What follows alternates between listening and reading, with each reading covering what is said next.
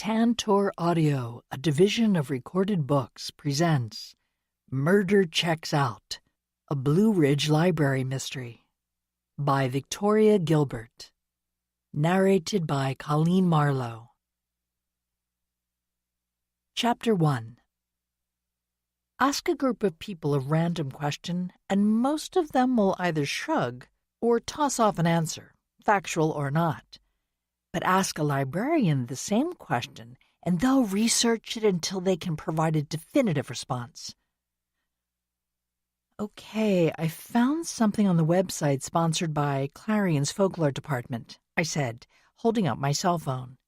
It seems that sugar plums have nothing to do with fruit, plums or otherwise. They are a type of sweet that was popular from the 17th through the 19th century. There were relatively small orbs created by layers of candied sugar built up around a small center, like a cardamom or a caraway seed or an almond, also called a comfit. So something like a jawbreaker or other simple sugar-based candy? My friend and library co-director, Sunny Fields, gazed down at me from her perch on a stepladder. I guess the typical costumes for the sugar plum fairy and the nutcracker are appropriate then. Lots of small glittering baubles sewn into the tutu would be like old-time sugar plum candies. Yeah, who knew? I pocketed my phone. You about done up there? One last ornament. Sunny held up a black pipe cleaner spider liberally dusted with silver glitter. Really more suitable for Halloween than Christmas, wouldn't you say? I bet it's meant to represent Charlotte's Web. I stepped back to survey the artificial pine tree we'd set up in a corner of the Taylorsford Public Library's reading room. A shaft of light falling from one of the library's tall, deep-set windows illuminated the handmade bead garlands that draped the branches. The tree fit the space perfectly, its starred-topped tip just brushing the beams of the vaulted ceiling. It was a gift from one of our wealthier patrons, and its branches and needles looked uncannily real. All it lacked was the scent of actual pine. But I'd never use a real tree, especially one decorated with lights in our 1919 building. As Ethan, my firefighter brother-in-law, would say, that would be foolish as well as illegal. The Taylorsford Public Library was a heritage building, one of the many libraries built in the late 19th and early 20th centuries with grants from industrialist Andrew Carnegie. I'd be devastated if its intricately carved wood trim was ever scorched by flames. I know we've always used traditional ornaments in the past, but I think it was a great idea to have our kids make them this year, Sunny said as she descended the stepladder. Well, if anyone makes negative comments, we'll just tell them we're encouraging creativity along with reading. I moved closer to the tree to tap a square ornament made of brown popsicle sticks, enclosing an image of the moon in a night sky. I was glad that our younger patrons had embraced the challenge to create ornaments based on their favorite books or stories, even if some of their efforts were less than perfect. I'm guessing this one is an homage to Goodnight Moon. Maybe. Sunny twisted a strand of her long blonde hair around one of her slender fingers. We should have asked them to add a tag with the title. I don't know. I think guessing is half the fun. I examined a miniature shield painted in vibrant colors. This must be from a fantasy series, but I haven't figured out which one yet. Sunny crossed to stand beside me. I bet I can guess which ones Nikki and Ella made, with a little help from you or Richard. She pointed toward another section of the tree. A nutcracker prince and a mouse king. Pretty much a dead giveaway.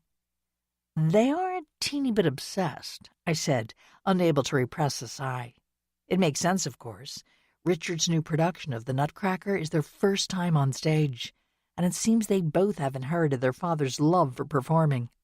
And his talent, I hope, Sunny said, shooting me a wicked grin.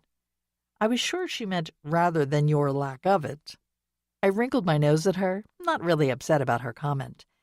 I knew my limitations and was honestly glad that my 5-year-old twins, Nicholas and Eleonora, took after my husband when it came to athletic ability. Thankfully, although I do feel like the odd person out sometimes, since my dancing skills are mediocre at best.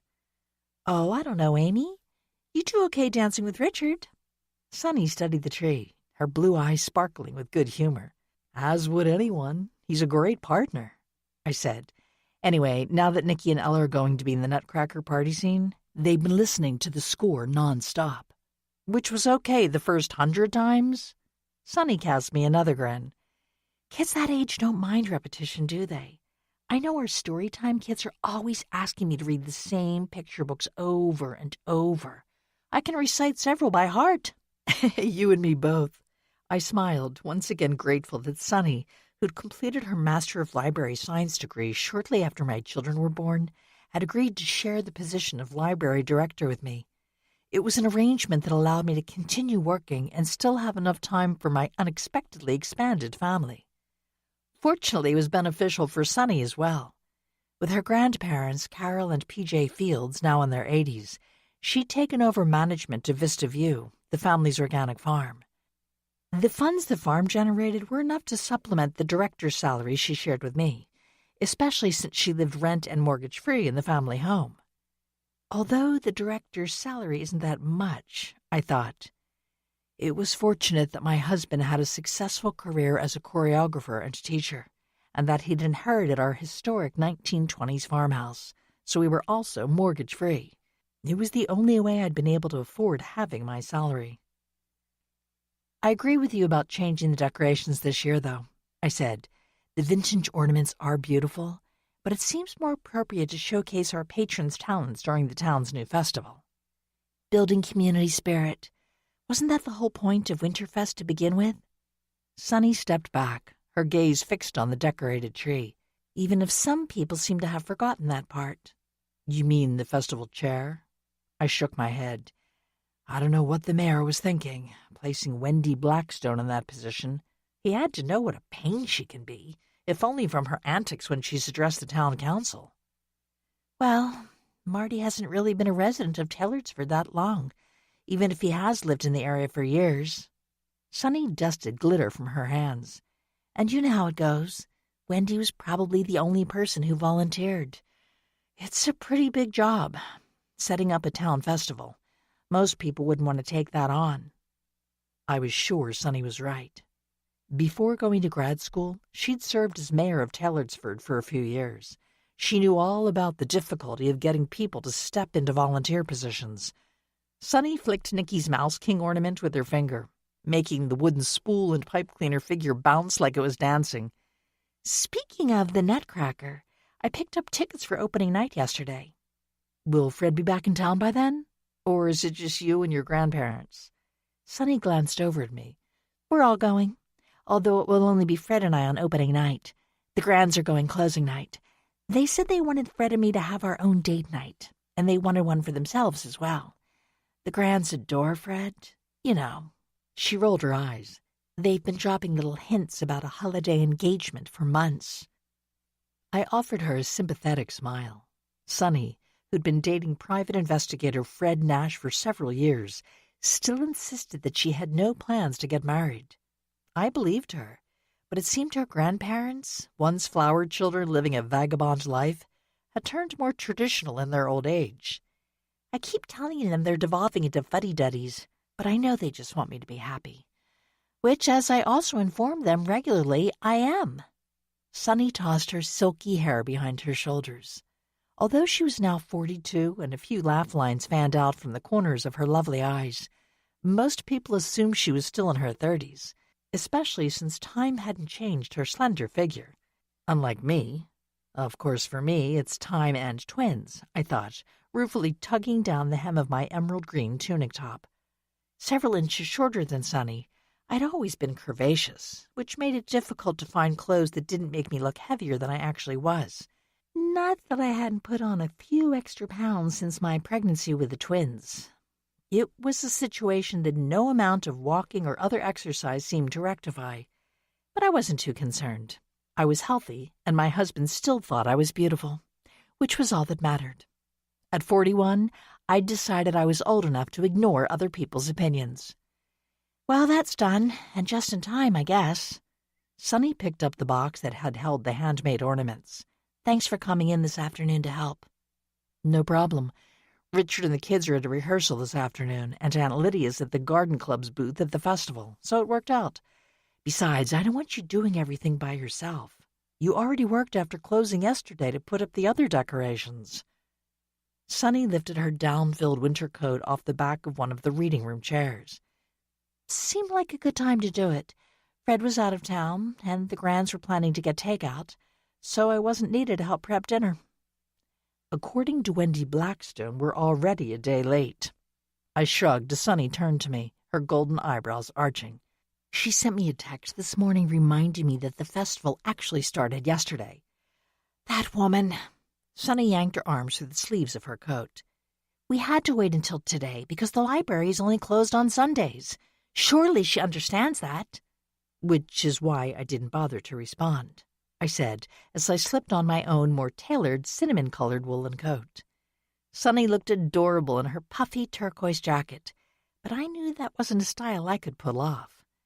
The last time I checked my phone, it was already below freezing, so we'd better bundle up if we're going to walk up to the town square, I added, pulling an ivory knit cap over my dark brown hair. Now I wish I'd driven today. I thought the exercise would be worth the extra walk, but I didn't figure on the temperature dropping so rapidly. Why are you headed that way? It's the opposite direction from your house. Sunny adjusted her fuzzy blue earmuffs. I have to meet some friends at the festival to help hand out flyers, but I didn't think you were volunteering for anything. I'm supposed to take Aunt Lydia and Zelda some soup and coffee before I walk home. I left my canvas tote with the thermoses in the workroom. I tugged on my chocolate-brown plush-lined leather gloves. You have gloves, I hope? Absolutely. Brought my Arctic mitts. Sunny held up her hands, displaying a pair of chunky mittens knitted in a Nordic pattern. All right, well, since we didn't unlock any of the public doors, we can just switch off the lights and go, I said, leading the way through the stacks.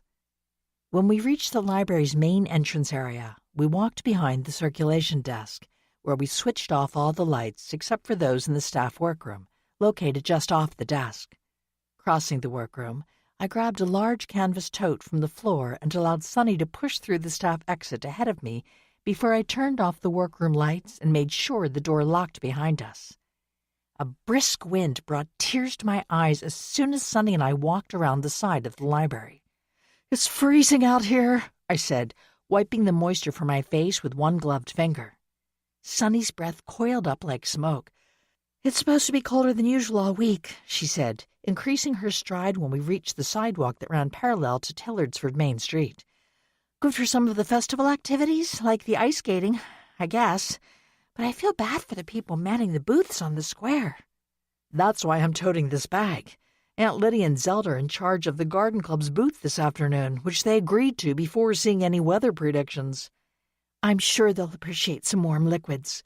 Sunny glanced over at me, her ivory skin now tinged rose pink by the cold. But you're going to have a longer walk home. Better grab a cup of coffee for yourself before you head off. I might do that. I switched the straps of the canvas bag from one shoulder to the other. This feels a lot heavier than when I carried it to the library earlier. It's the wind. It picked up while we were inside, and now we're walking right into it. Sunny gripped her arms against her chest. It's probably a good thing that the festival shuts down earlier today. 8 o'clock will be late enough in this weather. Did you leave your car at the town hall lot? I asked, raising my voice to be heard over the wind. Yeah, I wanted to park there before everything got started today. Figured I might not find a spot otherwise. Sunny shoved her hands into her pockets. I'd offer you a ride home, but I promised to stay until things closed down. It's fine. I yanked my hat down, unrolling the cuff so it covered more of my ears. At least I won't be walking into the wind. As we approached the large lawn that stretched out in front of the Tillardsford Town Hall, I stopped for a moment to appreciate its transformation. A series of wooden facades had been set up to form an alley that replicated a vintage village street. Colored lights, strung overhead, glowed against the twilight sky. Behind the festively decorated openings cut into the facades, local businesses and organizations had set up tables to display information or sell food and crafts. The aroma of hot chocolate mingled with the sense of fried dough and grilled meats filled the air. Sunny said goodbye before jogging off to join a group of people clustered around a lamppost at the edge of the town hall property. Instead of manning a booth, they were standing in the open air, handing out flyers as visitors walked in from the parking lot. A few held up placards that read, "Stop Blackstone Development, No Clear Cutting, and Protect Our Forests." It was an eclectic assortment of people. Moms in puffy down jackets pushing strollers filled with blanket-wrapped toddlers, teens braving the cold in ripped jeans and hooded sweatshirts, 20 and 30-somethings in heavy jackets and boots, and even a few older folks bundled up in layers of knit and wool. In the center of the group, a young man with silky, shoulder-length dark hair and a close-trimmed beard and mustache lifted one quilted flannel-clad arm and held his black-gloved hand, palm out, to silence the chatter of the crowd. A young woman stood beside him. A mass of rose-gold curls framed her round face, mirroring the circular frames of her royal blue glasses. Sunny was welcomed with smiles and claps on her back and shoulders. I didn't recognize many of the other participants, although I did spy local poet Emily Moore and noticed Candy Jensen, a young designer who was creating the costumes for Richard and Carla's new Nutcracker, standing off to one side.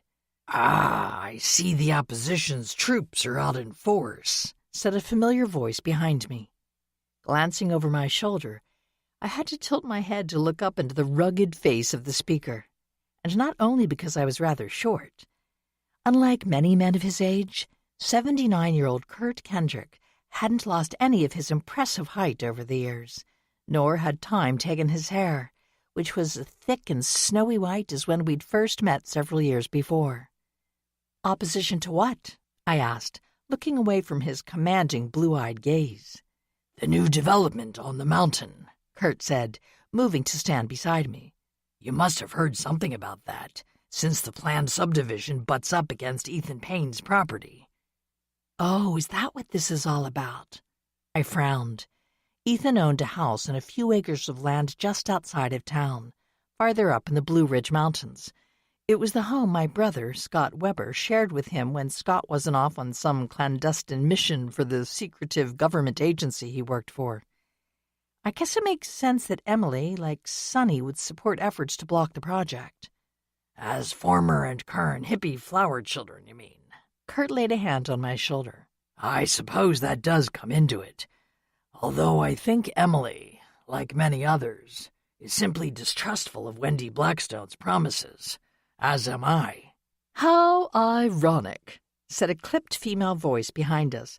"As if anyone would ever trust you, Kurt Kendrick, any farther than they could throw you, which, as we all know, is no distance at all." Chapter 2. Kurt and I turned to face the speaker, a tall, slender woman whose hazel eyes seemed almost too large for her narrow face. She flicked her fingers through her expertly feathered cap of hair. I knew Wendy Blackstone was at least 50, but with her slender figure, finely tailored clothes, and artfully applied makeup, she could easily pass for a woman in her 30s, at least as long as one didn't get close enough to notice the telltale signs of facelifts and Botox and the fine lines of silver streaking the roots of her burnished gold hair. "Hi, Miss Blackstone," I said. "Hello, Miss Muir." Wendy adjusted the ivory silk scarf she tucked into the collar of her caramel-colored wool coat. "And Mr. Kendrick, of course." "I think you can call me by my first name at this point," Kurt said, "especially since I'm sure you've called me worse things over the years." "Whatever do you mean?" Wendy waved her hand, which was clad in an expensive beige leather glove, through the air. "The truth is, I hadn't given you any thought, Kurt, until I moved to Taylorsford and saw that you owned that lovely estate in the mountains." Kurt crossed his arms over his broad chest. "It's not for sale." I assumed as much. Wendy pursed her crimson-tinted lips. "Anyway, since my new development isn't close to your property, I've no interest in acquiring your land." "But perhaps you'd like to buy some acreage off of Ethan Payne." Kurt's lips curled back, exposing his large teeth. "Only he isn't enthused about selling either." I glanced from Wendy to Kurt and back again. There was something unspoken electrifying the air between them, something as obvious as our breath coiling in the frigid air. Wendy shot me a sharp look. "Your brother-in-law, I believe?" "Not one of my favorite people. He's been stirring up trouble, opposing my new development." I gripped my gloved hands together. I've heard something about that. It's such a self-centered opinion, Wendy said, with a little sniff of disapproval. Yes, the development will back up on Mr. Payne's land, but it's not like it will be on top of him. There's a good acre or so between his house and the property lines. Which I'm sure you're eyeing with ill intent. Kurt's tone was as icy as his eyes. Wendy pressed her forefinger to her chin as she looked him up and down. One thing I will say, at least Ethan isn't mixed up with Jaden Perez and his mob of protesters. Environmental activists, they call themselves. She shot a sharp glance at the group gathered near the parking lot. They have no business messing in Taylorsford's affairs. Out-of-towners the lot. Not all of them. Following Wendy's gaze, I noticed Sunny waving a handful of bright green flyers over her head. My friend Sunshine Fields and her family have lived in this area for generations. Ask them how they feel about your proposed development. Wendy tightened her lips. I don't have to. I know that bunch supports any form of environmental nonsense. It isn't nonsense, I said, meeting her disdainful look with the lift of my chin. Sunny's convinced that clear-cutting this side of the mountain is a disaster waiting to happen. One strong storm and you'll have a landslide. We've designed protections against such things. Wendy stared down her nose at me. This isn't my first rodeo. Kurt's nostrils flared. That's right. You've already mucked up land over near Smithsburg, leveled a stand of old growth trees to build that subdivision filled with the ghastly monstrosities you call luxury homes. I don't think you should be judging me about anything considering your past. Wendy huffed and turned on her heel, stalking away without a goodbye. Uh-oh. What did you do to tick her off? I asked, when Wendy disappeared from view. Kurt shrugged. Ancient history, and not really my fault, for once.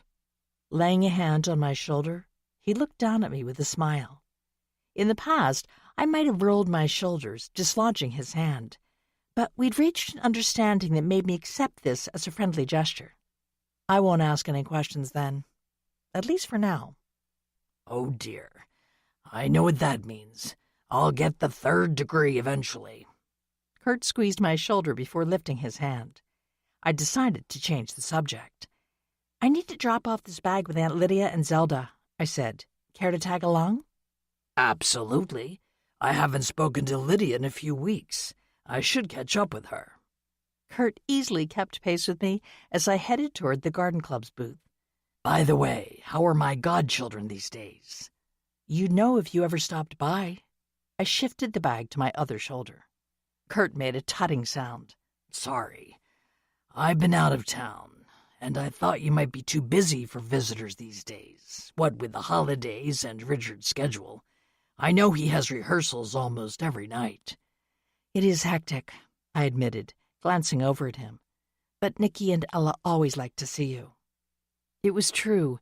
Defying my expectations, Kurt had turned out to be a splendid grandfather figure for my 5-year-old twins, which almost made up for the fact that Richard's father definitely did not fulfill that role. Of course, my dad, Nick, was a wonderful granddad, too. But Jim Muir always seemed to be looking for an exit when confronted with Ella and Nikki. Kurt pressed his palm to his chest. I promise to do better. Now, why don't you hand over that tote? It looks heavy. It's fine, I said, hoisting the straps of the bag higher up on my shoulder. Besides, we're already here. The portion of the facade fronting the garden club's booth was painted to resemble a stone florist's shop covered with ivy. Reinforcements, I said, holding up the tote bag. Hot soup and coffee. Bless you, lamb. Zelda Adams straightened the red velvet reindeer antler headband hugging her crisp blonde curls. Always flamboyant, she'd gone over the top today, wearing a glittering sequin-studded holiday sweater under an emerald green coat. An extravagant Christmas tree brooch was pinned to one of her lapels. With her round face and rosy cheeks and lips, Zelda looked younger than her 73 years. Her full head of hair, dyed blonde, added to the illusion. A short, full-figured woman, she never seemed concerned about anyone's opinions of her fashion choices. Or anything else, I thought, offering her a warm smile.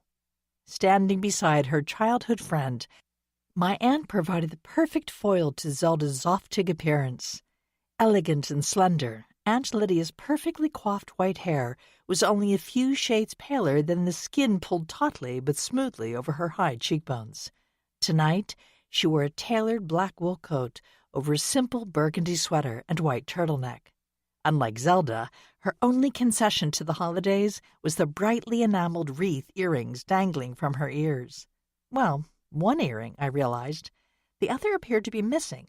That was so unlike my fastidious aunt that I remarked on it as I handed over the canvas tote. "Yes, I know." Aunt Lydia tugged her bare earlobe. "I had both on when I arrived, but apparently one slipped out while I was pulling the wreaths and things out of storage." She cast her commanding gaze to Kurt. "Surprised to see you here. I thought Taylorsford Little Festival would be too déclassé for your elevated tastes." Kurt flashed a wolfish grin. "Not at all. I like to support the town whenever I can. In fact, I think I'll pick up a wreath or two for Highview." Aunt Lydia's disparaging sniff was clearly audible. "I would have expected you to have hired a decorator to take care of all that." "I did, but he forgot the front door this year. I need something for that as well as a wreath for the garage." Kurt picked up one of the fresh wreaths, which had been threaded with crimson berries and dried baby's breath and topped off with a large ruby bow. "This will do quite nicely." As Zelda showed Kurt a couple more wreaths, I turned to my aunt. "I can help look for your other earring if you'll explain how to get back there with you." "You have to head to the far end and walk along the back aisle to our booth," Aunt Lydia said. "But be careful. Remember the steep hill at the edge of the town hall lawn? It's right behind our tables and chairs." Leaving Kurt examining more of the greenery for sale, I circled around the far end of the facade and made my way along the narrow path formed behind the row of booths. Aunt Lydia was right. The hill behind them fell away sharply, and there wasn't any barrier except a short section of railing near a flight of sturdy wooden steps. The stairs led down to a grassy area bordered by pine trees. In other seasons, it was a popular picnic spot, but for the festival, the tables had been replaced by a temporary ice skating rink. "Nikki and Ella will want to try that out if they see it," I thought with a frown. That probably wasn't a great idea. Although they could undoubtedly master the basics of skating fairly quickly, there was always the chance of falling and breaking or spraining something. Not a good choice, especially prior to their debut as part of the Nutcracker cast. Joining Aunt Lydia and Zelda at their table, I gave my aunt's arm a pat. "Where do you think you dropped the earring?" "Hard to say. I took off my hat when I got here, so perhaps I pulled it out then. Unfortunately, that means it might have flown anywhere." Aunt Lydia motioned toward the stacks of wreaths and swags on the ground. "It could have fallen into any of those piles, which will make it almost impossible to find." "Is it something you really care about?" I asked, staring dubiously at the greenery. "Well, they aren't valuable, but Hugh gave them to me last Christmas, just as a stocking stuffer. But still—" Aunt Lydia bent down to brush her fingers through the first stack of wreaths. I knelt down to check a pile of swags.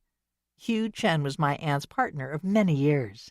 While they still maintained separate households, they were devoted to each other and spent as much time together as possible.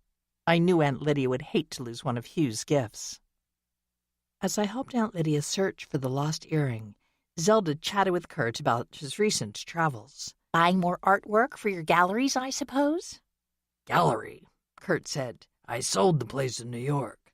Now I only have the Georgetown one." "Really?" Zelda widened her eyes. "Downsizing?" Kurt shrugged. "I'm not getting any younger. Besides, other than buying trips, I prefer to stay in Taylorsford these days." "Closer to family," Zelda said, with a swift glance my way. I rolled my eyes at her. "Anyway, I saw you talking to Wendy Blackstone just now.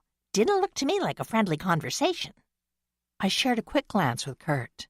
We both knew that Zelda, a lovely woman in all other ways, was a notorious gossip. "She was simply upset with the protesters gathered over by the parking lot. I guess we didn't offer her the moral support she was looking for, so she stomped off." Zelda shook her head. "That woman can be so difficult. It's her way or the highway." And she'd probably build an interstate right through Taylorsford if it would make her money. Aunt Lydia straightened. Don't worry about that earring, Amy. I'll look another time. I stood up, brushing my hands together to dust pine needles from my gloves. It wouldn't be so bad if I didn't fear Blackstone Properties might renege on their promise to preserve the environment during the building process. I suspect, despite their assurances to the contrary, they'll end up clear-cutting. Aunt Lydia's pink-tinted lips thinned.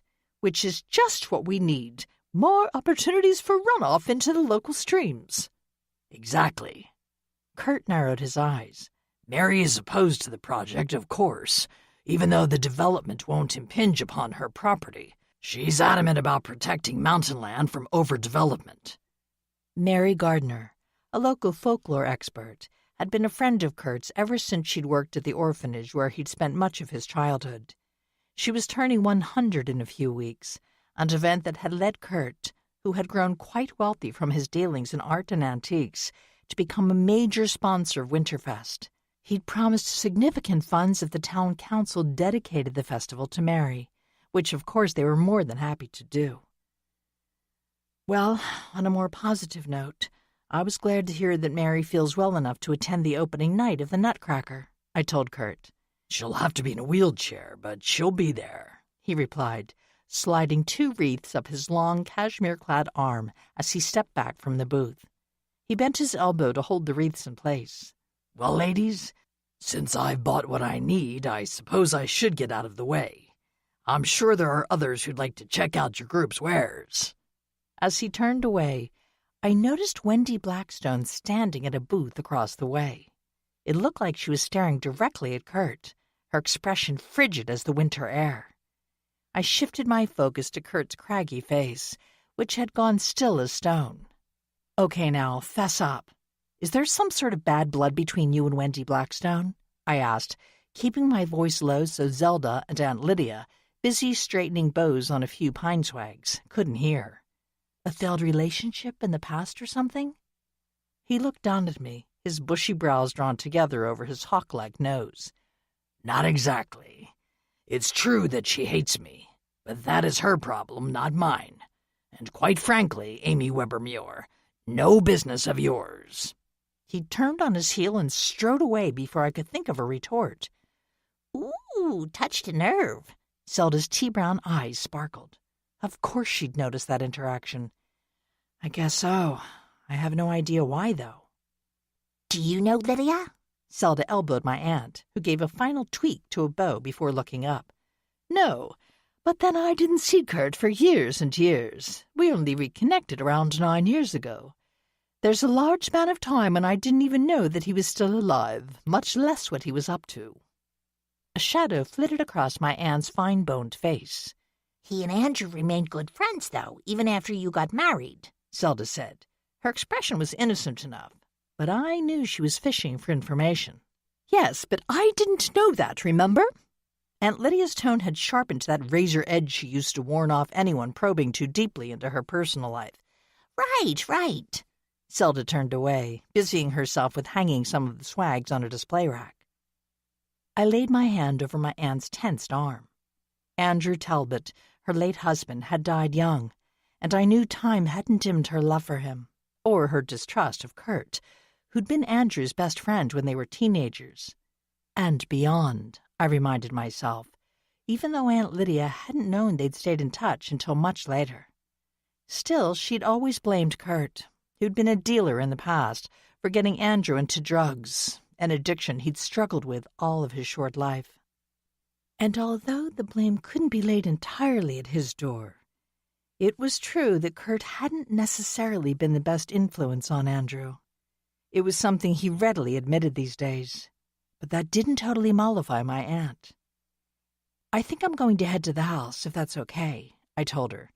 Richard and the twins will be finished with their rehearsal in a half hour or so, and I'd like to be there when they get home. Of course, dear. Aunt Lydia patted my hand. Thanks for bringing us the soup and coffee. It will make the next few hours more comfortable, I'm sure. No problem. I stepped back, careful to avoid the edge of the hill. You brought the car, I hope. Zelda pulled the coffee thermos out of the tote bag with 2 plastic mugs.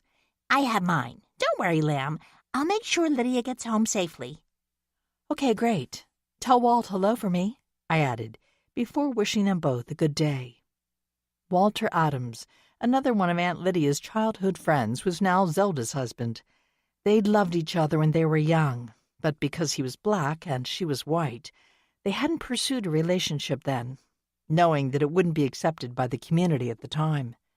They'd both married others and enjoyed successful relationships before losing their respective spouses. But they'd remained friends, and they'd finally married each other about 6 years ago. Walking back across the town hall lawn, I saw someone else I recognized and waved a greeting. "Hi, Ethan. I was just heading home. Sorry I can't stay and chat." Neither can I. Ethan, a tall, well-built young man, was 33, 6 years younger than my brother, Scott. They had married 3 years ago in an intimate ceremony held at Kurt's estate. I'm actually on duty. "Should have realized, since you're in uniform," I said. "Night shift?" No, just this afternoon. Although I could have done the overnight shift, because being home doesn't matter so much when Scott is out of town. Ethan pulled on the flaps of his fleece-lined hat. I got assigned to keep an eye on things here, but I can leave when everything shuts down at 8. "I'd have thought the sheriff's department would handle security," I said. Ethan shrugged. With the lights and propane cooking stoves and grills, we need to make sure no one accidentally starts a fire, especially with all the wood decorations, cut trees, and other greenery. Could go up pretty quick. "I can see that." I offered him a sympathetic smile. "Wish I'd known. I just brought Aunt Lydia and Zelda some soup and coffee. I could have brought you something as well." Thanks, but our EMT supervisor promised to bring me coffee. The station is close enough to walk. "That's Hannah Fowler, right?" I asked, remembering Aunt Lydia mentioning something about the young woman, who was part of a family that had lived in Taylorsford for decades. Ethan shifted from foot to foot. Yeah, it's nice to have her finally working full-time. She was 3/4 time for a couple of years. We're the only paid members of the squad, you know. Everyone else is a volunteer. "I remember you mentioning that. It must put a lot of pressure on you." I gazed over Ethan's shoulder. Uh-oh. Speaking of lighting fires, it looks like Wendy Blackstone is marching over to confront those protesters. Ethan spun around to face the parking lot. That's not good. I'd better alert the deputy on duty. He raised his walkie-talkie to his lips. "I think they've already noticed," I said, as a young woman in uniform dashed toward the cluster of protesters. Okay, good. It's really their jurisdiction. Ethan lowered his walkie-talkie, tapping it against his thigh. That woman is nothing but trouble, he added. I wish someone could just, run her out of Taylorsford, I guess. Sadly, I doubt that's going to happen, I said, keeping my tone light. Studying Ethan's face, I was a little unnerved by the tremor in his clenched jaw. I don't know. There might be a way if anyone cared enough to make the effort, Ethan said, his voice thick with anger. She doesn't care about the town or the land or anything, except making money. I don't disagree with you, but it's hard to imagine her giving up her plans, even with the protests. Maybe she could be made to, Ethan snapped, before striding off in the direction of the confrontation between the protesters and Wendy Blackstone. Concerned about what might happen, I stood for a few minutes, stamping my boots against the brown, frost-crisped grass to keep up with the circulation in my feet.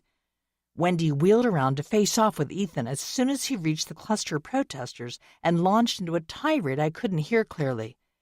But it was obvious from her furious gesticulations and the raised voices carried on the wind that she was giving him hell. Ethan stood still as a soldier on guard duty, but I had no doubt that he was equally angry. With his arms crossed over his chest and his chin jutted out, he barked something at Wendy that made her jump back. Ever the peacemaker, Sonny pushed her way through the crowd of protesters and stepped between them, placing a calming, mittened hand on each of their shoulders. I turned away, relieved I could leave the situation in Sonny's sensible care. But as I trudged home, a bubble of concern rolled up my esophagus and lodged in my chest. I'd never seen Ethan like that, so angry and aggressive. If looks could kill, I thought, narrowing my eyes against the stinging wind, Wendy Blackstone would be dead. Chapter 3. The following morning was a Monday, a school and work day, which meant slightly chaotic. Setting plates of scrambled eggs and toast in front of Nicky and Ella, I noticed that Ella, otherwise fully dressed, wasn't wearing shoes or socks. "Did you forget something?" I asked Richard, who was sitting at the kitchen table between the twins. Since I'd offered to make breakfast, he'd overseen getting the kids ready for kindergarten. Richard met my inquiring look with a wry smile. "We had a slight disagreement about the importance of footwear." "It's winter time," I said, turning my gaze on Ella. "Far too cold to go out with bare feet. Besides, you know you have to wear shoes to school." Hate shoes, Ella said, her mouth full of egg. I stared into her clear gray eyes, which were disconcertingly similar to Richard's. And, like her dad, she knows how to use them to good effect, I thought, stilling a twitch of my lips. "Sorry, but you have to wear them." Ella's thick black lashes fluttered. They squish my toes. I sighed. The twins seemed to grow out of their clothes and shoes on a weekly basis. "You can wear your stretchy summer sneakers then, but you have to wear something." I don't like those. They're stupid. Ella rolled her lower lip into a pout. Nicky, who'd inherited his equally expressive deep brown eyes from my side of the family, shot a glance at his sister. He was the quieter, more serious twin, which didn't mean he wasn't up for some mischief from time to time. "Stupid or not, you can't walk around without shoes in the winter," I said, finally sitting down at the table with my own plate of eggs and toast, which were, of course, getting cold. Ella stretched out one bare foot and wiggled her toes, drawing the attention of our ginger tabby, Fossey, who'd been lurking under the table waiting for food spillage. A lot of times Daddy doesn't wear shoes when he dances. "No, but Daddy isn't dancing outside in the cold." I grimaced as I took a bite of my tepid eggs. Fossey pounced, causing Ella to giggle and sweep her fork through the air. A bit of egg sailed to the floor, drawing the cat's attention away from Ella's feet. Richard, who'd already finished his breakfast, wiped his mouth with a napkin and leaned in closer to Ella. "You don't want your toes to get frostbite and fall off, do you? Then you wouldn't be able to walk, much less dance." He shook his head. "You'd be like that girl in the story I read you, the one about the red shoes." Had to have her feet cut off, Nicky said with relish. He made a sharp motion with his hand. Chop, chop. Ella leveled him with fierce look. That's just a story, doo-doo head. "Eleonora Alice Muir, don't talk to your brother like that." I laid down my fork with a clang against my plate. "Or anyone, really." Richard's typically pleasant expression grew stern. Ella straightened in her chair, drawing her feet up onto the wooden rungs. Both the children knew that when their dad got that look, they'd better behave. Richard might be a loving father, but he certainly wasn't a pushover. Sorry, Ella muttered, staring down at her plate. "It's okay." Nicky went back to gobbling down his eggs. He rarely lost his temper and never held a grudge, which was strangely appropriate. Named for my dad, he seemed to have also inherited Nick Webber's laid-back personality. "Okay, head upstairs. Time to brush teeth, both of you, and then put on some shoes, Ella." Richard stood up, collecting the dirty plates and utensils. "We'll let Mommy finish her breakfast in peace," he added with a smile. "Just sit that stuff in the sink," I said. "I'll throw everything in the dishwasher before I leave." Richard leaned over to kiss me on the temple, earning squished faces from both Ella and Nicky. They'd recently decided that our kissing was kinda gross. Not that their comments affected our behavior. "Upstairs," he told the twins. "Start brushing and don't just pretend. I'll be right up to check on you." The children ran down the hall, heading for the stairs, Fossey on their heels. Our other cat, a tortoiseshell named Loey, was perched on one side of the wide sills of the windows that looked out over our side yard. The older of our two pets, she merely opened one emerald eye and watched Fossey gallop off before closing her eye again. Richard placed the plates and utensils in the sink, but instead of immediately turning around, he leaned forward, gripping the edge of the soapstone counter. "Something you want to tell me?" I asked, observing the tension in his shoulders. "How did you know?" "You think I can't read your body language after all this time?" I finished off my eggs and shoved back my chair. Does this have something to do with that text from your mother you received earlier this morning? I'm afraid so. Richard turned to face me, his expression contrite. Not quite sure how to tell you this, but she wants to come for a visit next week. Without Dad, he added, holding up his hands. It would just be her. I stood and strolled over to him. Well, that's one small blessing. I reached around him to set my dish and utensils in the sink. But I thought that they were going on a holiday cruise. That's the thing, Richard said, taking a step to the side. They'll be out of the country for the week of Christmas, so we won't be able to visit with them for the actual holiday. That's why Mom asked about coming early. She wants to see the kids and give them their gifts and all that before she leaves for the cruise, and attend one of the Nutcracker performances, of course. I see. She plans to stay here, I guess? I crossed my arms over my chest. Since we had only 3 bedrooms, I'd have to bunk the twins together to give Fiona Muir a room. Of course, we'd done it before, but that was part of my concern. I knew what could happen when Ella and Nicky shared a bedroom. There'd be a lot of chattering and playing and not much sleeping. I'm afraid so. Richard ran his fingers through his short, dark hair, now threaded with a few silver strands. But he was lucky. My own hair had more prominent silver wings streaking the temples. I know your parents usually stay over at Lydia's, but Mom says she feels awkward running back and forth between houses. It's right next door, I said, and much larger. My Aunt Lydia owned a historic home that had been in our family since it was built in 1900. It was the 3-story Queen Anne revival with plenty of guest rooms. But it's okay. We can make it work. I laid a hand on Richard's tensed arm. Don't worry, it'll be fine. Fiona and I have declared a truce. The only thing is, we should probably get a tree and decorate it before she arrives. Because otherwise she'll want to take over the entire process, Richard asked. She isn't coming until next Sunday, so we have some time. Not much, considering your Nutcracker schedule. I patted his arm before lifting my hand. Speaking of time, hadn't you better dash upstairs and make sure the twins are actually brushing their teeth? I know they've already figured out the just wet the brush trick. Right. And never fear, Richard flashed a grin. I always do a breath test. Smart. I knew I married you for more than your looks. I stood on tiptoe to kiss his cheek. Now go on.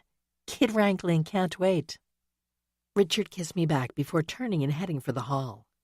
Don't forget I'm picking them up as well as dropping them off today. Have to get them to rehearsal, he said as he headed for the hall. So they need their dance bags, I called after him. He waved a hand over his head in acknowledgement. Got it under control. I'm glad somebody does, I muttered. Turning back to the sink, I rinsed everything and stuck the dishes and utensils in the dishwasher, then checked to make sure the cats had kibble. Heaven forbid I leave the house without ensuring they had food. They were reasonably well behaved, but had been known to jump on counters in search of sustenance when we'd forgotten to leave enough kibble in their bowls. I paused by the window to stroke Loie. I'm sorry, girl, but you're going to have to put up with that woman who doesn't like cats again. Loie gave me a baleful glare as if she understood. Leaving the kitchen, I made it to the end of the hall before Ella and Nicky bounced down the stairs, followed more slowly by Richard. The twins were bundled up in winter coats, scarves, and mittens. Score several points for my husband. We settled on the sneakers, he said, pointing toward Ella's feet. Better than nothing. I leaned down to give both kids a hug and a kiss. Be good, at the rehearsal as well as at school. We're always good, Ella replied with a toss of her dark hair. You need a hat, I observed. Richard shook his head. A bridge too far. She can pull the scarf up over her ears, or so she says. Well, you better do that. I bent down to stare Ella in the eyes. No getting sick before the dance performances. What would Daddy do? As I straightened, I caught Richard's wink. It's true. It would be disastrous for the show. He leaned over the twins to kiss me on the lips. Nicky and Ella elbowed each other and made faces that I studiously ignored. Out you go, or you'll be late for school. All of you. Richard was still teaching dance at nearby Clarion University, although in recent years he cut back his schedule. This was partially due to the upswing in his contracted choreographic work, but mainly in anticipation of a new phase in his career. Over the next 12 months, he and Carla planned to launch a contemporary dance company developed out of the institute and festival they'd run over the last several summers. Once the front door closed behind Richard and the twins, I strolled over to the stairs, pausing for a moment on the second step to look out over our unique front room. Comprising the entire width of the house, the room was divided equally between the living room and a space that functioned as Richard's home dance studio. He'd already set that up before we met, when he'd renovated the house he'd inherited from his great-uncle, Paul Dasson. Some of our guests thought it was a slightly peculiar arrangement, but I didn't mind having the studio at the house. It was one way I got to see my husband more often, and it also allowed him to burn off some of Ella and Nikki's energy by teaching them to dance. After heading upstairs to brush my own teeth and grab my leather purse, I clattered back downstairs, almost tripping over Fossey, who loved to get underfoot. "Something you'd better not do when Fiona's here," I told the cat, who simply plopped down at the foot of the stairs and began nonchalantly grooming his orange and brown striped fur. Yeah, you won't be so calm when she's shrieking at you," I said as I pulled on my winter coat. Wrapping a scarf around my neck, I pulled on a knitted cap. I wasn't about to follow Ella's lead and rely on the scarf, even if I was driving to work today. Checking my dashboard clock as I set off, I realized I'd actually left the house earlier than usual, which meant I could drive the several blocks to the library slowly, admiring the holiday decorations adorning the homes along the main street. Tellardsford, founded in the early 18th century, was filled with historic properties that residents decorated in appropriate fashion. Most of the vintage homes, from simple two-story wood structures with plain black shutters and stoop porches, to elegant Victorians festooned with gingerbread trim, sported garlands of greenery, twinkling white lights and crimson bows. But the oldest homes, built in the style of English cottages from the fieldstone once prevalent in the area, featured only sprays of pine or holly surrounding electric candles placed in each of their deep-silled windows. I turned onto the narrow driveway that led to the parking lot behind the library. There were no other cars in the lot, which meant I was the first to arrive. Entering through the staff door on the side of the building, I stepped into the workroom. I stashed my purse on one of the shelves and walked out into the staff area behind the circulation desk, pausing for a moment before turning on the lights. There was something so peaceful about the space when I was the only person in the building. Dust motes danced in delight falling from the tall windows, and the scent of aging paper and book bindings filled the air. The bookshelves stood, tall and straight as hedgerows, separating the entry area from the reading room. With all the historic details of the building lending in an air of antiquity, I could almost envision the space as my own private library at some grand estate. This illusion was shattered with the click of a light switch. I turned to greet our only paid library assistant, Samantha Green. She raised her black eyebrows over her dark brown eyes. "Enjoying the solitude?" "Well, with the twins."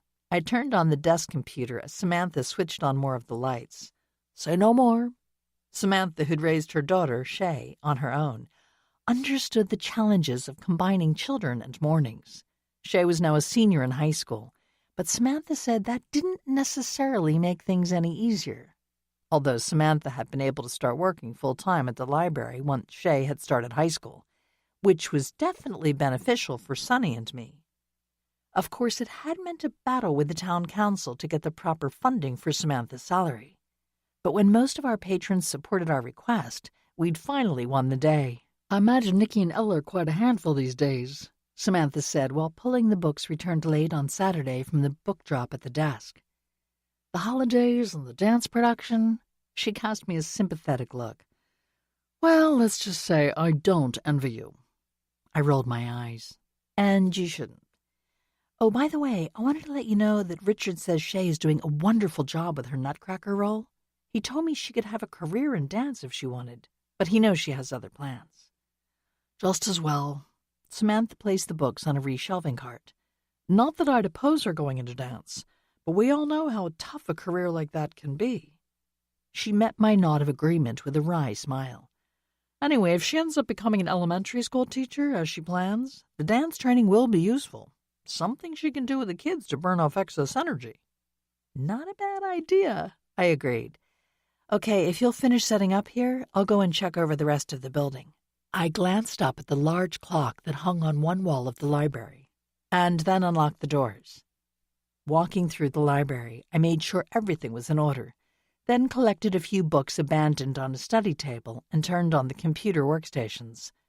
I paused in the reading room to admire our tree and other decorations again before heading to the vestibule that separated our inner entry from the exterior doors. Unlocking the front doors, I was surprised by someone bundled in a heavy hooded coat with the scarf pulled up over their mouth and nose, rushing toward the entrance. Oh my goodness, it's the most awful thing! As she yanked down the scarf, I recognized Zelda. She brushed past me, stomping her boots against the vestibule tile. Her cheeks, rosy from the cold, and the excitement sparkling in her eyes belied the tragedy implied by her words. Have you heard? Heard what? I closed the door behind Zelda, shutting out another blast of cold air. About the body they found at the foot of those stairs at the festival site, Zelda said. When she shoved back her hood, her curls sprang out like a halo around her face. The steps leading down to the ice rink, I mean. Someone out jogging this morning found a body. Dead from a fall or the cold or both, they think. Whose body? I asked, envisioning some unfortunate individual traveling through Taylorsford, lacking the money for a room, trying to find shelter near the town hall. Zelda followed me into the library and greeted Samantha before dropping her bombshell. The last person you'd expect, she said, obviously relishing her opportunity to share such news. Wendy Blackstone. Chapter 4. What? Samantha leaned over the desk, her dark eyes widening. Miss Blackstone is dead? Was it an accident? Zelda tugged off her gloves. It isn't clear yet. From what I heard, they think maybe she accidentally fell down the steps and was knocked unconscious and then died from hypothermia. But rumor has it they can't rule out foul play. Wait a minute. When would this have happened? I shoved my hands in my pockets to hide their trembling. Another person dead in Taylorsford under suspicious circumstances? This can't be good, I thought, my mind returning to the argument I'd witnessed between Wendy and Ethan. Last night, I guess. It must have been after the festival closed down or people would have noticed. Zelda trailed me around the desk. That wasn't a problem. She'd been a library volunteer for years and was allowed access to staff areas. I don't know what it means for the festival tonight, come to think of it. The area's swarming with deputies and other investigators right now. I guess it would be. They have to figure out what happened. I fiddled with a stack of tourist brochures on the desk. Did you actually talk to Brad or anyone else who'd really know what was going on? Zelda shook her head. Brad Tucker? I couldn't get near him. I mean, him being sheriff now, he was in the thick of things. No, I just heard stuff from people gathered on the perimeter. That's really sad. Samantha tugged her fingers through her short afro. I didn't much care for the woman, but losing your life like that is tragic, no matter what. She turned aside and grabbed a cart full of books from behind the desk. But if you'll excuse me, I think I'll go and reshelve a few books while you two are here at the desk. No, that's great, thanks, I told Samantha, as she rolled the cart out toward the stacks. It is kind of strange, though. Wendy staying until everyone, even the deputy on duty, was gone. Zelda shrugged off her coat and draped it over an empty book cart. She might have wanted to make sure everything was shut down properly, I said, talking to myself as much as to Zelda. Maybe she was checking out the ice rink area and just slipped and fell. If no one else was around at that point. That's certainly one theory.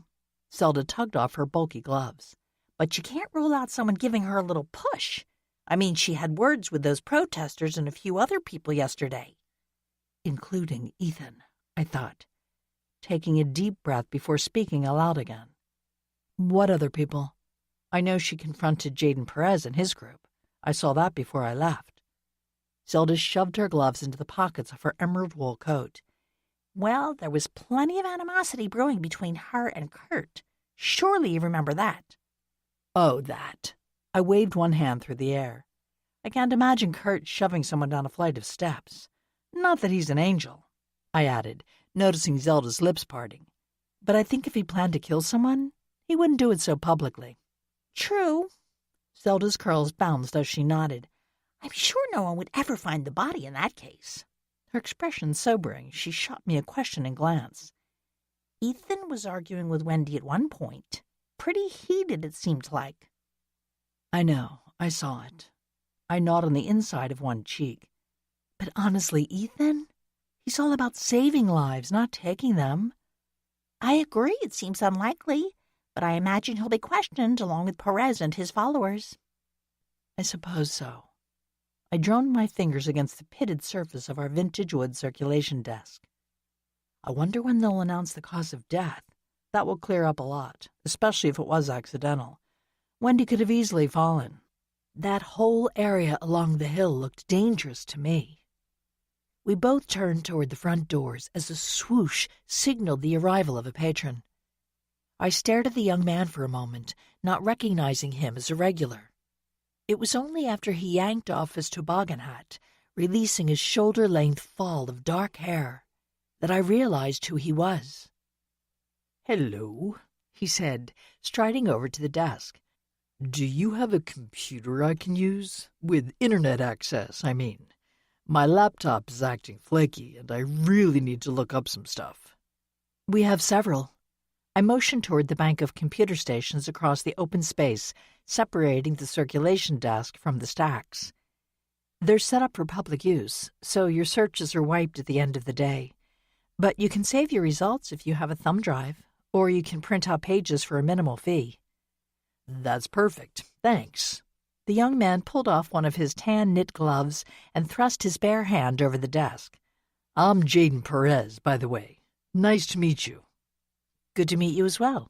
I'm Amy Muir, one of the 2 library directors here in Taylorsford," I said, giving his hand a quick shake. "You're the leader of the environmental activists, right?"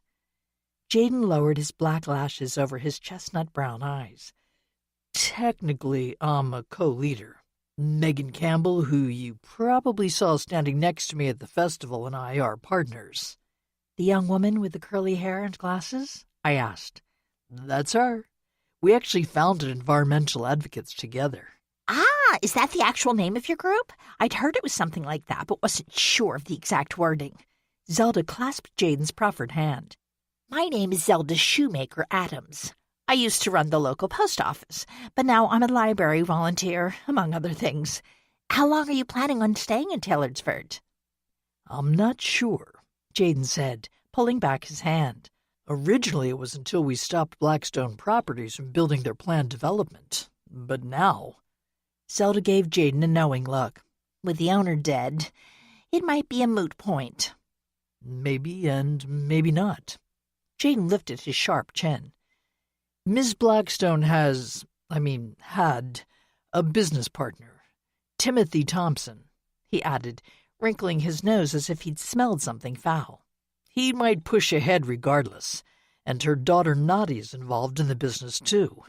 And although she's focused on sales and rentals rather than the development side, she appears to be extremely enthusiastic about all Blackstone's current development projects. We may not be in the clear just yet."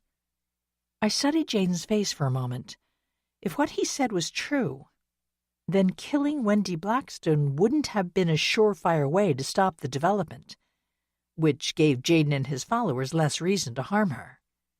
Anyone who knew the details would realize they'd have to take out the business partner and daughter, too, I thought, with a frown. But did all the protesters know that? More importantly, did Ethan know that?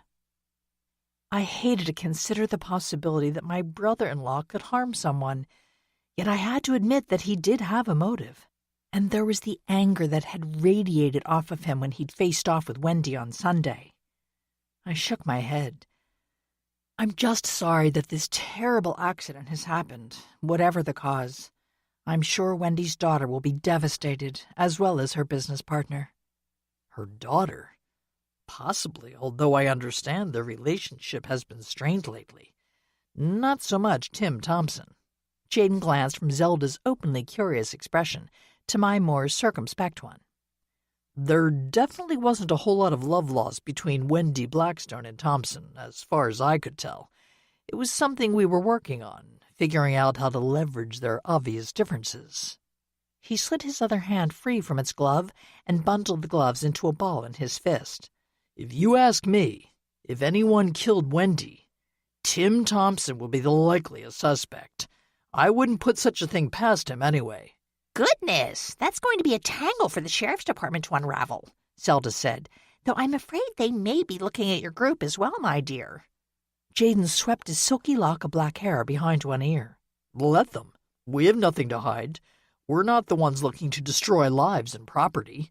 We're seeking justice. I stared at him, quirking my eyebrows. Justice seemed a strange word to use, but I assumed he meant justice for the earth. Although, I thought, if he truly feels Wendy's death was justified, perhaps I should bump him higher on my list of suspects. Speaking of the protests, my friend Sunny joined your cause yesterday. A tall, slender woman with blonde hair and blue eyes. You must have noticed her. Jaden, who dropped his gaze to his feet, looked up, his eyes brightening. Oh, yeah, her family owns an organic farm or something. She was very nice. She even offered to house some of our out-of-town crew if the protests stretched on past the amount we'd budgeted for hotels. That sounds like Sunny, I said, my smile fading as I realized that my friend, as well as my brother-in-law, would undoubtedly be questioned by the investigators. Well, I won't keep you from your work any longer. Jaden glanced toward the bank of computers. Do I need a password? Oh, right. Sorry, my thoughts were wandering, I said, handing him a card from a small box next to the desk computer. We rotate these daily, so you'll need a new card if you come in another time. Jaden thanked me again and headed for the computers, just as Samantha rolled her card, now empty, back behind the desk. Who's that? She asked, keeping her voice low. I don't think I've seen him here before. Not surprising. He's not a local, Zelda said. Jaden something, he said his name was. Perez, I said. Jaden Perez. Right. Anyway, he just wants to use your computer since his is on the fritz or something. Zelda pursed her rose-tinted lips. You might need to troubleshoot the printer later on. It was acting up the last time I was here. I rolled my eyes. When isn't it? We needed a new public printer, but the library budget, always stretched thin, didn't currently allow for such a purchase. He's part of the group opposing Wendy Blackstone's new development? Samantha's dark eyes narrowed as she studied Jaden's seated figure. He claims he's the founder of the organization. Zelda slid closer to Samantha. Which makes him a suspect if the death's declared a murder, doesn't it? He and the rest of his protesters. Although he implied that Wendy Blackstone's business partner might have a motive, too. Seems all that was not moonlight and roses between those two. Not to mention there were apparently problems in Wendy and Nadia Blackstone's mother-daughter relationship. Zelda bounced up and down on the balls of her feet. It's all very soap opera-ish, don't you think? I heard there were also issues with her son.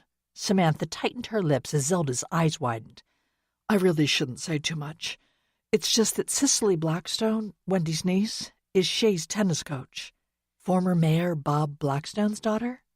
I mentally adjusted my image of Cicely, who'd been a teen when I'd last seen her. What is she now, in her 20s, I guess? 23, I believe. The same age as her first cousin, Dylan, who's Wendy's son. Samantha shot a quick glance at Jaden, who appeared to be totally engrossed in whatever he was viewing on the computer screen. Anyway, Cicely was talking to Shay about the holidays and family and all that, and she mentioned something about being sad that her cousin was estranged from his mom because she was hoping she could see him over Christmas. Why is Dylan estranged from Wendy? I asked. I think it has something to do with him rejecting any participation in the family business, Samantha said. He's apparently repeatedly rejected his mom's offer to join the company. Interesting, I said, holding up a finger as the doors swung open and two of our regular patrons, Lisa and Damaris, young moms pushing toddlers and strollers, entered the library. Well, I should actually do some work, I guess. Zelda shrugged when I cast her a questioning look. I know it's not my regular volunteer hours, but I don't mind doing something to help out since I'm already here. If you wouldn't mind shelving this other cart of books, that would be great, Samantha said. Then I can head back to the children's room. Lisa and Demars might need some help. She caught my eye and smiled. That leaves you at the desk, where you can assist our visitor on the computer if necessary. Good thinking, I said. A few minutes later, when Samantha and Zelda had both left, Jaden Perez approached. His expression appeared troubled as he slid the password card across the desk. Thanks, he said. I hope you found the information you wanted. Wanted? Maybe not, but I found what I needed, Jaden replied. Slapping his gloves against one palm, he studied my face for a moment, his expression unreadable. I probably shouldn't ask this, but what do you think of our cause? Stopping the development? I'm all for it, I said without thinking. I mean, that's my opinion as a private citizen. Don't take it as an endorsement from the library, please. I understand. You have to answer to others, I guess. The mayor and the town council, I said, offering him a faint smile. I can't really speak for them, not in my professional capacity. That's okay. It's why I'm here. And my compatriots, of course. Jaden turned and strode toward the exit, calling over his shoulder, to speak for those who can't. Chapter 5. Knowing it was best to have our tree up and decorated before Fiona's arrival, Richard and I decided to take advantage of a rare span of free time on Tuesday afternoon. I had the day off from the library, and Richard didn't have rehearsals until the evening. So after we collected the twins from kindergarten, we headed to Vista View, the organic farm Sunny ran with her grandparents. The Field family didn't open up their property as a public Christmas tree farm, but for the past few years, Sunny had invited a few friends to come out and cut a tree from one of their stands of pines. Aunt Lydia and Hugh are meeting us there, I told Richard as we strapped Ella and Nikki into their booster seats. They thought it best to take 2 cars since we need 2 trees. Not much space in here in any case, Richard said as we climbed into the front seats of our silver sedan. Although it was larger than Richard's old compact car, accommodating 2 children in appropriate booster seats left little room for passengers. Are we getting the biggest tree we can find? Nikki asked, his tone radiating hope. No, we are not, Richard replied, with a glance in the rearview mirror. Our living room has 9-foot ceilings, so how big do you think the tree can really be? I turned my head to capture Nikki's serious expression.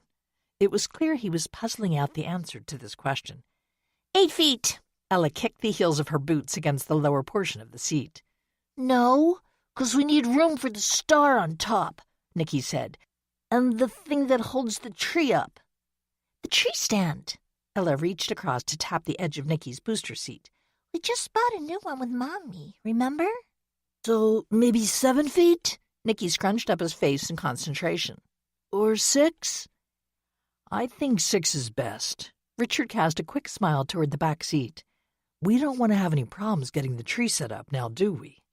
Turning to face the windshield, I gave him a sidelong look. Please no. I remember that one year. Which is why nothing taller than 6 feet, Richard said firmly. Now, what music shall we listen to? Christmas carols? Nutcracker! Shouted Ella and Nikki in unison. I groaned, earning a grin and sympathetic pat on my knee for my husband. I'd listened to Tchaikovsky's Nutcracker Suite so many times over the last few months that I swore I could hum the entire score.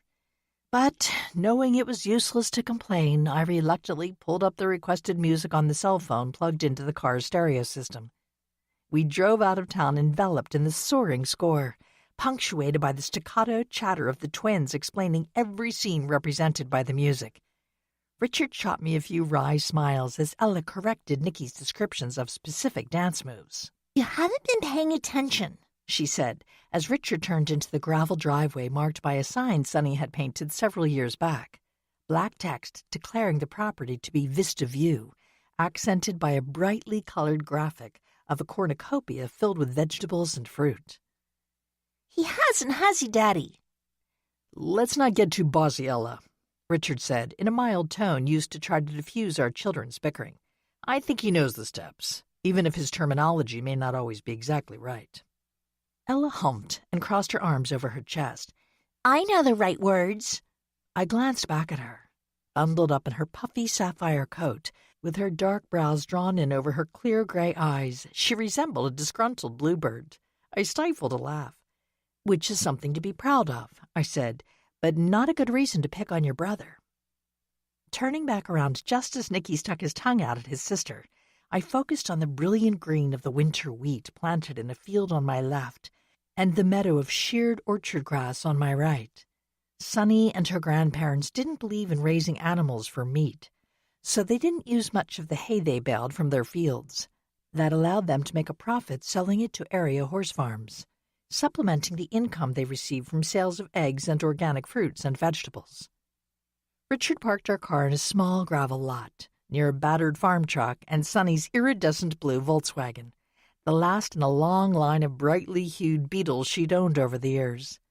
A small, older model compact car with dings in its silver paint and a 4-door heavy-duty truck sat on either side of Sunny's car.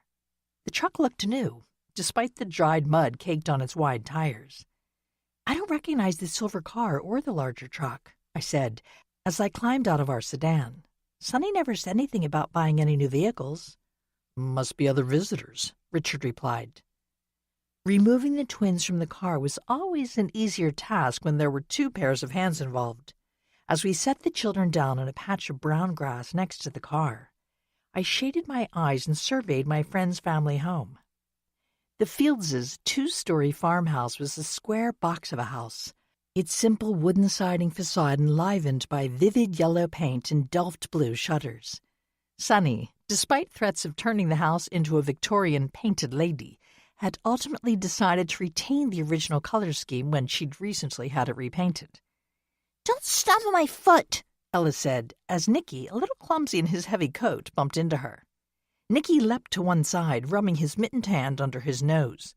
I'm not, Dookie Head.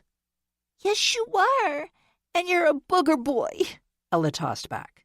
No name-calling, Richard said, his genial expression turning stern. Look, there's Aunt Lydia and Hugh. Do you want them to catch you quarreling? Ella's eyes widened, and she shook her head so vigorously that her ivory knit hat slipped back. The action created enough static that strands of her dark brown hair rose up from her head for a moment, like chocolate spun sugar. Not Aunt Lydia for sure. Richard winked at me over the heads of the twins. We both knew that despite my aunt's love for her grandniece and nephew, she brooked no nonsense from them. Or anyone, I thought, as we each held a child's hand and walked across the parking lot to join Aunt Lydia and Hugh on the edge of the farmhouse's lawn. Hello there, Hugh said, his dark eyes sparkling in his narrow face. Ready to pick out a tree?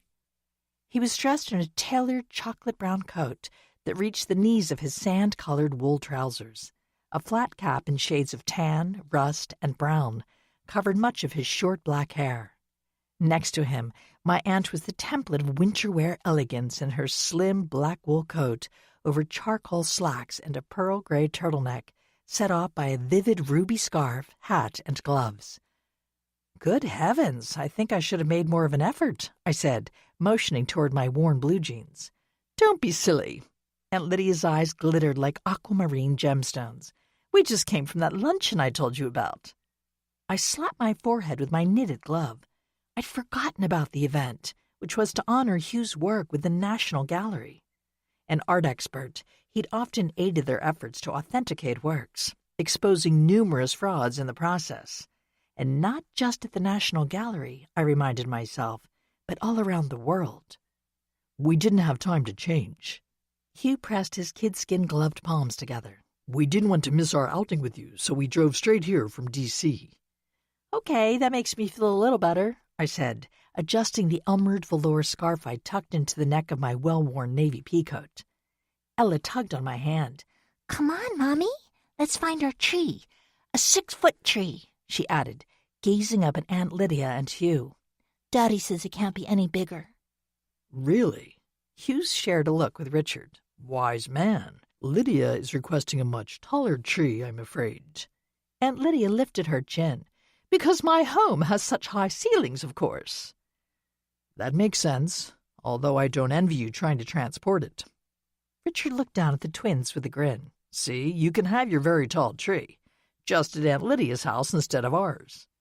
Ella bounced on the balls of her feet. Can we help you decorate it? Please, please, please, added Nicky, his dark eyes shining. Of course, my aunt said, her reserve melting in the face of Ella and Nicky's obvious excitement. I was counting on it. Hello, hello, called out an older woman from the porch of the farmhouse. Sonny's grandmother, Carol, had Sonny's fair complexion, light hair, and blue eyes, but not her height or slender figure. Sonny had inherited those traits from her grandfather, PJ. Sonny will join you in just a minute. She's out in the big barn grabbing an axe. Am I chopping down the tree? Hugh's fine black eyebrows rose to the fringe of dark hair brushing his forehead. I don't think I'm dressed for that. Don't worry, I'll take care of the chopping, Richard said, with an exaggerated flex of his arms. I've got to show off my manly skills sometimes, you know. Aunt Lydia's golden lashes fluttered. We don't want you hurting yourself before the upcoming performances, she said, her thin lips quirking into a smile. A memory surfaced of my husband using a similar tool to help rescue us in a dangerous situation several years before. Oh, don't worry, Richard definitely can handle an axe. Richard shot me a grin. Looking over our group, Carol nudged PJ, who joined her on the porch. Why don't you take Lydia and Hugh to that little grove of pines behind the house, dear? It's so hard to get to, and that cluster could use the thinning out. I mean, one tree cut down would be a benefit, don't you think? You can help them tag a tree that Richard or someone else can cut down later. All right. Sonny's tall, lanky grandfather, who towered over his wife, bent down to kiss the top of her head. And everyone, please come in for some hot chocolate and cookies when you're done, Carol said before heading into the house. Cookies? Nicky sprang forward. I grabbed the hood of his coat and pulled him back. Tree first, cookies later. PJ stepped off the porch. Okay, Lydia and Hugh, follow me, he said, striding toward the side of the house. Hugh and Aunt Lydia followed more slowly, picking their way over rough clumps of frozen grass. When they disappeared from view, Richard cast me a smile. I guess it's me doing the chopping after all. Don't worry, a familiar voice called out from a path leading to one of the farm's barns. I brought reinforcements. Sonny walked toward us, looking every inch the farm girl in her padded denim jacket, worn jeans, and heavy boots. Following her, a man whose short blonde hair remained uncovered despite the cold, carried an axe in a manner that told me he was more than accustomed to using one. So you're providing tree-cutting services now, Brad? Richard asked. I didn't know that was part of the sheriff's duties. The color rose in Bradley Tucker's ruggedly handsome face. He always was easily embarrassed, I thought. I'd known Bradley Tucker ever since moving to Taylorsford 10 years before, when he'd been the chief deputy in the sheriff's department. We'd become friends, and I'd been happy to help him and his department solve several murders. But now Brad was the newly elected sheriff, and from his troubled expression, I feared that our partnership might not prevail during this particular case. He looked like someone mulling over delivering bad news.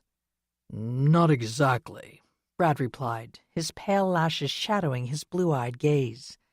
Sonny offered us a tree, and I just stopped by to pick one up while Allison and the kids are busy at home, putting up other decorations. I glanced at Sonny, who gave me a wink. I smiled back at her. It had always impressed me how Sonny could remain casual friends with Brad, whom she'd once seriously dated. Of course, now she was in a long-term relationship with Fred, and Brad was married with children. Which was one of the reasons Brad and Sonny broke up, I reminded myself. Brad, who was now almost 50, had wanted kids, sooner rather than later, while Sonny didn't want children at all. How are Noah and Zoe? I asked. They haven't caught that cold going around, I hope. Thankfully, no.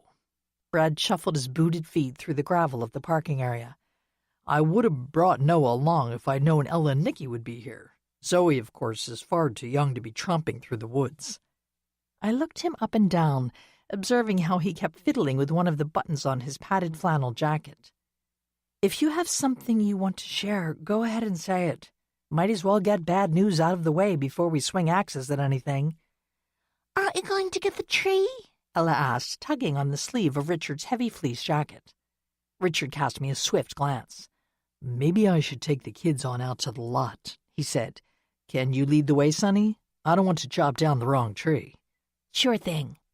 Sonny took the axe from Brad. You guys thoroughly eviscerate the elephant in the room and then follow us. It's just over that ridge, she added, pointing with the business end of the axe toward a stand of pines poking their shaggy green heads above the rim of a nearby hill. She strode off, her long blonde braids bouncing against her shoulders.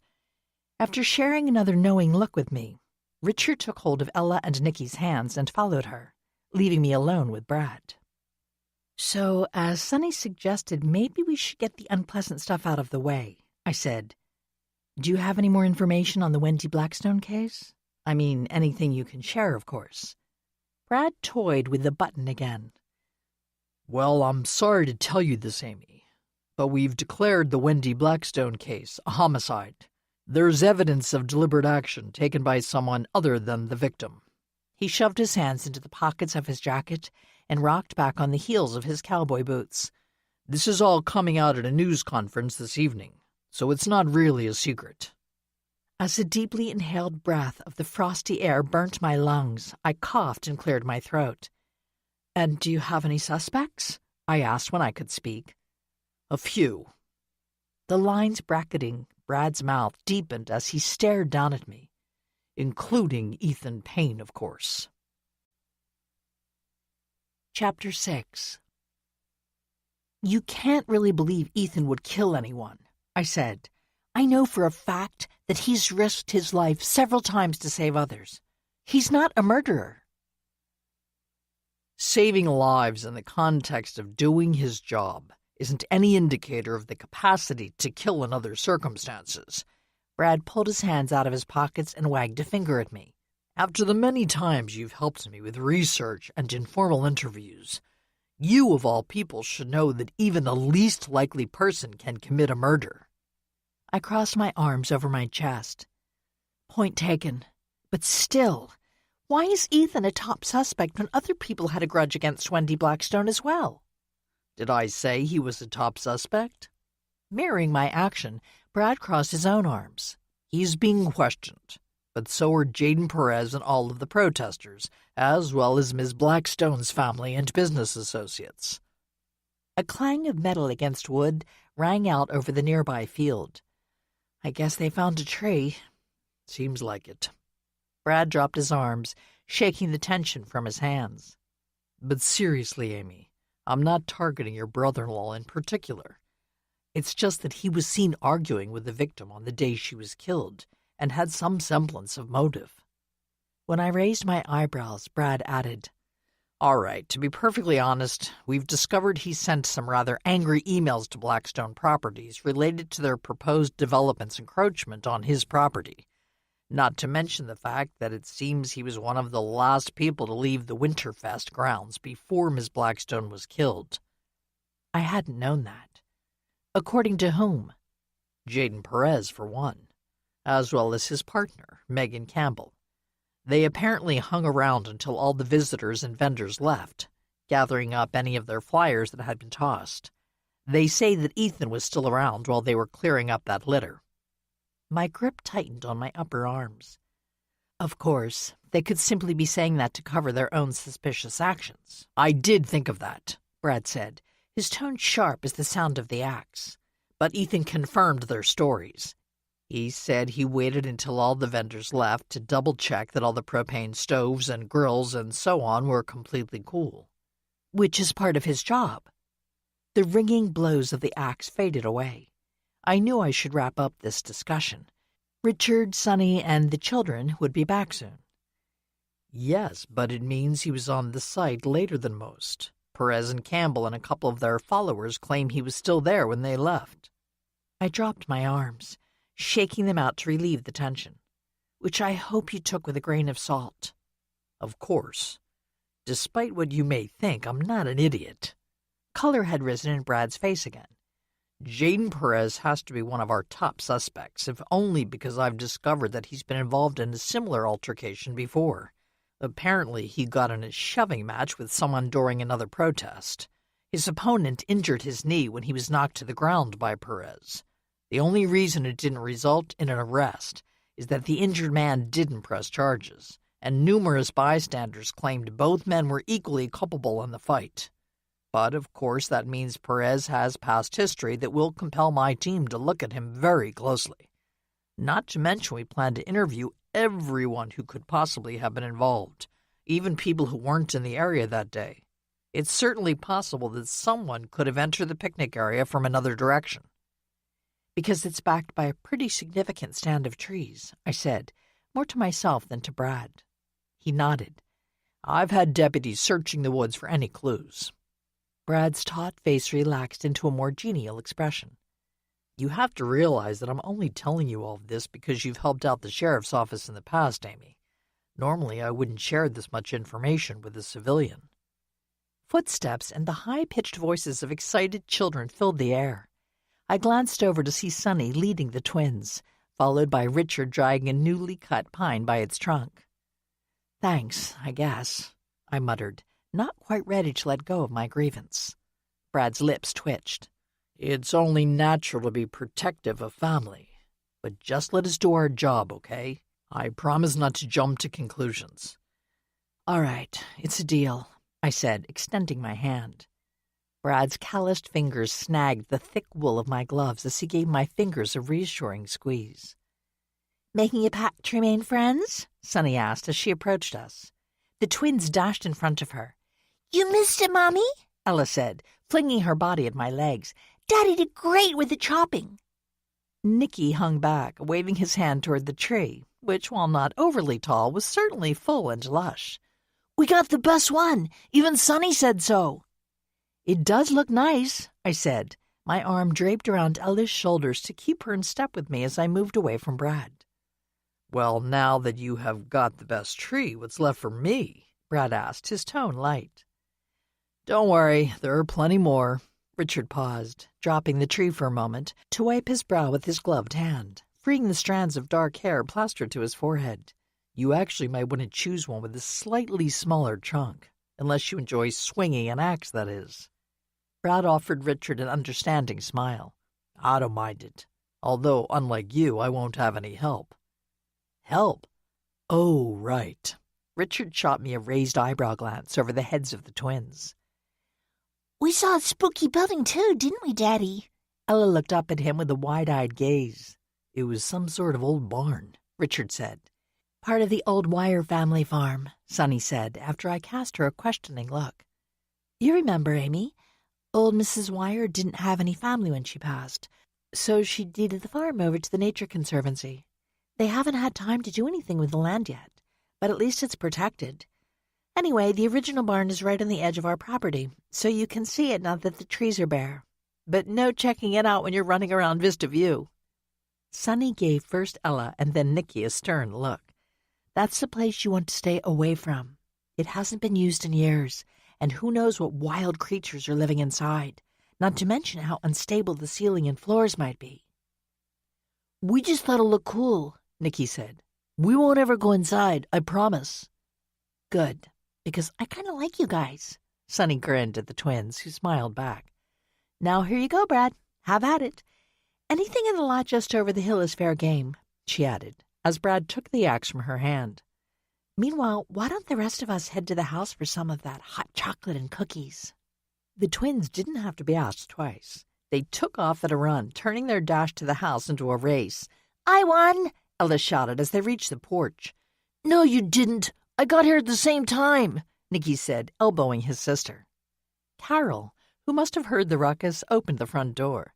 "Come on in," she said, ushering my children inside. "PJ and Lydia and Hugh are already in the house. We can watch them while you get the tree secured," she called out to the rest of us. "And Brad, Lydia's tree is out back, marked with a red ribbon." Brad lifted the axe in a little salute. "I'll take care of that first," he said, before heading toward the path that led around the house. "So let's get this done," Sonny said, as Richard dragged the tree close to our car. "I could use some of that hot chocolate myself. Honestly, I'm getting awfully tired of working the farm during this cold snap." "I bet," I said, joining them at the car. "It has been a record-breaking span of days. I can't remember the last time it was so cold in December." "Years ago, according to the weather reports." Sonny stared at the tree. "You brought rope or bungee cords or something, I hope?" In the trunk. Richard fished his keys out of the pocket of his jeans and hit the button that opened the lock. If you can grab those straps, Amy, I think Sonny and I can lift the tree up onto the roof rack. I can help with that, too, I said, jogging over to the trunk. Richard hoisted the trunk end of the tree while Sonny lifted the crown. You're a little too short, sweetheart, he said. I opened my mouth but snapped it shut again when I realized he was right. Grabbing the bungee cords, I draped several over Richard's bent arm. Thanks, he said, but it might be better if you took them to Sonny. Tell her to attach the ends of her side and then fling the cords over the tree. I'll pull them tight on this side. I took back the ties and carried them around the car. Richard says, Sonny took the cords from my hands. I heard, maybe step back, Amy. I don't want one of these things to pop loose and fly off. It could hit you. What about you and Richard? I asked, moving out of the way. Sonny cast me a grin. We have good reflexes. Oh, and I don't? I made a face at her, but didn't step any closer. Her statement might sting my pride, but it wasn't wrong. The clang of the axe rang out from around the back of the farmhouse, accompanying a few grunts and several strings of swear words as Richard and Sonny wrestled the tree into submission. When it was finally firmly anchored, Brad appeared, dragging a tall pine tree. I suppose we should help him secure that to Lydia's car, Richard said, brushing the needles from his coat. Sonny tossed her braids over her shoulder. I'll do that. You go on inside. No, don't protest, she added, as Richard made a disapproving noise. You don't want to get too worn out before your rehearsal this evening. Well, if you put it that way. Richard shot her a grateful smile. I saw that Lydia has some rope. It's in the back seat. Her car's unlocked, of course. I grinned. We had a running argument with my aunt about her tendency to leave her vehicle unlocked, even in locations more risky than the parking lot at Vista View. We'll take care of it, Brad said, pulling the tree next to Aunt Lydia's car. Like Sonny said, you don't want to overdo it when you have to direct as well as dance tonight, Richard. Well, since I'm playing Drosselmeyer, the dancing isn't too overwhelming, but corralling all the other dancers, especially the children, Richard grinned. That's another story. I bet, Brad said. His 6-year-old son, Noah, was participating in the production, so I was sure he'd heard plenty about it. Fortunately, I have my stalwart partner by my side, or it truly would be chaos. Is Carla performing too? Sonny asked. I know you're mostly trying to use dancers from your college and studio classes, but I thought maybe, like you, she'd be doing some smaller part. Mother Ginger, Richard said. It's a slightly different take on the role. I think you'll enjoy it. Of course, the entire production is somewhat different, since we've choreographed it for contemporary rather than ballet dancers. Can't wait to see it, Sonny said, glancing toward Brad. He nodded but didn't chime in. Probably isn't as thrilled, I thought with a smile. But of course he'd be in the audience, especially with his son on stage for a few scenes. All right, let's head inside. The twins will be hyped up on sugar by now. We might need to rescue the older folks. A solid plan, Richard said, lifting one foot and then the other to examine the soles of his shoes. Thought I'd better check for mud before I headed inside, but I guess one advantage to this frigid weather is that even the dirt is frozen. We wished Sonny and Brad good luck with Aunt Lydia's tree and strolled to the porch. Funny how well they get along after Sonny basically dumped him, I said. You know Sonny. She never holds a grudge and won't allow anyone else to do so either. Richard held the front door open for me. After you, madame.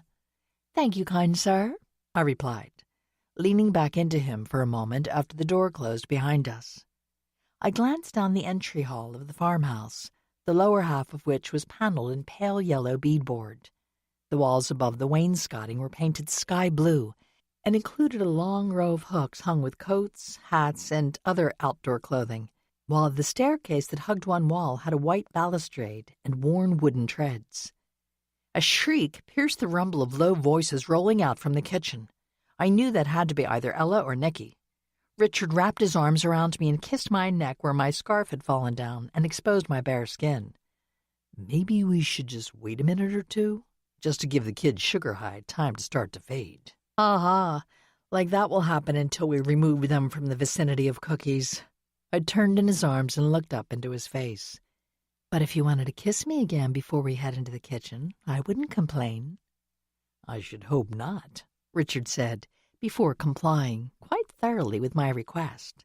"Oh, I'm sorry. Excuse me," said a voice from the stairs. Richard and I broke apart. We turned in unison to look up at the young woman standing on a middle step. I immediately recognized her. Her puffy mane of rose gold hair and blue glasses were unmistakable. "Hello, Miss Campbell," I said. "What are you doing here?" "I'm staying here for a little while." Megan descended the stairs slowly, her gloved hand gripping the rail. She was dressed to go outside in a down coat and winter boots. "Didn't Sunny tell you? She said you're close friends." No, she hadn't shared that news yet. I cast Richard a swift glance. "I'm Amy Muir, as you probably already know. This is my husband, Richard." Megan reached the bottom of the stairs. "Nice to meet you," she said in a tone that made me question the truthfulness of her statement. She pressed her palm against the rounded newel post. "You're the dancer," she added, looking Richard over. "I've seen you on YouTube and TV, but you seem a little older than I expected." Richard slipped his arm around my waist. "You saw earlier productions, I expect.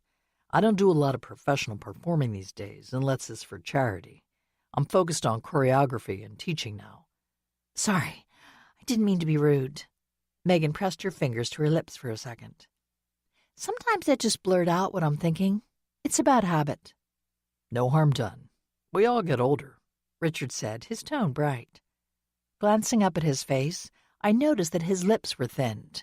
While Richard wasn't overly concerned about being over 40, I knew he still mourned the loss of his peak performance ability, not from vanity, but because he enjoyed dancing so much. "So you're staying here as a guest?" I asked Megan. "Yeah, Sunny told the out-of-town protesters that she'd be willing to house a few of us at her family farm. I was the only one to take her up on it."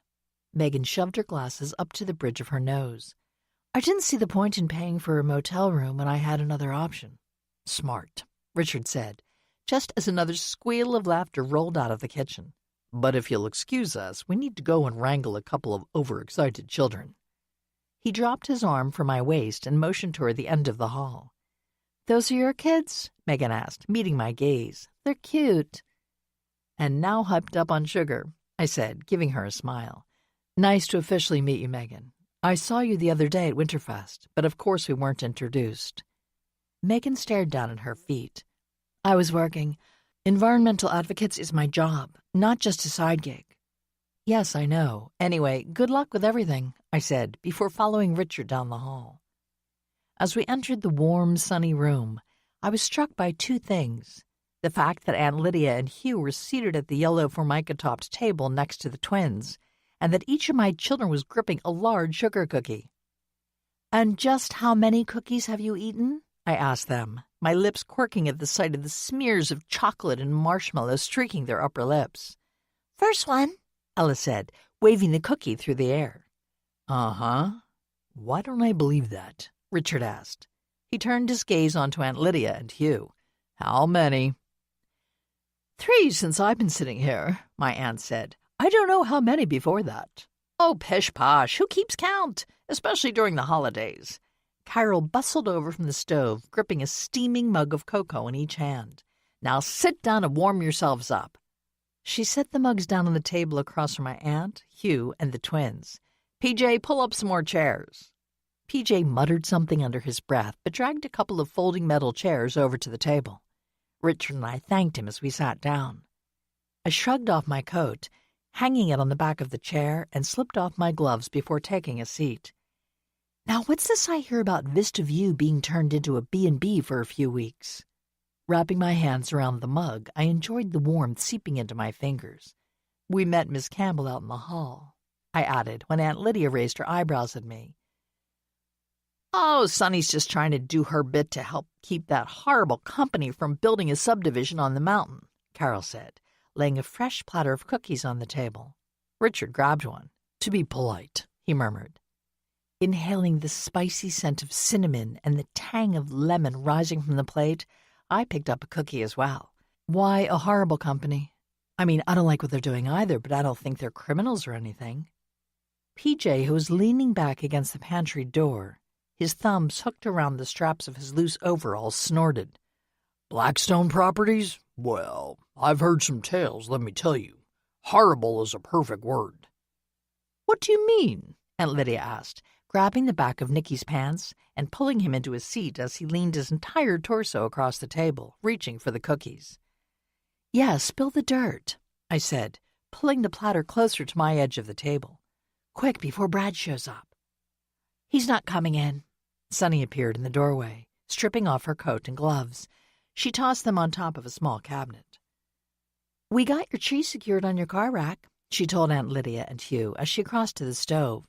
And then Brad said he was going to cut his own tree and load it up in his truck and just head home. I think he was worried about taking too much time away from the office. I'll have to call and thank him later then. Aunt Lydia turned to Ella. If you're done with that cocoa, please wipe your mouth. You too, she added, speaking to Nicky. Sunny poured herself a mug of hot chocolate. Anyway, Granddad already told me all about Blackstone Properties. That's one reason I was so eager to help Jaden and Megan and their cause. She turned, leaning back against the edge of the counter, and surveyed us. The company seems to have no problem overriding the rights of regular people to build their fancy developments, right, Granddad? PJ nodded. They pay off planning boards and bribe inspectors is what I've heard. I don't have any details, but it's common knowledge in the farming community. And if someone doesn't want to sell their property, they don't hesitate to play hardball. I can see where that could make them enemies. I set down my mug and straightened in my chair. Which means there could be plenty more people out there who'd have wanted Wendy dead. Who's dead? Ella lifted her drooping head to stare at me. Somebody died, Mommy? Richard nudged my foot under the table. Yes, but no one you know, I told my daughter, hoping to head off many more questions. Did they get shot? Nicky's brown eyes widened. No, they did not. Now enough talk about people dying, Richard said, sending me a warning look. It's time we headed home anyway. We need to set up the tree before we go to rehearsal this evening. Are we going to decorate it too? Ella asked, clapping her crumb-covered hands. At least the topic of dead people had been abandoned. I shook my head. Not today. We'll just get it in the stand and make sure it's ready to decorate another day. Ella's lower lip rolled into a pout.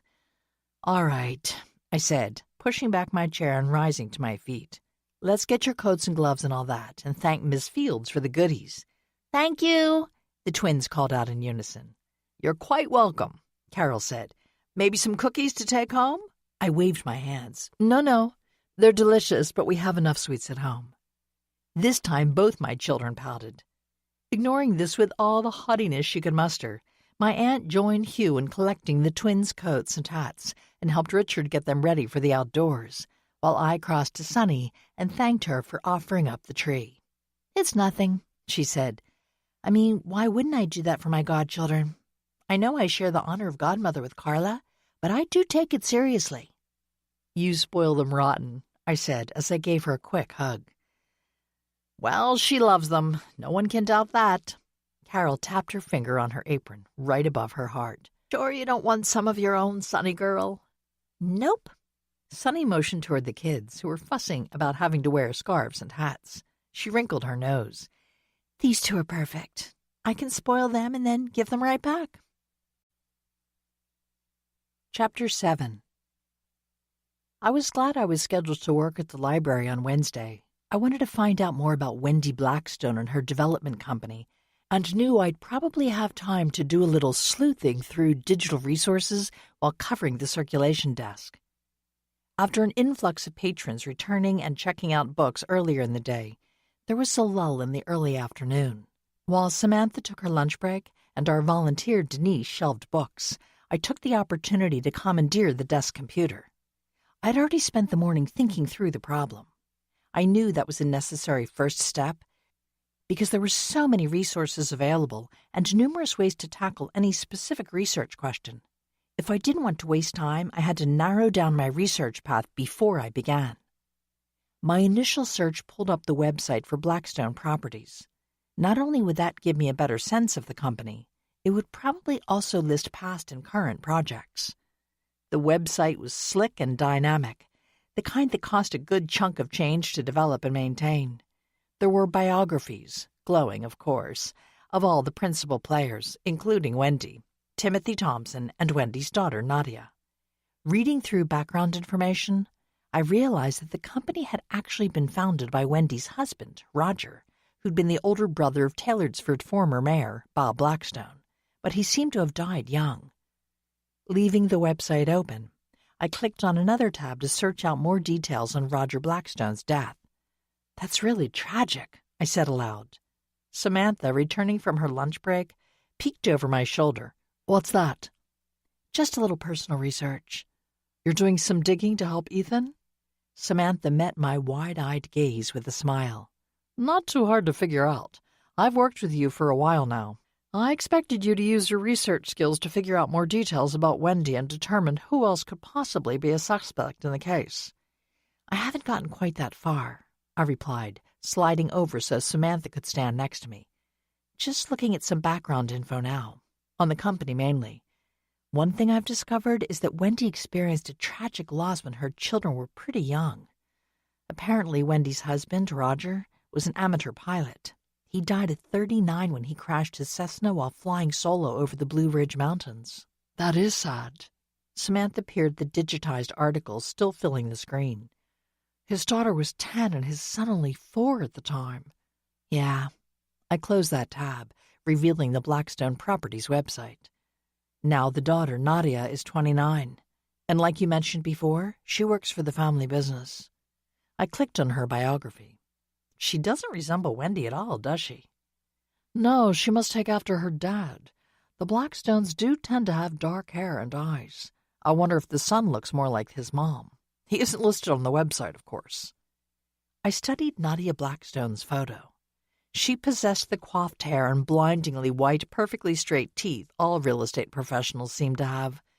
Staring into her dark eyes, I wondered if her conflict with her mother could have led to murder. It wouldn't be the first time family issues caused such a tragedy, I thought, before looking up at Samantha. "You said Dylan was estranged from the family and rejected joining the business. Do you know what career he pursued instead?" Samantha shook her head. "I think he just graduated from college a year or so ago. He's still in his early 20s. Cicely said something about him living in Maryland, but she didn't mention what he was doing now." "I guess the sheriff's department will talk with him. At least," I said, clicking another link on the website. "I hope so." "Being estranged doesn't mean you'd kill a parent." Samantha slid her forefinger along the top of the desk as she stepped away from the computer.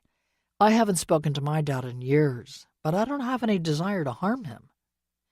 I know. I'm not saying he should be a suspect," I said, although I was still keeping him on my personal list. "But he might know some of the family secrets, things others wouldn't want to share." Staring at the screen again, I examined the list of past projects. There were several subdivisions closer to D.C., but also one resort community in the mountains. It was still in Virginia, but farther south. I tapped the link. The before and after photos of the project were quite startling. Apparently, Blackstone Properties had acquired a large piece of property, including a sparsely populated valley in the mountains. They'd subsequently flooded the valley to create a lake. Luxury homes, cabins, and condos had been built on the hills rising above the lake, giving homeowners gorgeous views of the water. There was also a clubhouse and several other amenities. I whistled. "Wow, I bet that cost a pretty penny."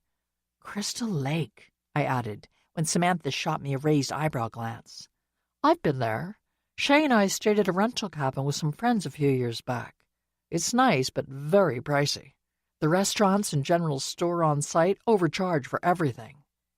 "Why doesn't that surprise me?" I said, as I clicked through the glossy photos. "I wonder what happened to the people who lived there. I mean, those who had homes in the valley before it was flooded. It says the area was sparsely populated, but that doesn't mean no one lived there." "I guess they were probably paid very well for their property and moved out," Samantha said. As the entry doors swung open and a bevy of moms and dads entered, toddlers in tow. "Looks like we'll have a good crowd for story hour. I was going to read the Polar Express. Is that okay?" "Sure, sounds great," I said. Samantha, Sunny, and I took turns reading books for our weekly story times. I was glad today was Samantha's turn. It gave me a little more time for research. Which isn't actually your job, I reminded myself, with a twinge of guilt. I knew I sometimes gave my own personal research priority over what should have been my actual focus. But only for a truly good cause, I thought. Only for friends or family. This wasn't absolutely true, if I was being totally honest. I crossed my fingers behind my back and promised to do better in the future. But not today. Not with Ethan under suspicion. I scrolled through some of the other projects listed on the Blackstone Properties website, jotting down the names of each. Once I had a page of notes, I began searching for references to conflict or protests involving Wendy's other developments. Given the well-organized protest over the proposed development near Taylorsford, I suspected it might not have been Wendy's only troublesome project. I wasn't wrong in that assumption. I soon uncovered news articles documenting resistance to Crystal Lake, as well as opposition to the conversion of a large tract of land, a historic farm near Roanoke, Virginia, into a subdivision called Mountainside Farms. This had displaced numerous colonies of wild bees and destroyed the habitat of several local bird species. Glancing through the articles related to this project, I noticed that Jaden Perez had been one of the leaders of the protest efforts. However, his current organization, Environmental Advocates, wasn't mentioned, which led me to assume the group hadn't yet been founded. One other name jumped out at me, Daniela Jensen. While it wasn't that unusual a surname, it still made me question whether the woman, whose family had once owned the farm, was any relation to Candy Jensen, the costume designer for the Nutcracker. Candy had been one of the protesters gathered at Winterfest the day Wendy was killed. If her family had a long-standing feud with Blackstone Properties. A subtle cough made me look up from the computer screen. Sorry to interrupt, Kurt said, but I wanted to check in with you while I was in Taylorsford. And what brings you to town today? Are you planning to enjoy more of the Winterfest activities? Nothing so pleasant, I'm afraid. I was asked to stop by the sheriff's department to answer a few questions. Kurt offered me an uncharacteristically closed-lipped smile. It seems that rumors of my less-than-chummy relationship with Wendy Blackstone have been widely circulated over the last few days. And as with your books, I suspect that circulation originated here in the library. I lifted my chin and met his intense stare without faltering. You mean you think it came from Zelda? Kurt's eyes narrowed. She was in the vicinity when Wendy was casting some rather icy glances my way. I don't doubt, knowing her ability to ferret out gossip, that she might have extracted some information from a few people. You make her sound like an inquisitor, I said. Besides, figuring out that there was some animosity between you and Wendy Blackstone didn't require any special techniques, torturous or otherwise. It was blatantly obvious. Ah, and there I was, congratulating myself on my self-control. Kurt pressed his gloved hand to the lapel of his gray cashmere coat. I thought I'd masked my true feelings quite well. It is one of my skills, after all. I'm afraid it failed you in this instance, I said, tightening my lips to keep them from twitching into a smile. Hubris strikes us all at some point, I suppose. Kurt shrugged his broad shoulders. At any rate, word got around. Thus my forced visit to the sheriff's department this morning. And how did that go? I stood on tiptoe to glance around him to make sure there weren't any other patrons lining up for assistance. Fine. Kurt flicked a fleck of lint off of his coat sleeve. It was a typical session with the authorities, which quite frankly means answering all their wrong questions with facts that won't help their case. Wrong questions? I dropped back down on my heels. Why do you say that? Because 9 times out of 10, they don't craft queries that will actually supply them with the information they need. It's usually like someone using a crowbar when what they want is a jeweler's pick. Not subtle enough for your brilliance, you mean? I arched my eyebrows. I suppose they didn't really get much out of you. Nothing I didn't want to share. Kurt flashed a toothy grin. But enough, I hope, to put their suspicions of me having any involvement with Miss Blackstone's death to rest. If only we could do the same for Ethan, I said. Kurt's smile faded. Are they really looking at him as a major suspect? It seems so. I ran into Brad Tucker yesterday, and he certainly gave me that impression. Just because he and Wendy tossed a few barbs back and forth? Kurt asked, his blue eyes clouding. He seemed lost in thought for a moment, which was probably why he hadn't noticed that he'd used Wendy Blackstone's first name. But I noticed, I thought, examining his craggy face with interest. And how it was spoken in a quite familiar tone, too. There's more history there than he's letting on. It seems it wasn't the first time they'd argued, and unfortunately, Ethan sent Blackstone Properties some rather angry emails. That is unfortunate. Have you spoken to Scott? Given his skill set, he'd seem to be an advantageous ally in your quest to clear Ethan of any suspicion in the case. No, I'm sure he and Ethan have talked, despite the circumstances, but I wasn't certain. I cleared my throat. Well, I knew Scott was in the field on some mission he couldn't talk about, and I didn't want to compromise him. That's commendable, I suppose, but I think you would want to know. Even if they have spoken, Ethan may not be telling him how dire the situation is. I know how that can happen, and the problems it can cause. Kurt's expression had grown pensive. I wondered if he was thinking about Aunt Lydia's husband, Andrew Talbot, who died over 45 years ago. Kurt and my uncle had been extremely close as teens and young men. Best friends, and possibly more, at least on Kurt's side, I reminded myself. But I also knew from previous conversations that Andrew hadn't shared all of his own difficulties with Kurt, troubles with drugs and money that might have contributed to his death in a tragic car accident. I'm sure Kurt doesn't want to see that sort of thing happen again, I thought, with a little pang of sorrow. I'll contact Scott tonight, I said. Not sure if my call will go through, but I'll try. Good. I'd want to know all the details, good or bad, if I were him. Kurt turned his head as the children's room doors screeched open. You need some DW-40 for those, he observed, as a chattering horde of children and parents spilled out into the main portion of the library. Thanks for the tip. I'll take care of that in all my spare time, I replied, squinching up my face at him. But for now, you'd better move, unless you want to be swept up in the torrent. They'll all be heading in this direction with books to check out, I bet.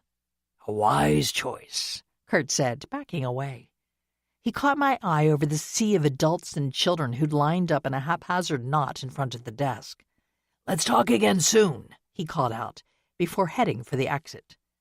Too busy checking out books and wishing everyone a happy holiday, I didn't bother to reply. Chapter 8. Since Aunt Lydia had volunteered to pick up the twins from kindergarten so they could help her decorate her tree, I decided to stop by the Taylorsford Fire and Rescue Squad after work. I didn't know if Ethan would be on duty, but figured it was worth the little of my time to see if I could talk to him face to face. One of the large garage bay doors stood open, displaying the town's newly acquired state-of-the-art fire truck.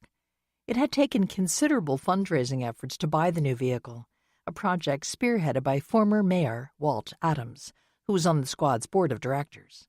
Taylorsford was fortunate to have a dedicated group of volunteers who manned fire and rescue services for the town. Ethan and Hannah Fowler, the only salaried members of the squad, oversaw the recruitment and training of the volunteers, most of whom had taken coursework to become certified in fire and rescue services. It required a significant commitment, making all the squad members heroes in my eyes. Crossing the parking lot, I waved to a few local residents, including Bill Clayton, who had volunteered at the library. Before I reached the side door leading into the administrative offices, a young woman stepped outside to greet me. Hello, Amy. If you're looking for Ethan, I'm afraid he isn't here today. He has to pull the overnight shift later, so I'm currently holding down the fort. Hannah, who was at least a foot taller than me, had brown hair trimmed into a pixie cut that hugged her head and highlighted her broad face and wide chestnut eyes. That's too bad. I was hoping to speak with him, I said. Should have called first, I guess. Hannah looked me over. Would you like to step into the office? To get out of the cold, I mean. The intensity of her gaze made me think there was an ulterior motive driving this invitation. Thanks, that would be great. I followed Hannah into the building and down a short, tiled hallway decorated with photos of squad members and commendations from the town and the state.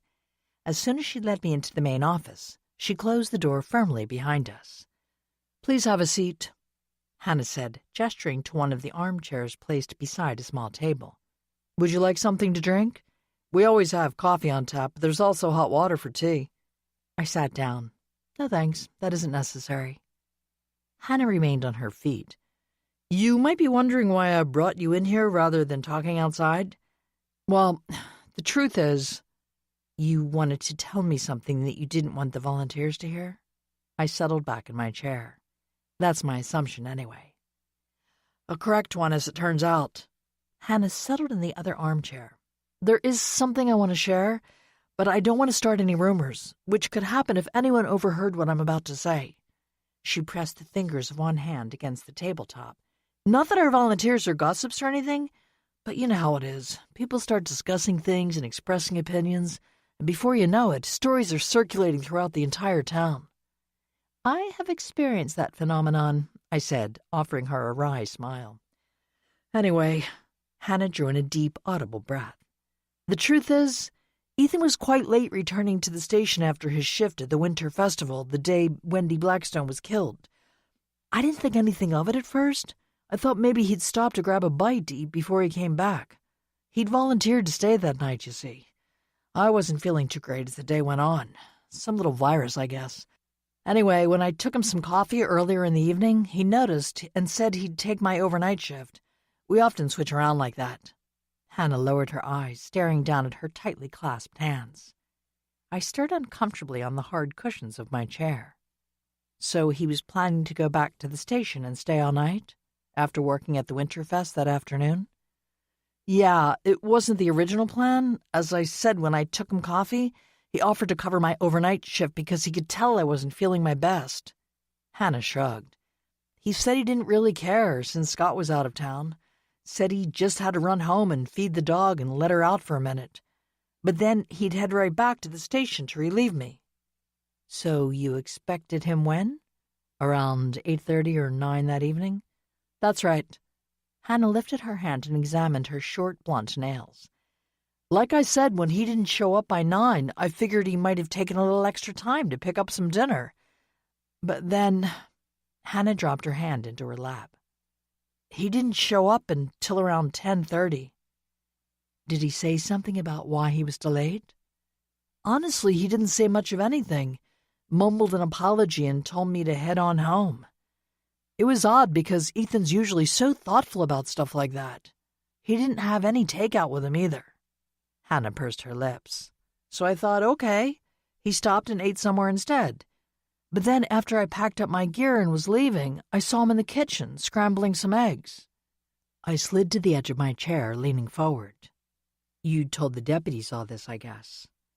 Well, not exactly. Hannah cast me a wary glance. I mean, they asked me about his movements that day, and I told them about us switching schedules and all, and that he arrived here around 10:30. But I didn't say anything about expecting him before that. I mentioned him going to his house because of the dog and that he might have gotten something to eat in the interim. I didn't say anything about my uneasy feelings because he was so much later than I initially expected.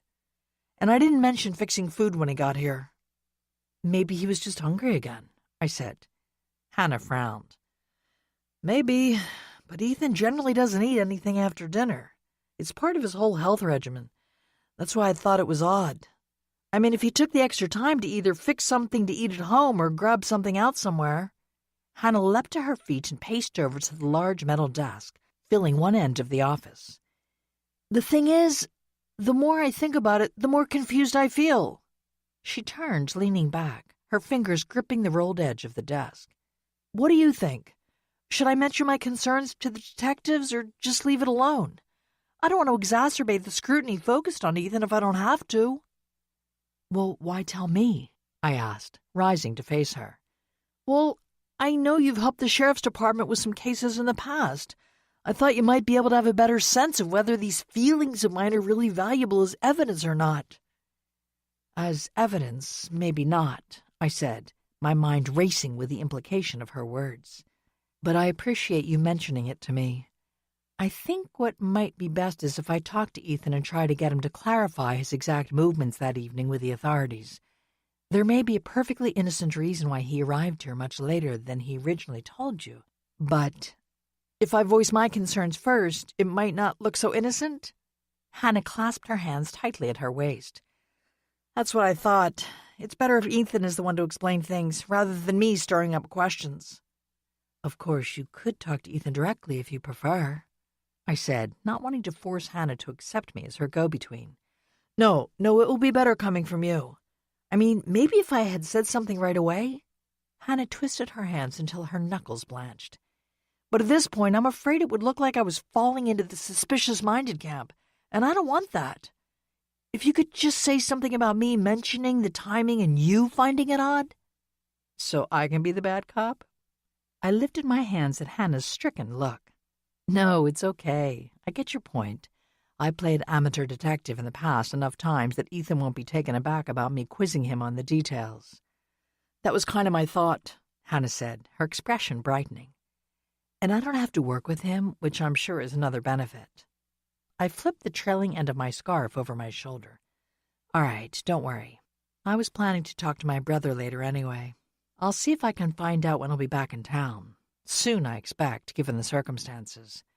Once I know for sure, I'll set up a time to meet with him and Ethan at their house. Thanks. That makes me feel much better. Hannah flashed a warm smile as she strode past me to open the office door. I know the authorities are looking closely at Ethan, but I just don't believe he's capable of harming anyone. Neither do I. Thanking Hannah for her consideration, I added, but if you do find out anything you feel is solid evidence, please go ahead and share that with the sheriff's office. I don't want you to get in trouble. Leave that to me, I thought, my smile turning a little grim as I exited the station. By the time I arrived at Aunt Lydia's house, Ella and Nicky were snuggled up under a blanket on the sofa in the sitting room, watching cartoons on the large-screen television. My aunt was slumped in her favorite suede-upholstered armchair, her feet propped up on a matching hassock. "Wore you out that much, huh?" I asked, my lips curving into a smile. "It wasn't all them," Aunt Lydia said. "I'd been running errands all morning, so I started out a little weary." Mommy! Ella jumped off the sofa and bounded over to me, followed closely by her brother. We helped decorate the tree. Well, the bottom part, 'cause Aunt Lydia said she didn't want us to climb up on the step stool. A wise choice, I said, sharing a look with my aunt. Nicky tugged on my hand. "It looks really pretty. Want to see?" "Of course. Lead the way," I said. The twins galloped out of the room and into the more formal parlor across the hall. The parlor, with its heavy mahogany furniture and damask and velvet upholstery and drapes, was rarely used, but I had to admit it was the perfect spot for a Christmas tree. The turret that rose on this side of the house formed a half circle that enclosed the tree, whose lights could be seen from outside, framed by the tall, arched windows. I followed Ella and Nicky across the rose-patterned wool rug that covered most of the hardwood floor, sparing a glance for a curio cabinet that sat next to a chair my great-grandmother Rose Baker Lytton had imported from England. Ella climbed up onto the chair, which I'd always thought supremely ugly. The horsehair-stuffed velvet seat had faded from black to a coppery brown, and its dark wood back was carved into a fantastical motif of vines and roses that managed to look threatening as well as uncomfortable. Ella perched on the edge of the chair, her legs dangling. Now I'm the queen, she said, stretching her arm out as if holding a scepter. And you have to do what I say. Nicky dropped down onto the thick rug, his legs crossed in an unconscious yoga pose. "You aren't the boss of me," he said, meeting his sister's imperious gaze with a snort of laughter. "Okay, now, enough nonsense." Aunt Lydia stepped up beside me. "Show your mother what we did this afternoon." Ella gestured toward the tree. We put on the bows and those dangly crystal things, she said. Aunt Lydia hung the ornaments 'cause they're glass. "They break easily," Nicky said, looking up at me. His dark brown hair and eyes were a perfect match to mine, but his face was more angular than mine had ever been. "Yes, we had to have a little discussion about that." Aunt Lydia placed a hand on my shoulder as we surveyed the tree, which was quite lovely. Tiny white lights were threaded through the branches, while crimson velvet bows glowed against the emerald needles. The crystals that Ella had mentioned, actually faceted clear acrylic, hung amid the greenery like icicles. Aunt Lydia's collection of antique glass ornaments completed the vintage look of the design, which was topped off by a gigantic red and green plaid velvet bow whose trailing ends spilled down over the full branches like a waterfall. "It's quite splendid," I said, giving both Ella and Nicky nods of approval. "I'm sure Aunt Lydia appreciated your help, too." My aunt's fingers tightened on my shoulder. "Of course, most helpful," she said cheerfully, before adding in a softer voice, "once we laid down some strict ground rules." A chuckle escaped my lips, I'm sure. Nicky jumped up from his cross-legged position with a grace that reminded me of his dad. "Can we go back and watch our show now?" Yes, go on. I need to tell your mother something anyway," Aunt Lydia said, lifting her hand and swishing it through the air in an autocratic wave. Ella slid off the chair and followed Nicky, who'd already dashed out of the room. "What's this you need to tell me?" I asked, turning to face my aunt. "Nothing bad. I just wanted to let you know that I spoke to your mother this morning, and she said she'd heard from Scott." Aunt Lydia patted down a flyaway strand of her silver hair. "So he's no longer incommunicado? That's good. I'll phone him later. I need to talk to him about, well, something to do with Ethan's situation." Aunt Lydia's blue eyes focused on me, cool as spring water. "You needn't bother trying to call tonight. Debbie told me that Scott is on his way, but given his travel itinerary, he won't be easy to reach. She said he should be home around midnight on Thursday, so I'd suggest waiting and checking in with him on Friday." "Okay, good to know," I said. Turning back to the tree, I admired it for a moment before adding, "It really is gorgeous. We still need to decorate ours. Not exactly in this style, though. We have to incorporate some handmade ornaments from the kids and things like that. I'm sure it will be quite festive." Aunt Lydia's rose-tinted lips twitched. "I assume you plan to take care of that before Fiona arrives?" "Heavens, yes. We certainly don't want her to offer her decorating advice," I said, rolling my eyes. "You know how opinionated she can be. Richard thinks it's best if we have all the decorations up so she can't interfere.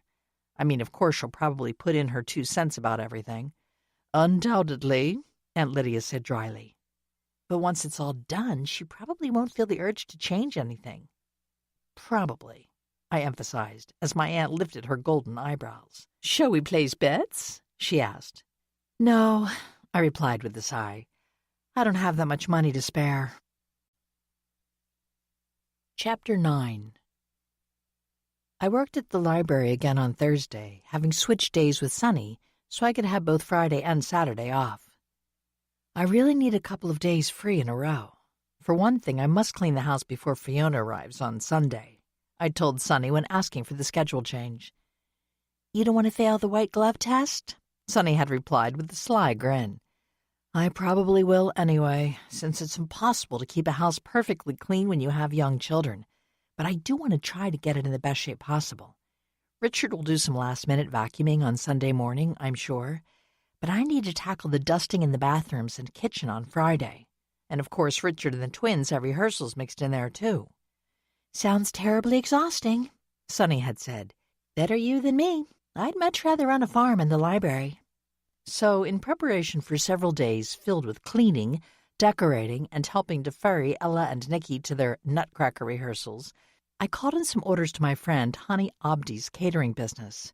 Despite not wanting to spend time cooking, I needed to have a few tasty and healthy food options on hand for lunches and dinners over the next 3 days. At lunchtime on Thursday, I drove the short distance to Hani's, planning to store the food in coolers I'd loaded into the trunk of the car. I needed to complete the task on my lunch break, because I had to get home as soon as possible that afternoon. Richard, who was picking up the twins from kindergarten, had suggested that we decorate the tree before he left for an evening rehearsal with the principal dancers. I parked in the small lot behind Hani Abdi's historic 4-square fieldstone home and circled around on foot to enter the smaller wood-framed addition that housed her catering company. A bell attached to the heavy wooden door jangled as I entered the shop, drawing Hani from the workroom located behind the plain wooden counter. Hani, whose ebony hair hugged her scalp, accentuating her wide black eyes and elegant bone structure, greeted me with a bright smile.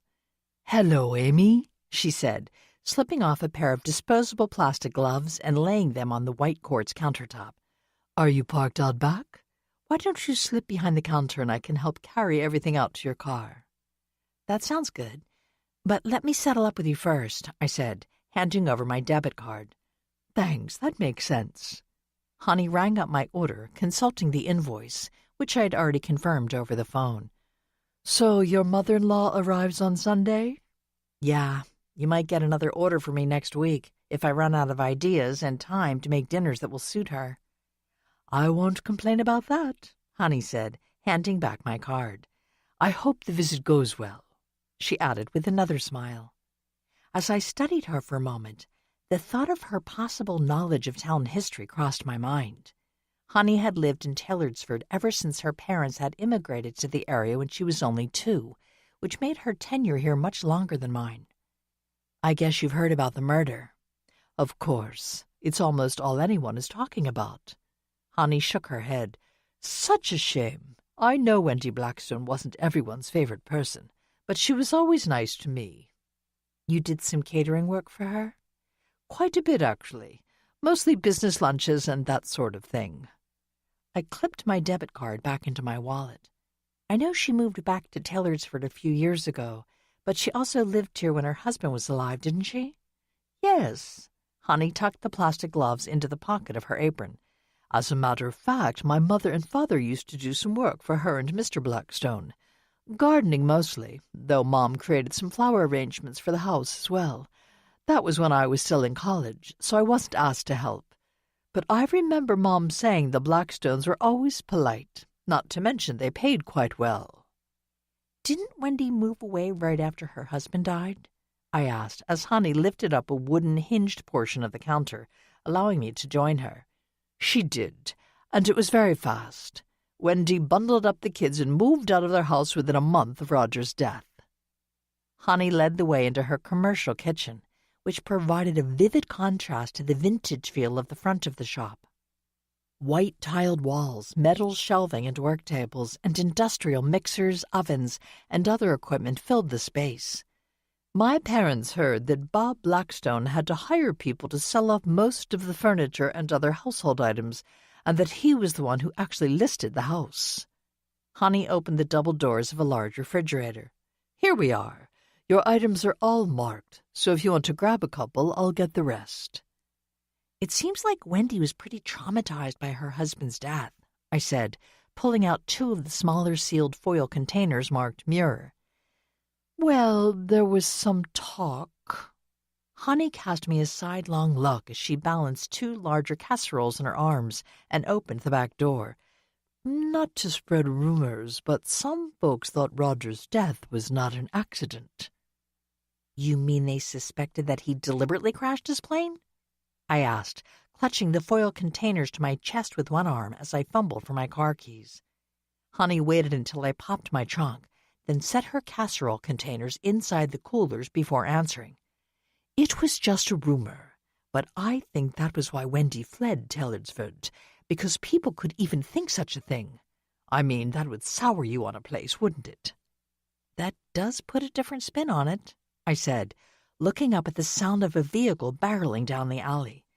"I hope he doesn't block me in," I added, as a sports car pulled into the parking lot.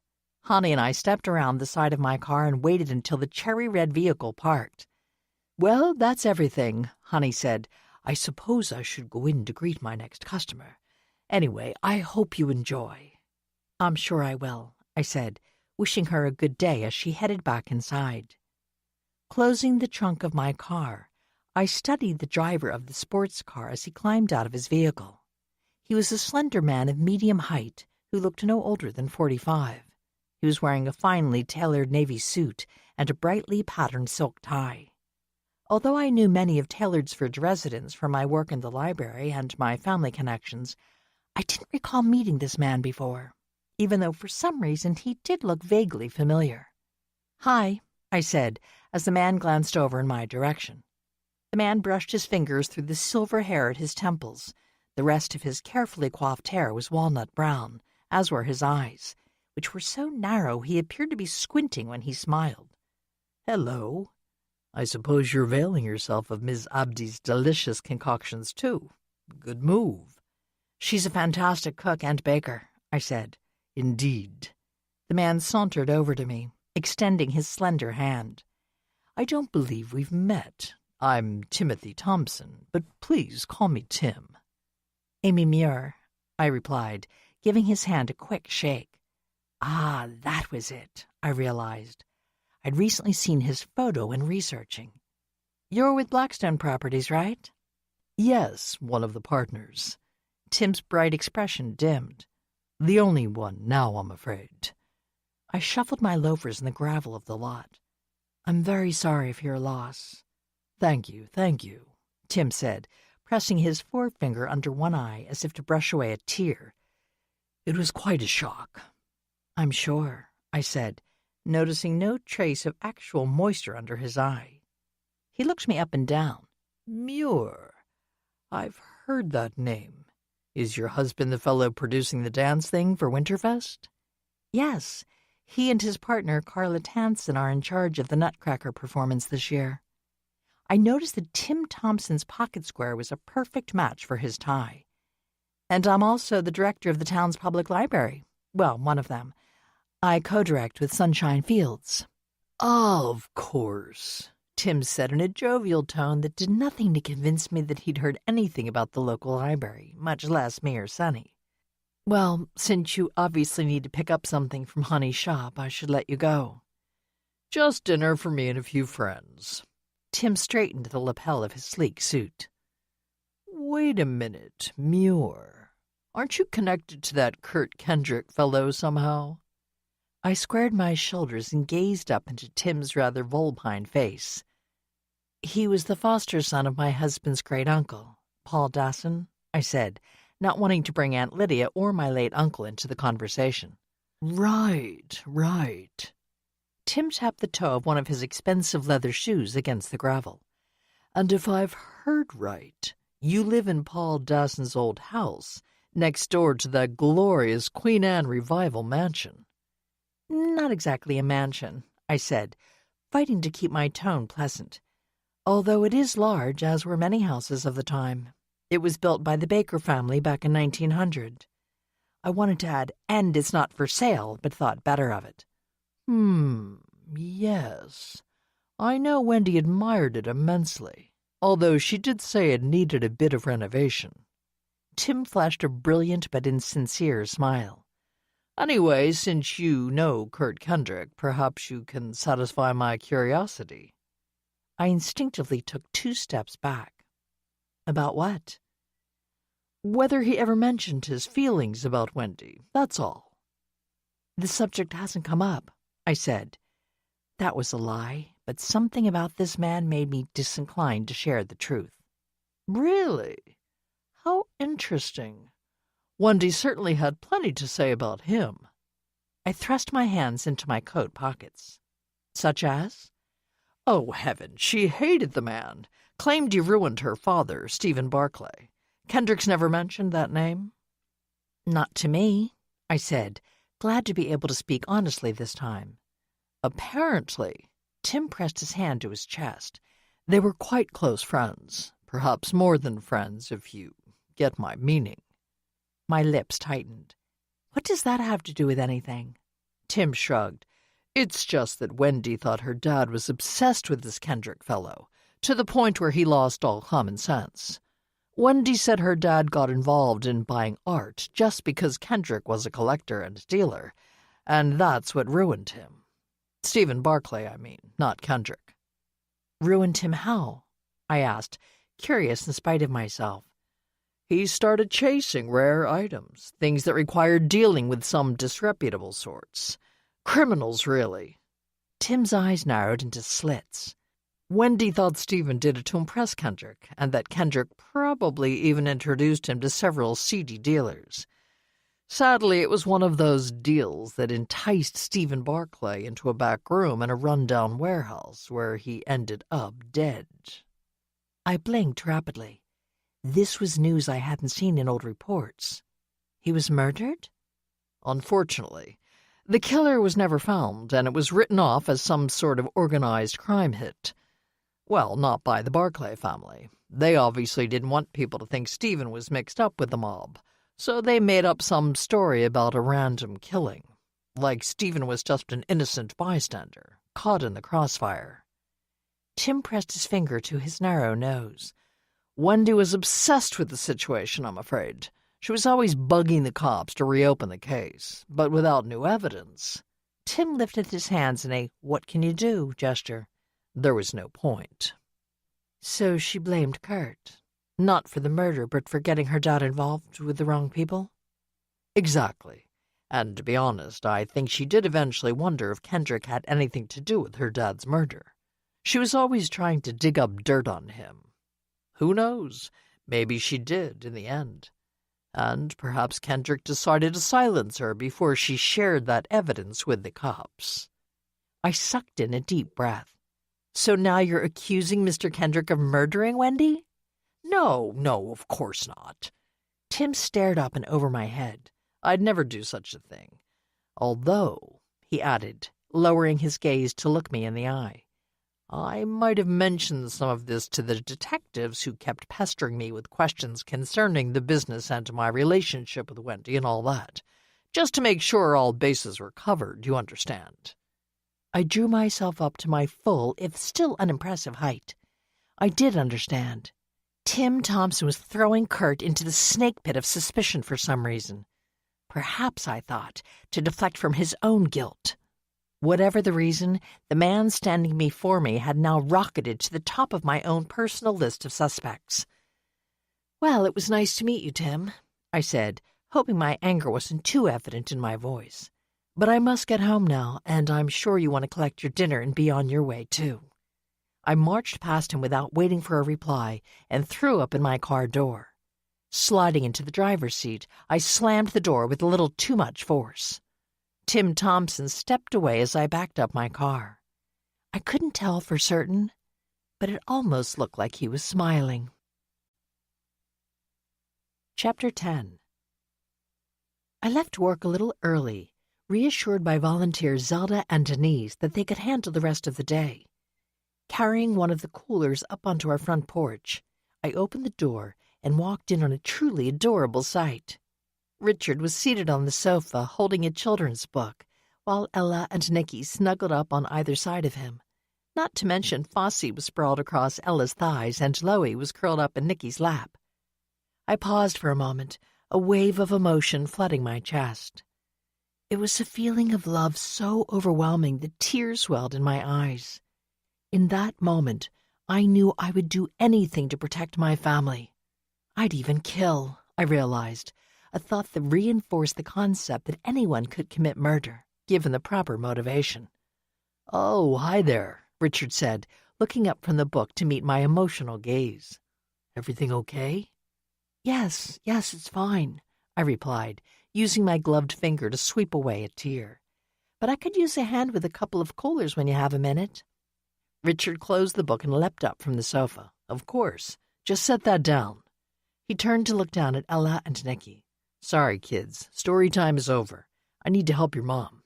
We'll read the rest another time, okay?" The twins bobbed their heads in unison. "We can read some of the words, Mommy," Ella said. "At least I can." "Me too." Nicky bounced off the sofa, dislodging Loie, who meowed her disapproval and rolled over to rest against the pillow pressed against the sofa arm. Nicky turned to face us, his hands on his hips and his knobby elbows akimbo. "Ella doesn't read any better than me." Richard, reaching me, quirked his dark eyebrows. "They both are picking up a lot of words," he said. "I'll bet they'll be reading by themselves in a month or two." "I don't doubt it." I lifted my face for a quick kiss. "There's a cooler on the porch and another in the trunk." "Our dinner, I take it?" Richard asked as Nicky ran over, arms up, looking for a hug. "Dinners, actually. I got enough for a couple of days."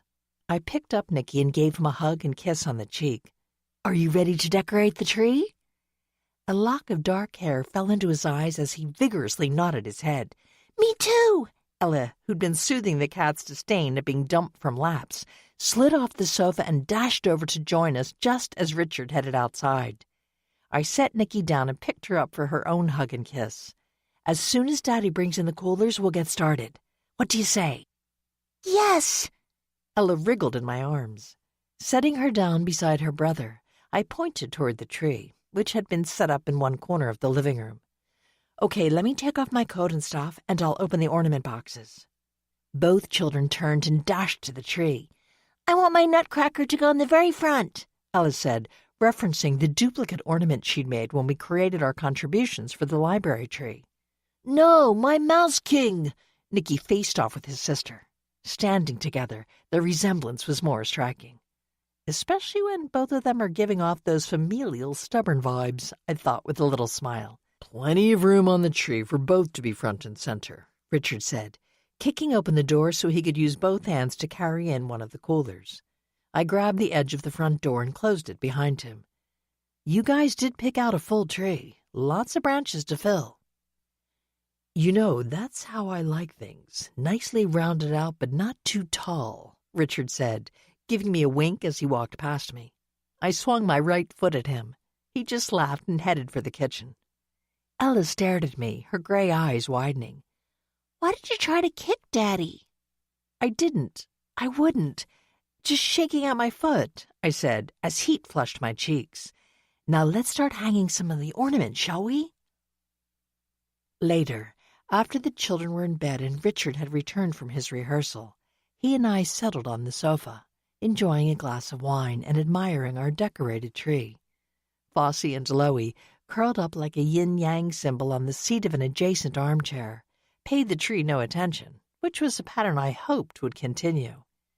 Our tree didn't exude the elegance of Aunt Lydia's, and some of the ornaments, like the paper cutouts heavily doweled in glitter that the twins had made at kindergarten, were a little tattered, but it was still beautiful in my eyes. We'd used small multicolored LED lights that could be set to twinkle on and off. Of course, Ella and Nicky preferred that option, and even though I would have chosen a steady glow, I'd acquiesced to their request. Because Christmas, you know, it should be magical for kids, I said as I rested my head against Richard's shoulder. Only for kids? Richard leaned over and kissed my temple. I don't know. I think it can be rather enchanting for adults as well. Well, you would, wouldn't you, with your magical growing tree and nutcrackers turning into princes and all that, I said, laying my hand on the taut muscles of his upper thigh.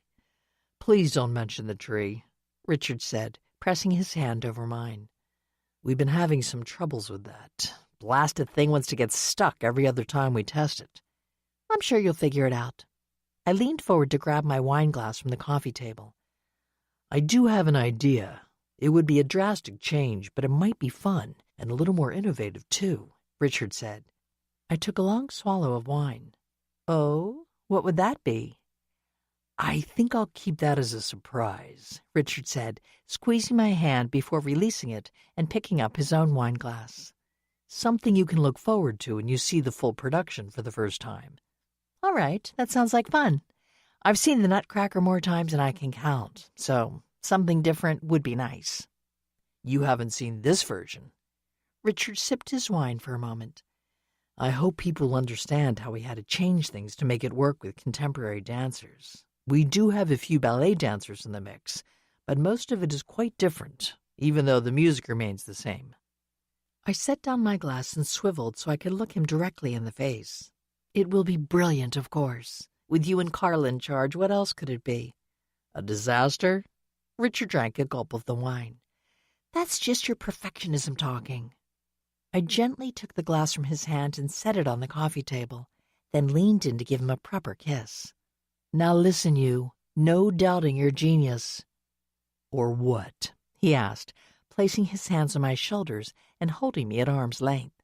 If you mean you'll have to kiss me into confidence, I might have to become swamped with doubt. That's not what I meant, and you know it. I slid away and slumped back against the sofa cushions. Pity. Richard slid his arm around my shoulders and hugged me to his side.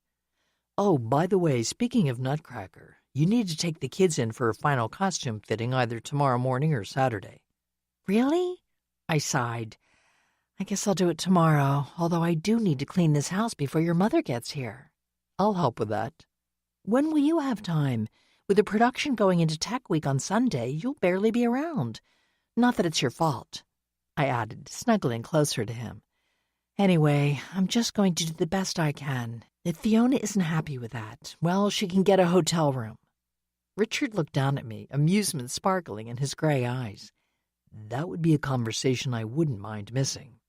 He brushed my hair back from my forehead with his free hand. "But seriously, you don't have to kill yourself getting the place ready for Mom. She'll have to take it or leave it. Anyway, she'll mainly be focused on the kids." "I know." I stared up at the ceiling fan, whose still blades cast long shadows across our white beadboard ceilings. Speaking of killing, I had the most uncomfortable conversation with someone today concerning Wendy Blackstone and her connection to Kurt.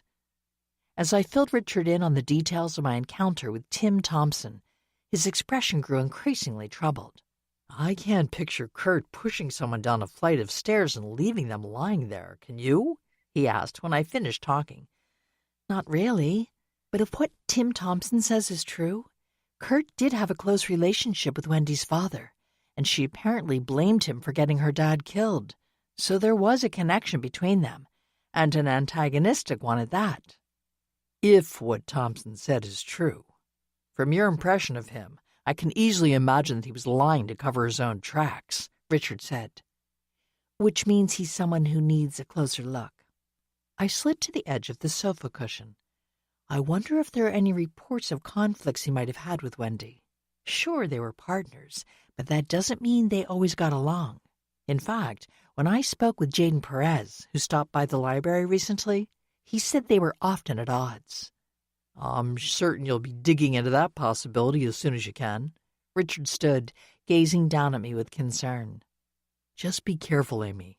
Thompson sounds like someone who could have a shady side." "Don't worry, I won't confront him directly. Just do a little research," I said, motioning toward the empty wine glass as I rose to my feet. "Can you turn off the tree lights as well as the lamps? I'm going to take these glasses into the kitchen and then head upstairs. I'm ready for some sleep." "Okay, but—" Richard pulled me close and kissed me with a passion that told me he was thinking of something besides sleep. "Are you trying to seduce me, Mr. Muir?" I asked when he released me. "Definitely." Richard flashed a brilliant smile. "Is it working?" I looked up at him from under my lowered lashes. "Most definitely." Chapter 11. Friday morning, I drove Ella and Nikki to the theater, which was located in Smithsburg, a town about a 30-minute drive from Taylorsford. The twins were bouncing in their booster seats, excited to see the actual performance space. Since the theater had been booked for other events before the Nutcracker load-in, which wasn't happening until later in the day, all of their rehearsals had taken place at Carla's dance studio. Only Richard, Carla, and the other lead dancers had been working at the theater, and only then in its 2 basement studios. Parking in the lot behind the Art Deco cinema that had been transformed into a community performance venue, I told the twins to settle down. "If you behave during your fittings," I said, as I took their hands to guide them into the building, "I'll walk you out on the stage so you can see how it will feel."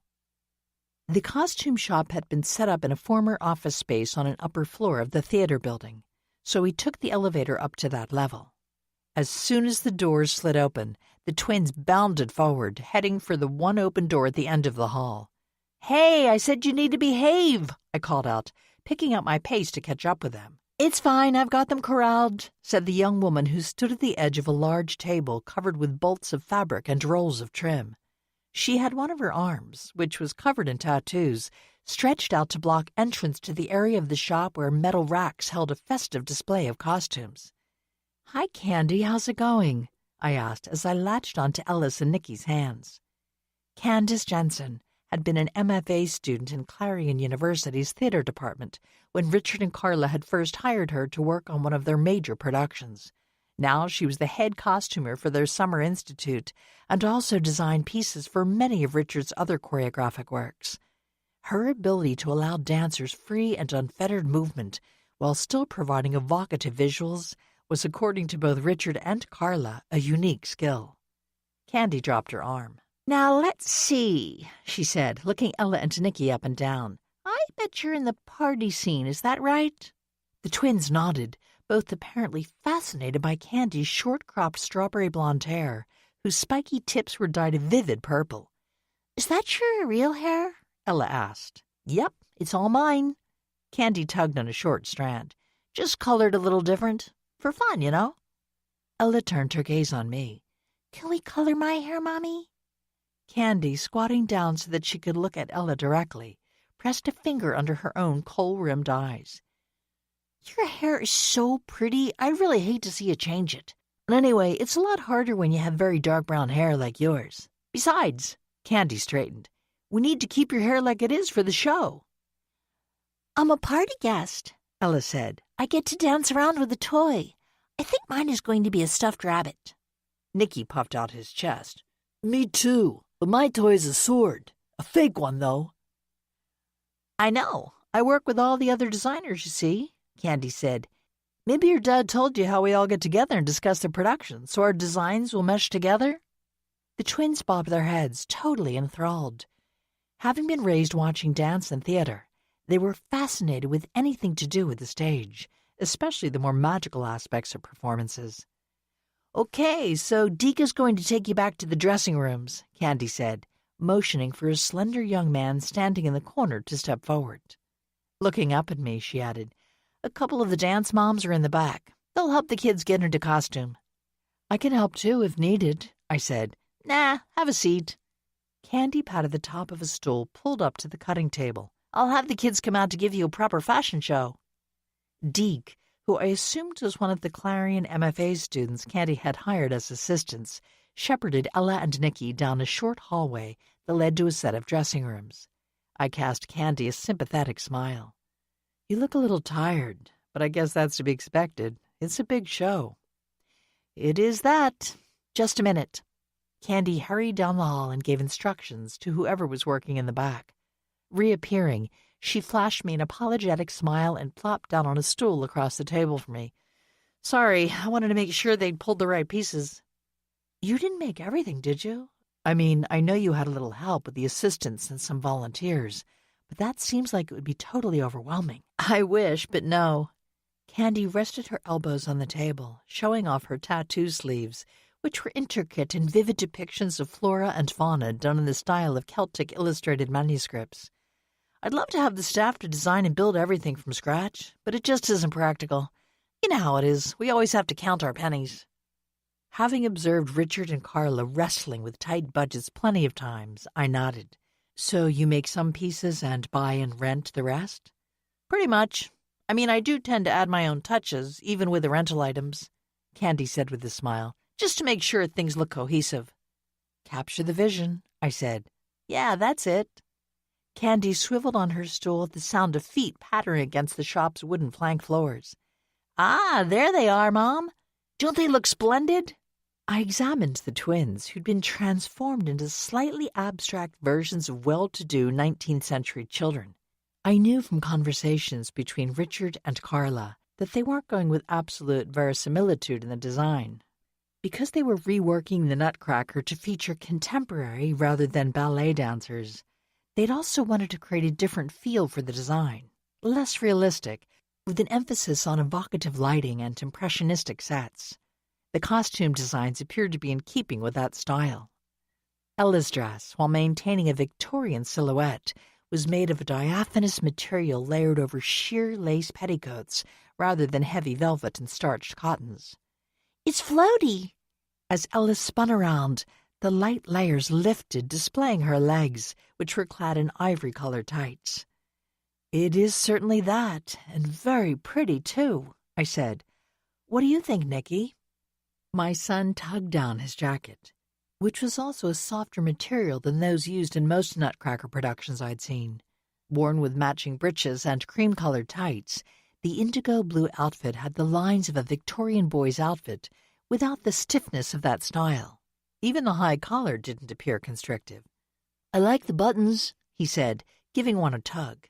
They're like silver coins. Very nice, I said. Now let's see a step or two. My children didn't have to be asked twice. They both did a simple pirouette, then struck a pose, pointing their feet with the elegance they'd learned from watching and practicing with Richard. "Well, you're certainly going to steal the show," Candy said. "Now, since everything seems to fit, go back and change while I talk to your mom about what we're looking for in terms of makeup and hair." Obviously inspired by the costumes, Ella and Nikki sailed back toward the dressing rooms, leaping like dancers. Candy cast me a grin. "Oh my, those two are naturals. You're going to have to join the Dance Mom Brigade now." I held up my hands, palms out. Nope, they have a dance dad and a dance godmother in Carla. I think that's quite sufficient. Not that I won't support them if that's what they want, but... "You aren't going to push them?" "Smart." Candy slid off her stool and stretched her arms over her head.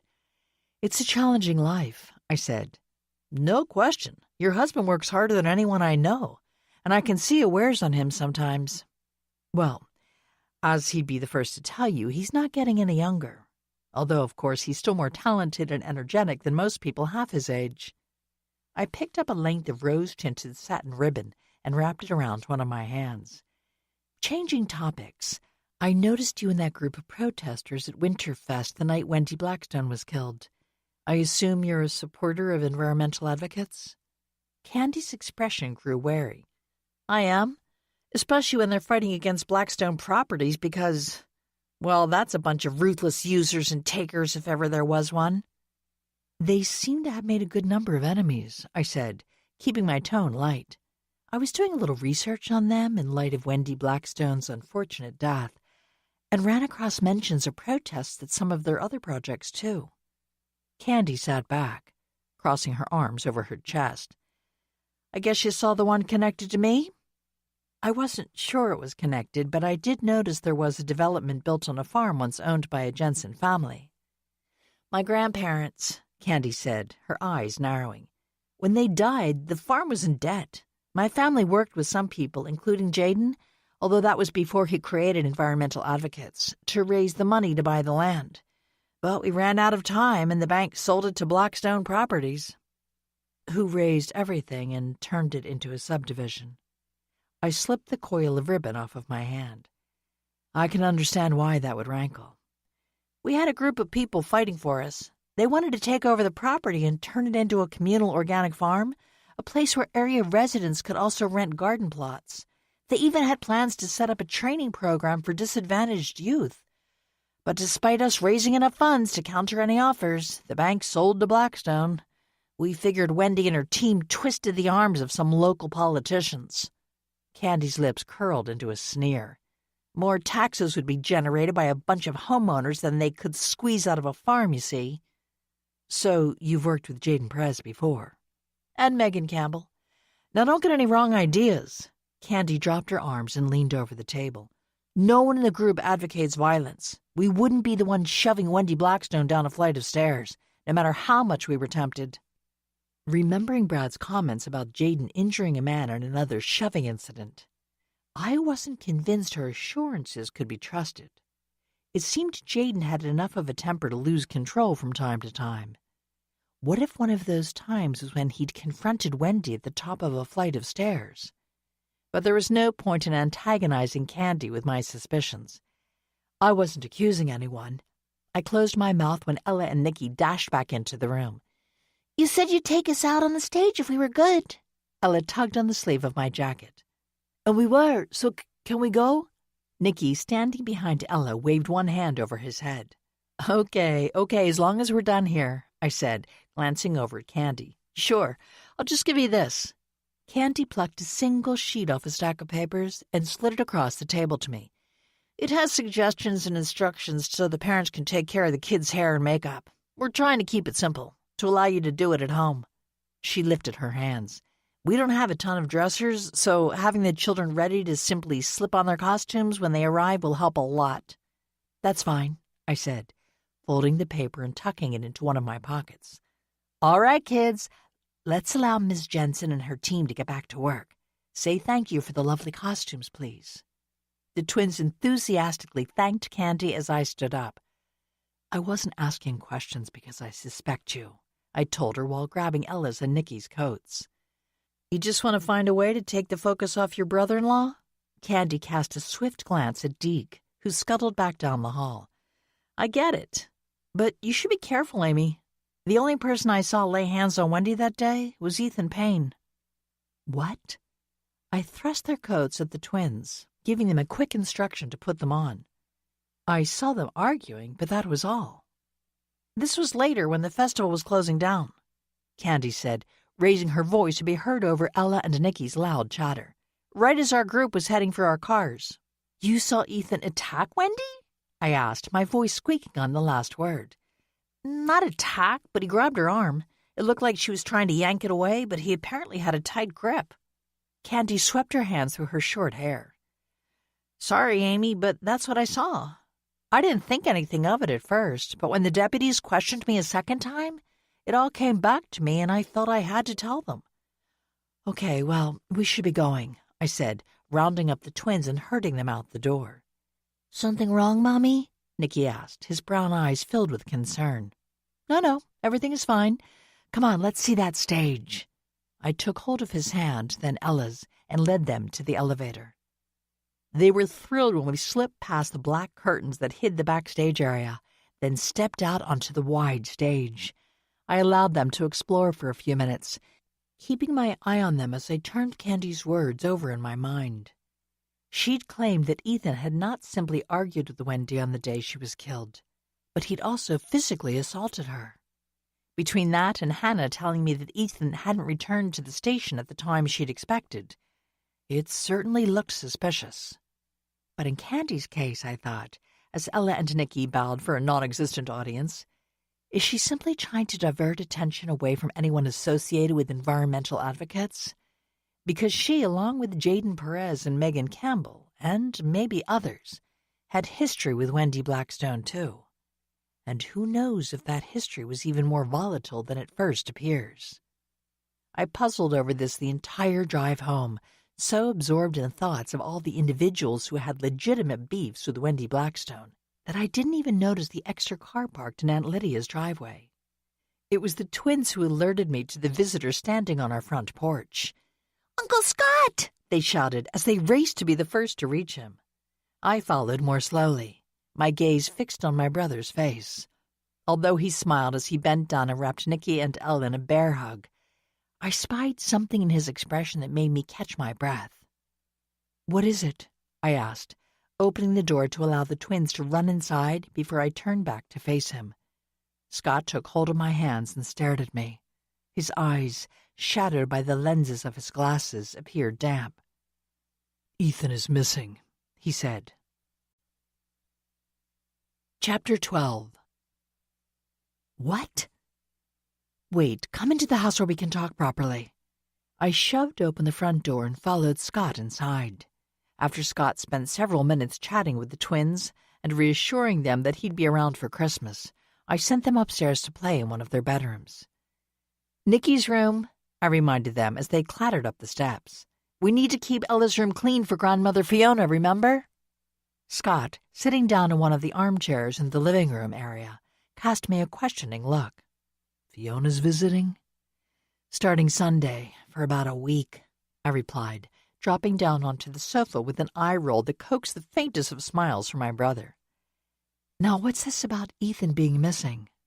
"He's not at home, nor at the station. His truck is gone, and his cell phone appears to be switched off," Scott said, his lips tightening into a straight line. "That's odd. What about Cassie?" I asked, knowing how attached Ethan was to his dog. "She was at home when I got in late last night. She had plenty of kibble and water and had obviously been walked earlier in the evening, because she wasn't desperate to go out." Scott yanked off his tortoiseshell-framed glasses and rubbed at his red-rimmed eyes. "Sorry, I didn't get any sleep." I leaned forward, gripping my knees with both hands. "I'm sure you didn't. So what do you think is going on?" Scott grimaced as he slipped his glasses back on. "I don't know. It's so unlike Ethan. He's usually great about keeping in touch, but this time he didn't even leave a note." "And you got in around midnight? That's what Aunt Lydia said your plan was." "Yeah, a little after, honestly. It was basically the middle of the night." Scott tugged down the sleeves of his cream fisherman's knit sweater. "So I was immediately concerned." "Because the truck was gone?" Right. But then I thought he might have switched with Hannah again and taken on another overnight shift at the station. He knew I wouldn't be home until late, and he told me Hannah had been feeling a little off lately. Scott's dark lashes fluttered over his deep brown eyes. It was when I called the station and Hannah answered that I got really worried. And he isn't answering his phone? That is strange. I sat back, slumping into the sofa cushions. Hannah had no idea where he might have gone? None whatsoever. Scott stretched out his legs. Although of average height, he was taller than me and had a slender build I'd always envied. In truth, I'd always considered him more attractive than me, but Scott tended to downplay his good looks. He'd perfected the image of a stereotypical computer nerd or a reclusive professor, but this was simply a carefully crafted persona. As a field agent for one of the more classified government agencies, he'd chosen to appear introverted and non-threatening so he could hide in plain sight. The most damning thing is that Ethan's backpack is also missing. It's the one he fitted up as a go-bag in case he got called to a significant fire or other emergency. Scott rubbed his temple, as if doing so could erase his worries. He was on the list to be called in for anything major in surrounding counties, so he liked to have a basic survival kit ready to go. Which means he may have wanted to disappear, I said, talking to myself as much as my brother. Scott leapt to his feet and strode over to the Christmas tree. That's what has my stomach in knots. He turned to face me, his hands thrust into the pockets of his corduroy pants. Don't get me wrong, of course I don't suspect him of trying to flee because he's under suspicion of Wendy Blackstone's death. But you're afraid the authorities might. I stood and crossed to Scott. Laying a hand on his shoulder, I gazed up into his face. I know it doesn't look good, but I'm sure there's some logical reason why he's incommunicado right now. Maybe he decided to go for a late-night drive to clear his head and somehow broke his phone or forgot to charge it or something. Okay, but why would he stay away so long in that case? I don't know, I said, giving his shoulder a gentle squeeze before lowering my hand. Perhaps the truck broke down? And maybe, if so, he had to hike back from some remote location. Scott inhaled a deep breath. I suppose all of those things are possible. But let's face it, Amy, they're also highly unlikely. Still, it's worth waiting to see. I tipped my head to give him a questioning look. You haven't reported this to the sheriff's office yet, have you? Absolutely not. As you said, it wouldn't look good, given Ethan's status as a suspect in a murder case. No, I want to wait and keep searching for him. Scott slid his hands out of his pockets and gripped my lower arm. Can you think of any place he might have gone if he was, as you suggest, driving to a remote locale? Or perhaps heading to some place to go hiking? I've accompanied him on numerous hikes, but I'm still not as familiar with the area as I'd like to be. Maybe the Twin Falls Trail? I know he liked to hike that one because I ran into him on that path a few times several years ago. Could you show me where it is? I'll drive, but I don't want to waste time going around in circles, Scott said, dropping his hand. Sure. I'll have to see if Aunt Lydia can watch the kids, though. Thumping overhead drew my gaze upward. Not to mention I probably should go and see what they're doing right now. Scott shook his head. Don't you remember us getting rowdy when we were sent to play in our rooms? There was never any real harm done. Except for that time we set up a toy dump truck as a trebuchet and launched several of your action figures out the window, with the screen still in place. As I recall, we had to pay for a new screen out of our allowances. The memory of this incident washed over me, making me recall other parts of our shared childhood. I squared my shoulders. I had to help Scott any way I could. We were family. Even though we might not have spent as much time together after we became adults, Scott would always be the younger brother I felt I had to look out for. Yes, we did get in a few scrapes, but kids have to be kids, don't you think? Scott glanced toward the stairs as a loud bang resonated through the ceiling. Tell you what, I'll go and see what Ella and Nicky are up to if you'll call Aunt Lydia about babysitting them this afternoon. Deal. I gave him a brief hug. Don't worry. We're going to figure this out, and before Brad Tucker and his team are any the wiser. I certainly hope so, Scott said, hugging me back. Aunt Lydia agreed to watch the twins, but only if she could do so at my house. "It will be easier. They have all their toys and books and things there," she said.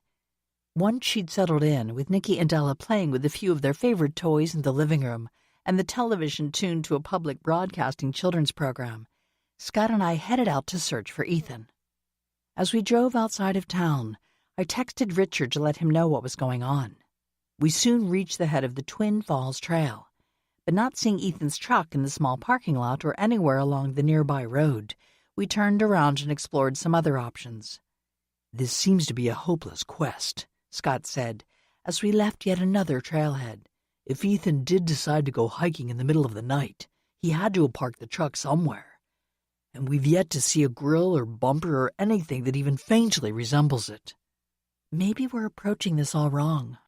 I stared out the passenger side window of Scott's car, frowning as we drove past rows of skeleton-branched hardwood trees and scraggly pines. Where else might Ethan go if he needed to get away for a bit? Any favorite shops or other businesses come to mind? "Not really. What would be open in the middle of the night anyway? Unless—" Scott maneuvered his car around a rough cul-de-sac at the end of a dirt road and headed back down the mountain. "He does like that diner halfway between Taylorsford and Smithsburg, the one that's open 24/7. I mean, he might not still be there, but maybe they remember seeing him earlier." Good idea. I leaned back in my leather-upholstered seat and shot a glance at my brother. You know, there is someone else who might be willing to help us. Someone who wouldn't be inclined to immediately report the situation to the police, I mean. Scott side-eyed me. "You're talking about Kurt, I suppose." "He does have his little network of spies and lots of connections in the area," I said. "He might be able to leverage some of those in our favor." "Maybe." Scott gnawed on his lower lip as he kept his eyes on the road. "But I think at this point I should take you home and continue the search by myself. It's getting late, and I doubt you want to force Aunt Lydia to give the kids supper." I glanced at my watch. Oh, shoot, it is late. Yeah, take me home. Ella and Nicky don't have rehearsal today, thank goodness, since it's load-in day for the sets and lights and all that. But I don't want to impose on Aunt Lydia. And Richard won't be home until late, so dinner is all up to me. "Richard's overseeing the load-in, I assume?" Scott turned onto the paved road that led back into Taylorsford. "Correct. Also conferring with all the technicians and designers, which means he probably won't be home until after the twins and I are in bed." "Okay, here's what I think we should do. I'll get you home so you can relieve Aunt Lydia and take care of your family stuff while I continue to check out a few other places, like that diner I mentioned." Scott's knuckles blanched as he tightened his grip on the steering wheel. "But if you could call Kurt to let him know what's going on and see what he might be able to do to help us, that would be great." "Sure, no problem," I said. We both fell silent as we drove down Main Street, each preoccupied with our own thoughts. When we drew closer to my house, I sat up ramrod straight in my seat. "Problem." Scott swore as we pulled into the driveway next to a sheriff's department vehicle. "Let me do the talking," he said as we climbed out of the car. "Hello, Scott, and Amy, of course," Brad Tucker said from his position next to the porch steps. "I'm glad I caught you. I just have a few questions." "Concerning what?" Scott asked, strolling forward with the nonchalance I was sure he didn't actually feel. "The whereabouts of your husband, for one thing." Brad, who'd been leaning against the railing post, straightened. Considerably taller than Scott, he stared down at my brother, his blue eyes hard as glass. "Funny, I was just wondering the same thing," Scott said. "I suspect he may have decided to go on one of his extended hikes. He likes to do that sort of thing when he gets stressed." Brad's eyebrows lifted. "So you haven't heard from him lately? That seems odd. Especially since I know you just arrived home from one of your out-of-town work projects." I pressed my fist to my mouth. Brad, like most people, thought Scott was a computer security specialist who worked with various U.S. government agencies on special projects. He was aware of the classified nature of some of Scott's work, but didn't really know the truth, which was something I wasn't about to reveal. "We texted yesterday," Scott said mildly. "But sometimes my husband likes to abandon technology and get back to nature. I think considering the stress of his work, that's understandable." Brad adjusted his hat, pulling it down a little lower on his forehead. So have you heard from him today? Scott examined Brad, who I admitted could appear rather intimidating in his sheriff's uniform, complete with a gun belt. No, but then we aren't attached at the hip. I'm not too worried about it. I knew this was a lie, but Scott's stoic expression gave nothing away. My brother and I have been having a little sibling bonding time while my aunt watches the twins, I said. With Scott's work and my crazy schedule, we don't get together as much as we'd like. I'm sure that's true, but that's not really the focus of my inquiries today. Brad cast me a speculative look. Have you seen or heard from Ethan Payne lately, Amy? No, I said, lifting my hands. But again, our schedules don't really mesh very often. Right. Well, we've been trying to track down Mr. Payne today, just to ask a couple more questions, and it seems he's nowhere to be found. Brad tapped his metal-toed boot against the concrete of our walkway. He turned his steely gaze on Scott. He didn't happen to leave a note or send a text or anything saying where he was going today, did he? Scott casually brushed back a lock of dark hair that had fallen over his forehead. I'm afraid not, but if I hear something, you'll be the first to know. I'd better be.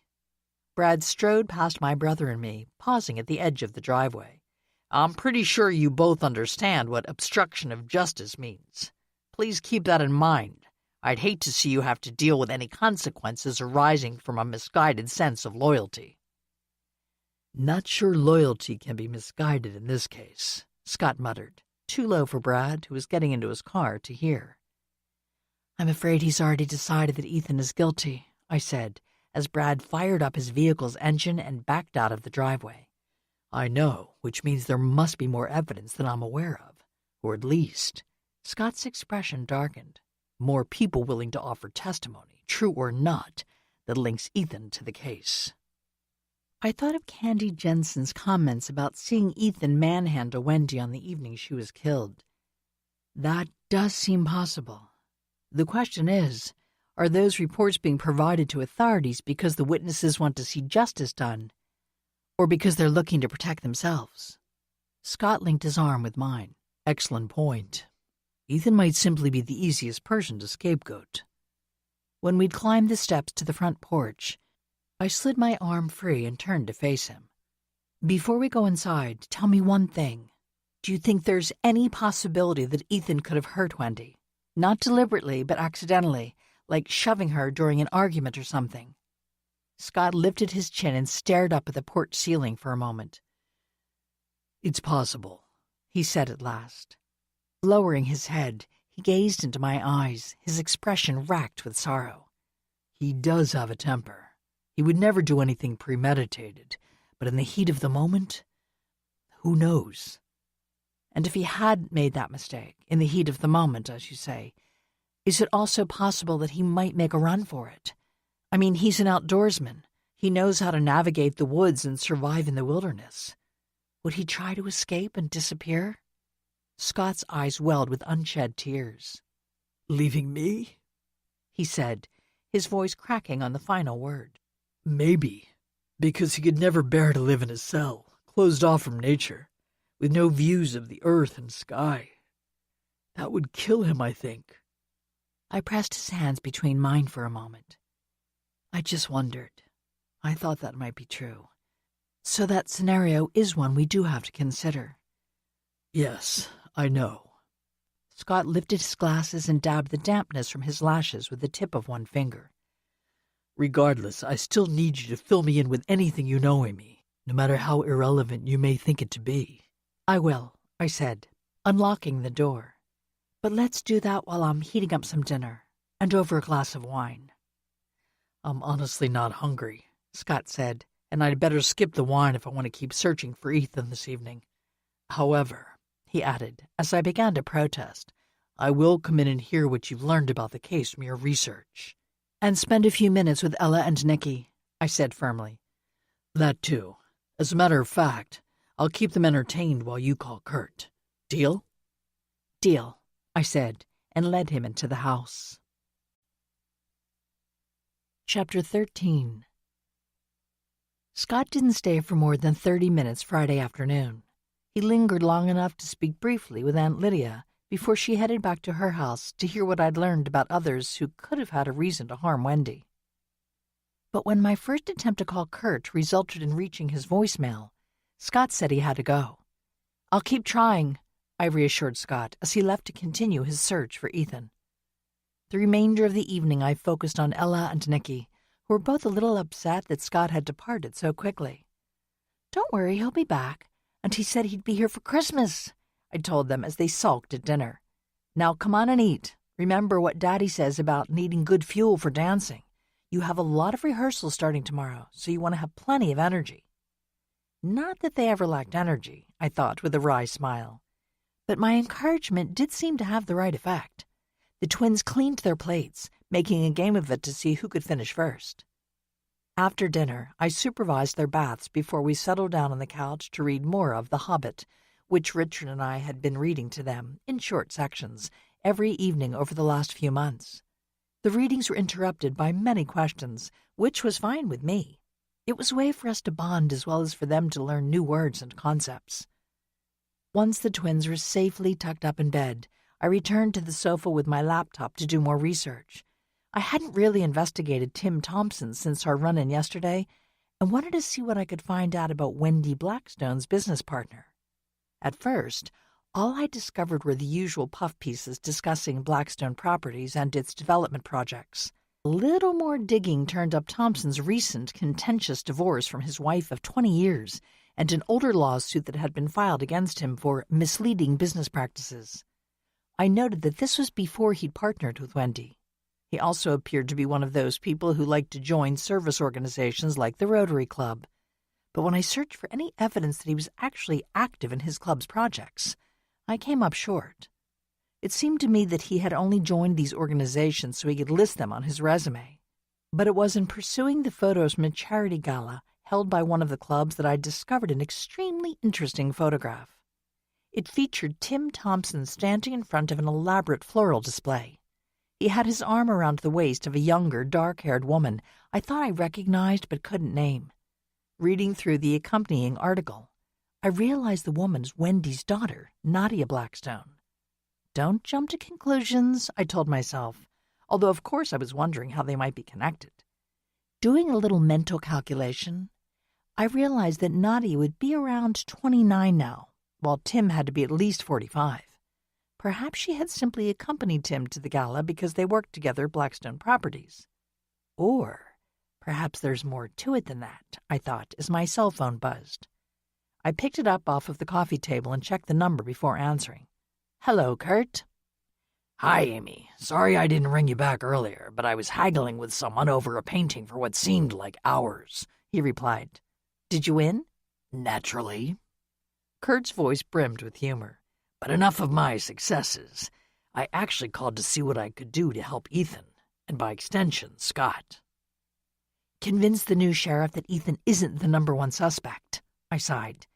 "The truth is, I called earlier at Scott's request. He thought you might be able to help, what with all your spies and connections in the area." "I wouldn't say spies, but go on. What do you need?" I took a deep breath before replying. "Ethan has disappeared. You wouldn't have heard anything about that, would you?" "Other than the all-points bulletin put out on him that was announced on the news tonight? No, I'm afraid not." I let loose a swear word that probably, coming from me, shocked Kurt. Or then again, maybe not. "I was busy with the twins and didn't watch the news tonight. The sheriff's department has really put out an APB on Ethan?" "I'm afraid so. The news report made it sound like he was the sheriff's #1 suspect and was now on the run. They asked anyone who had seen him to call the department." "Just because he's missing? What if he's the one in trouble? Maybe he saw the killer or something. They don't seem to be considering that." "Well, he did have a history with the victim and was seen arguing with her and even laying hands on her the night she was killed. So I suppose I can understand Brad Tucker's line of reasoning. However," Kurt cleared his throat, "I agree with you that there could be many other suspects." "You, for example," I said, throwing caution to the winds. If Kurt had anything to do with Wendy's death, I knew I'd just thrown down the gauntlet. I definitely should be on their list. Although for your information, I didn't kill the woman, much as I disliked her. Honestly, if I murdered everyone I disliked, I'd be a serial killer, Kurt said with a bark of laughter. Okay, but there's also people from her past, like the Jensen family. Despite the family's desire to sell to an organic cooperative, Blackstone Properties manipulated things and turned their farm into a cookie-cutter subdivision. Very true. I know that the development company has made many enemies, Kurt said. Then there's Wendy's business partner. I traced the edges of the photo still up on my laptop screen with my finger. Tim Thompson. I had an encounter with him recently, and then I was doing a little online digging, and, well, let's just say I wouldn't put it past him. Murder, I mean. Not if it benefited him, I mean. He does have a rather questionable reputation. Kurt paused for a moment. There are also the children. Wendy's kids? How would her death benefit them? I asked. Nadia would inherit her mother's portion of the business, I expect. Yes, but she was already a part of the company. It's the younger brother, Dylan, who seems to be left out. Part of a company and running it are two very different things, Kurt said. Perhaps Nadia wanted more control. I thought of the photo resting under my fingers. There's this picture floating around online of Nadia and Tim Thompson at a gala. They looked rather chummy. Could they have been in a plot to get rid of Wendy and take over? Always a possibility, I suppose. Perhaps we should ask Nadia's brother that question. I slumped back against the sofa cushions. What do you mean? That was the other reason for my call. I recently received a message from Dylan Blackstone. He wants to meet with me to talk about what I remember about his grandfather, Stephen Barclay. Apparently, his mother refused to discuss any details about her father, although she was quite happy to tarnish my name by suggesting all sorts of outlandish things. Dylan wants to know the truth, which I said I was more than happy to share. He's agreed to meet with you? And you, once I suggested that it might be best to have an impartial observer at our little tete-a-tete. So, can you come to Highview tomorrow around 2? I wasn't sure, knowing your busy schedule. I can come, I swiftly replied, mentally adjusting the house-cleaning schedule I'd set up for Saturday. Richard and the twins will be busy with Nutcracker rehearsals all afternoon, so I can slip away easily enough. Good. I didn't really want to meet with the young man alone. One never knows what to expect when people are dredging up the past. I'm sure you could handle it, whatever happened, I said dryly. But I would like to hear what he has to say. I doubt the authorities have done more than a cursory interview with him. Wonderful. I'll see you a little before 2 then. And Amy, please don't worry too much about Ethan. I'm sure he just took off somewhere to clear his head. A foolish choice, but understandable. Yes, I hope so, I said, before wishing Kurt a good evening and ending the call. Tapping the phone against my palm, I briefly considered my options.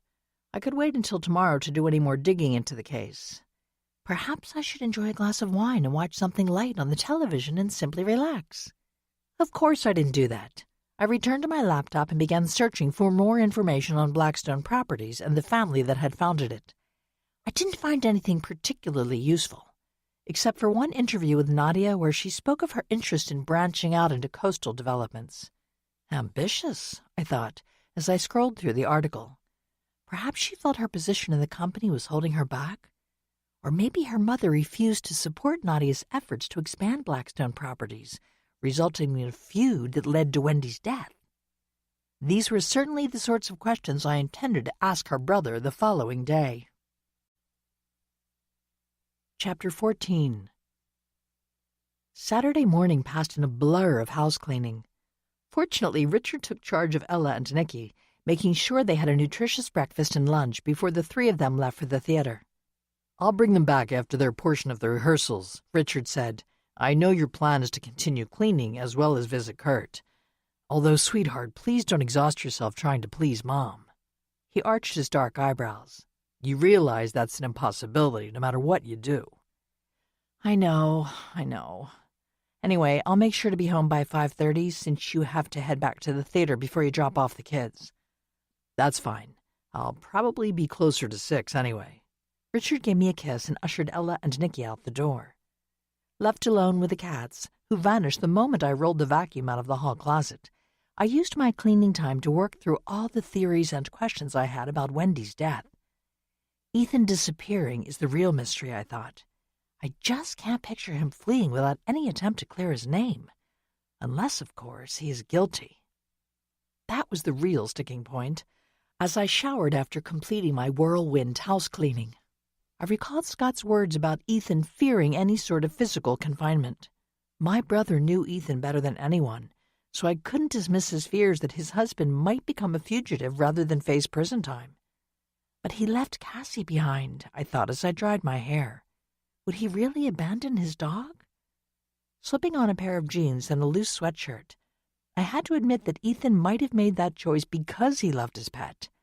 Cassie was getting older. She'd be safer at home, where she'd have Scott to look after her, than roughing it in the wilderness. I also had to remember that there were other viable suspects. That was the point I had to keep emphasizing to Brad and his deputies.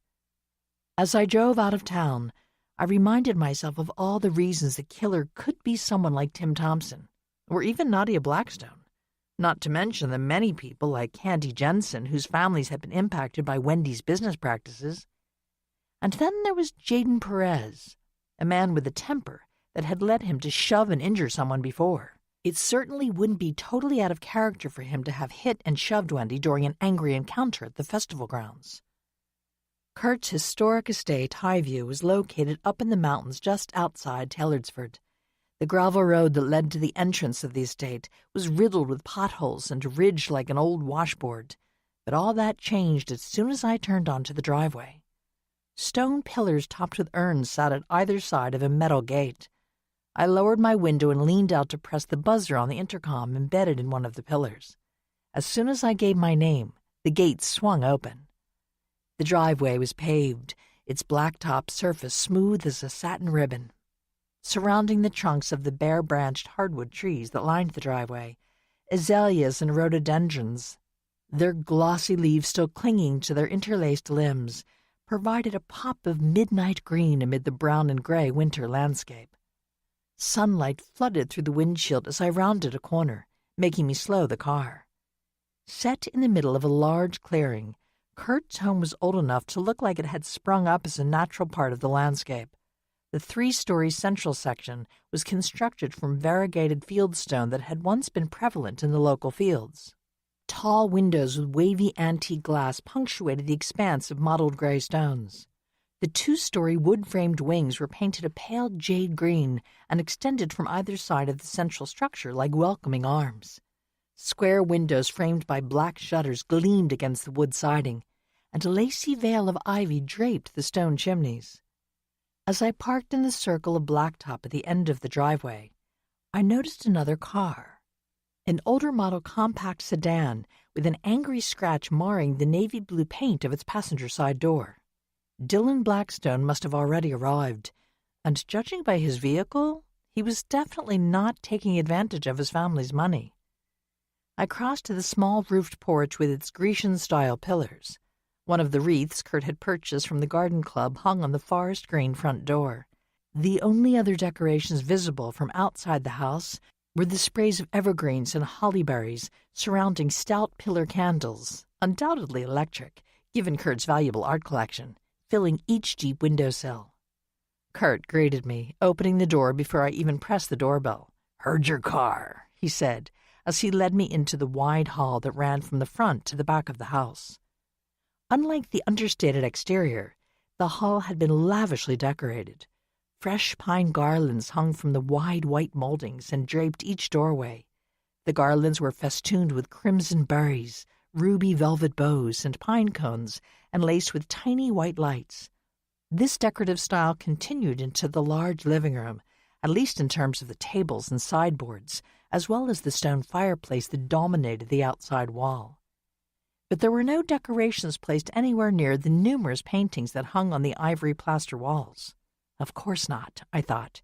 Kurt would never allow any vegetation or other decorations anywhere near his valuable original artworks. Looking around the room, I caught the eye of a young man seated in a wood-framed chair I knew to be from William Morris's 19th century arts and crafts studio. Dylan Blackstone's resemblance to his mother was uncanny. He had the same slender build, large eyes, and angular face. But there was a softness in his hazel eyes and a wariness in his expression that Wendy had never displayed, at least not in my presence. "Please don't get up," I told him as I crossed to one of the room's leather sofas. "Hello, I'm Amy Muir." I sat down and stretched my arm across the sofa's buttery soft armrest. Dylan Blackstone.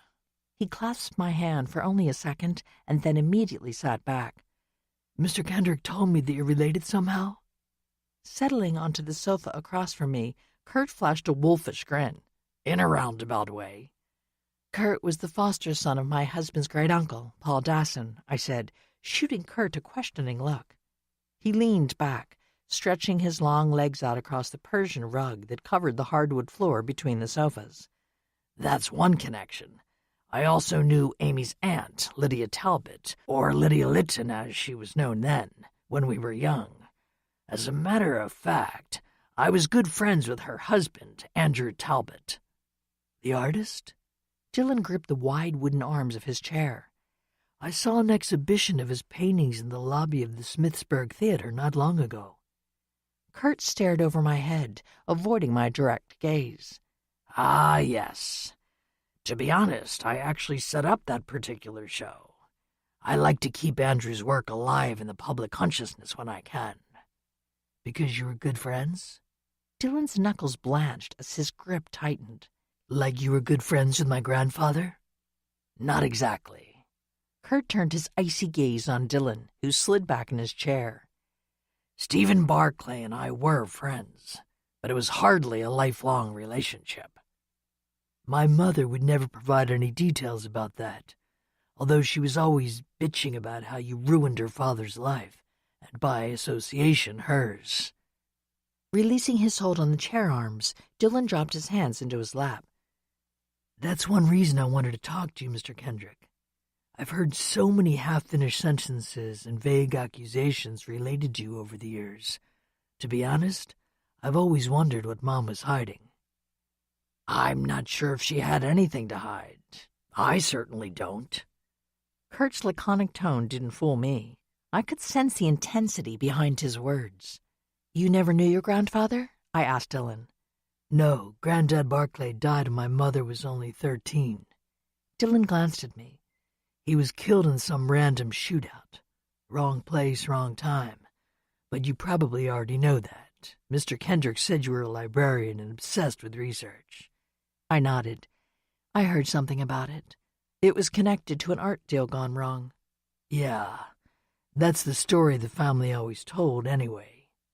Dylan toyed with a zipper pull on his hooded sweatshirt. But privately, Mom used to say that you... He turned to face Kurt. Set him up. Really? How extraordinary. Kurt leaned forward, his large hands resting on his thighs. I can assure you I did not. Dylan lifted his sharp chin. She also said you were a drug dealer. Is that true? Eons ago, yes, but not when I knew Stephen Barclay. Kurt replied, his tone razor-sharp. To his credit, Dylan's gaze didn't falter. But that was Mom's argument, that my grandfather ran afoul of some of your criminal pals, cheated them, or at least they thought so, which led them to murder him.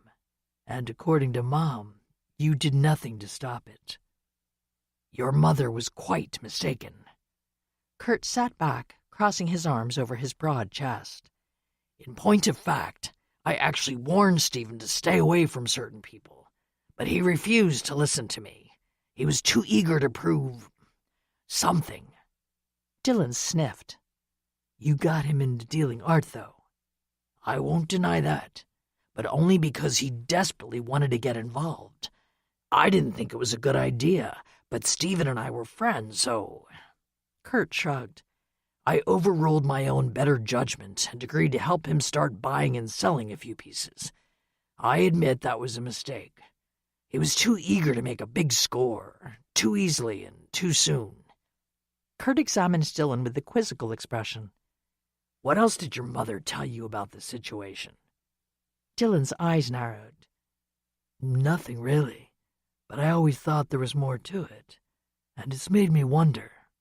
If she had some dirt on me and I killed her to keep her quiet? Kurt bared his teeth in a humorless grin. That's what this is really all about, isn't it? You wanted to try to get me to implicate myself in Wendy's death, and you wanted a witness so you'd have someone to back up your accusations. Kurt shot me a raised eyebrow look. Sorry, Amy. It looks like Dylan has been trying to play us both. Dylan leapt to his feet. That isn't it. I never planned to turn you in. You wanted Kurt to confess, and then you'd just do nothing? I asked, as Dylan paced back and forth across the rug. That doesn't make sense. Actually, it does. Kurt stood and halted Dylan by gently placing a hand on his shoulder. You're afraid someone else killed her, aren't you?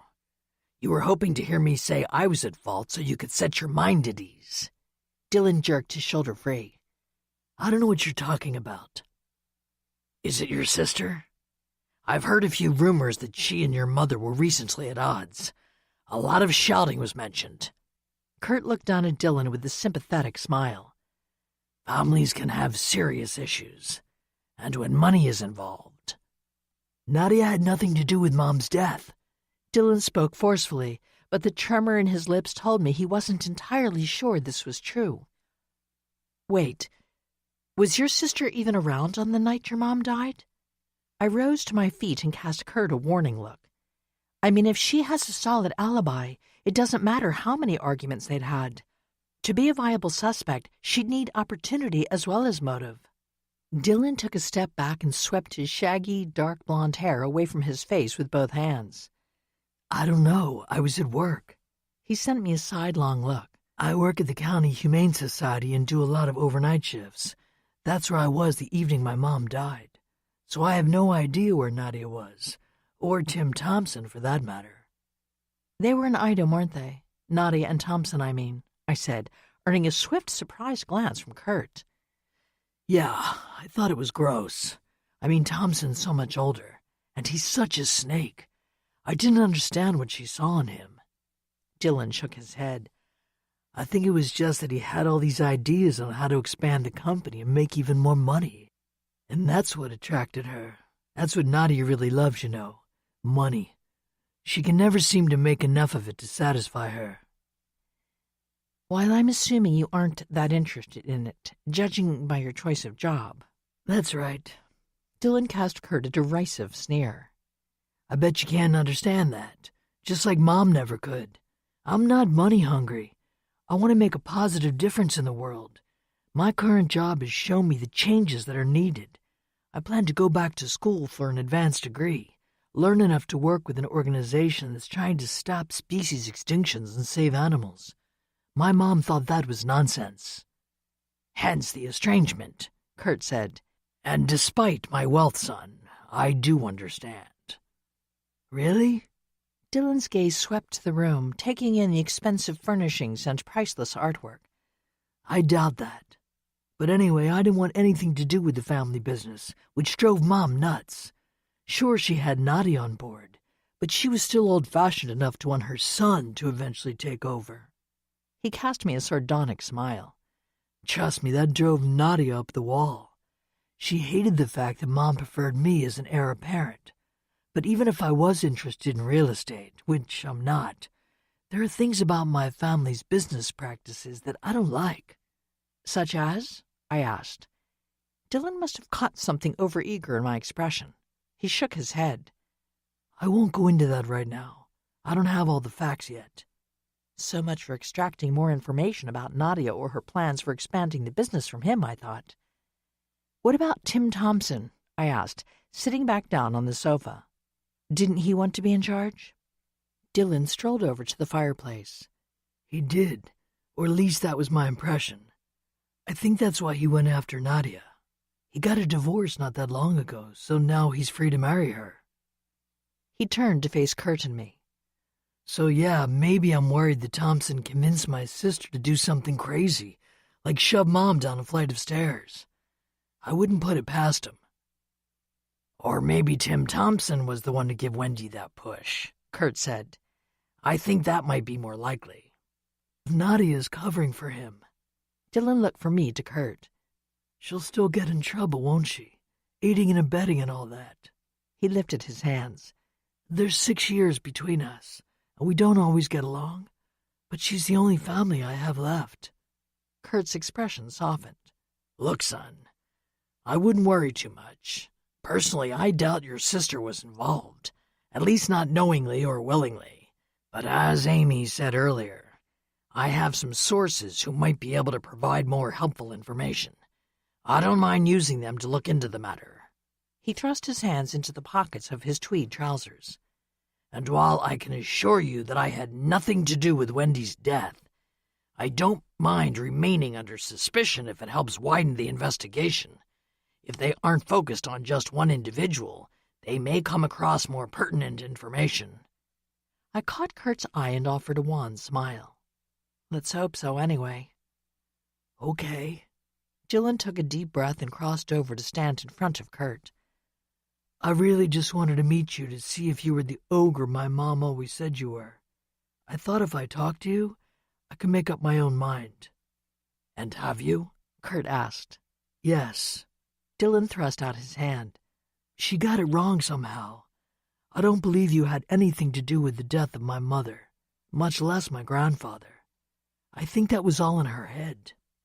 Kurt gave Dylan's hand a firm shake. Good to hear.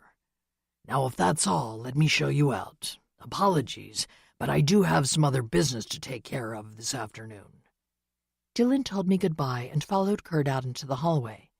After I heard the front door open and close, Kurt returned and sat down on the sofa across from me. I know that speculative look. You have questions, he said, relaxing against the cushions. I scooted to the edge of my seat. Wendy thought you and her father were having an affair, didn't she? Kurt's stoic expression confirmed my suspicions. Wendy was only 12 or 13 when Stephen and I met and became friends. Friends, he reiterated, holding up a finger. That's all it was, at least on my part. But Wendy thought otherwise. Yes, probably because her father had finally allowed feelings he'd buried all his life to rise to the surface. It drove him to leave his family in the end. So he came out as gay, and Wendy blamed you. Did she think you'd seduced him or something? I suppose she did. Resting his elbow on the arm of the sofa, Kurt cradled his chin in his hand. It wasn't true. Stephen developed romantic feelings for me, but they weren't reciprocated. I liked him, but only as a friend. Sadly, he thought he could convince me otherwise. So he was pursuing you? I guess Wendy didn't see it that way. No, she thought I was the big bad wolf. Kurt flashed a toothy grin. Who'd lured her dad away from his family and led him down a disreputable path. Pausing for a moment, Kurt stared up at the elaborate plaster medallion encircling the overhead light fixture. The truth is, because I've had relationships with both men and women, people like Wendy think I'm some sex-crazed predator who wants to seduce everyone I meet, which is far from the truth, believe me. He lowered his eyes, meeting my questioning gaze. I'm actually quite discriminating. I prefer my independence and only embark on a relationship if I meet an individual who I can connect with on a deeper level. Stephen Barclay was not such an individual, I take it? Hardly. He was an enjoyable companion as a friend, but I had no interest in having a romantic relationship with him, which unfortunately made him rather reckless. You said he wanted to prove something. Was that to you? He was determined to score a big art deal, something that would show me he could be a useful partner in the business. I suppose he thought that was step one to becoming partners in other ways. Kurt jumped his fingers against the sofa arm. Unfortunately, he knew about some of my less-than-legal connections in the art world. I wanted him not to make any deals with them, but he did it anyway. I pressed my knuckles against my jaw. I bet he thought if he showed you that he could negotiate deals with such a dangerous crew, you'd respect him more. see him as tough and dynamic. He probably thought that would make you desire him or something. Undoubtedly true. Kurt's sigh filled the air between us. It wouldn't have changed anything, of course. So he brokered a deal with criminals and got killed when something went wrong. That is sad, but not your fault, I said. No. Anyway, it's certainly not one of the things that have weighed heavily on my heart over the years. Kurt cast me a rueful smile. Yes, there are many others that do, but not Stephen Barclay's death. That was his choice, and I can rest easy knowing I did everything I could to dissuade him. I glanced at my watch. Oh dear, look at the time. I'd better go. I need to be home when Richard brings the twins back from rehearsal. Kurt stood as I rose to my feet. Thank you for coming over today, Amy. I really didn't want to meet with Dylan Blackstone alone. He quirked a bushy eyebrow. I wasn't sure what Wendy had told him, you see. Were you afraid he'd come armed with a gun? I asked as we walked to the front door.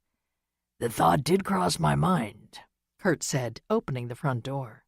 I looked up at him from under my black eyelashes. Loaded with his silver bullet? Kurt laughed and threw an arm around my shoulders. Oh, my dear, what a pity we aren't closer in age. If I hadn't been so old when we met, I would have given Richard a run for his money. I offered him a smile, but as I walked out onto the porch, I called over my shoulder, "You would have lost." Another peal of laughter followed me to my car. Chapter 15. My mother-in-law, Fiona Muir, arrived early Sunday afternoon. As Richard dragged her overly large suitcase up to Ella's bedroom, Fiona greeted Nicky and Ella, displaying a level of affection she'd never shown me. Or her son, come to think of it. I stood back, amused by Fiona's willingness to be pulled to the Christmas tree, one twin clutching each hand. As Ella and Nicky chattered about the ornaments they'd created, Fiona made appreciative noises. Richard stepped up behind me. Is this the same woman who never attended any of my dance performances until just a few years ago? He whispered in my ear. I guess it's true what they say. Being a grandparent is a completely different thing than being a parent, I replied, keeping my voice low. As Fiona bent over with her head close to Ella's and Nicky's, her dark locks, pulled back into a smooth chignon, blended with the twins'. I was sure she dyed her hair to remove any traces of gray, especially since she was always telling me that I'd look much younger if I colored mine. Richard placed his hands on either side of my waist. It doesn't hurt that they resemble her. I think she enjoys having little mini-me's. I leaned back against his chest. You look just like her. That didn't seem to help in your case. No, but the years have obviously mellowed her. Richard hugged me against him for a second, before dropping his hands to his sides. And she doesn't have to worry about other people's opinions so much. If the twins don't turn out perfect, she can always blame us. As I'm sure she will, I said, turning to face him. Now, don't you need to get to the theater? I know you have a major technical rehearsal this afternoon. Into the evening, I'm afraid. Richard tipped up my chin with his forefinger. Sorry to leave you to deal with everything, but you're right. I do need to go. He leaned in and brushed my lips with a kiss. Try not to murder her before I get back. I wrinkled my nose at him. I won't. I'll wait for you to return so you can provide an alibi. Richard laughed, which made Fiona straighten and turn to face us. You have rehearsals today, I suppose, Richard? As always, he replied, stepping around me and strolling over to the coat tree near the front door. Fortunately, the kids aren't needed today, so you can spend some quality time with them. We're going to make cookies, Nicky said. That's nice. I caught Fiona's eye. I may or may not have all the ingredients you need, but since you'll be here with Ella and Nicky, I can always run out to the grocery store to pick up supplies. Fiona pointed to a plastic bag she'd set on one of our side tables. Oh, don't worry. I thought that might be the case, so I brought my own ingredients. Hey, Ella and Nicky, get over here, Richard said as he tugged on his coat. I'll probably be late getting home, so give me a hug and a kiss now in case you're already asleep when I get back. You can wake us up, Ella said as she and her brother crossed the room at a gallop. Richard shot me a look over their heads. No, I don't think Mommy would like that very much. Bending down to hug both of them, he added, "Besides, you need a full night of rest. We have dress rehearsals on the stage this week, remember?" And opening night is Friday. Ella spun around after getting a kiss on the cheek from Richard. You're coming, right, Grandmother? "I certainly am," Fiona said. She adjusted the collar of her sleek navy dress. "Wouldn't miss it." I shared another look with Richard, who simply widened his eyes as he fastened the buttons on his coat. Slinging his dance bag over one shoulder, he offered a cheery, "See you later," before heading out the door. "He's always flitting off somewhere, isn't he? I thought he might slow down once he stopped taking those professional dance jobs.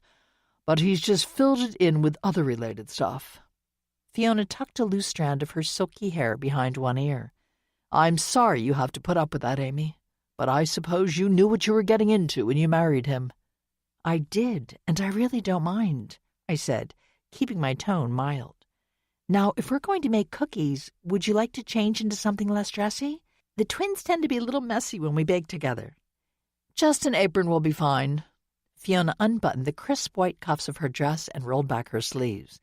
"You do have an apron somewhere, I suppose. I know I gave you one a few years back, but I've never seen you wear it."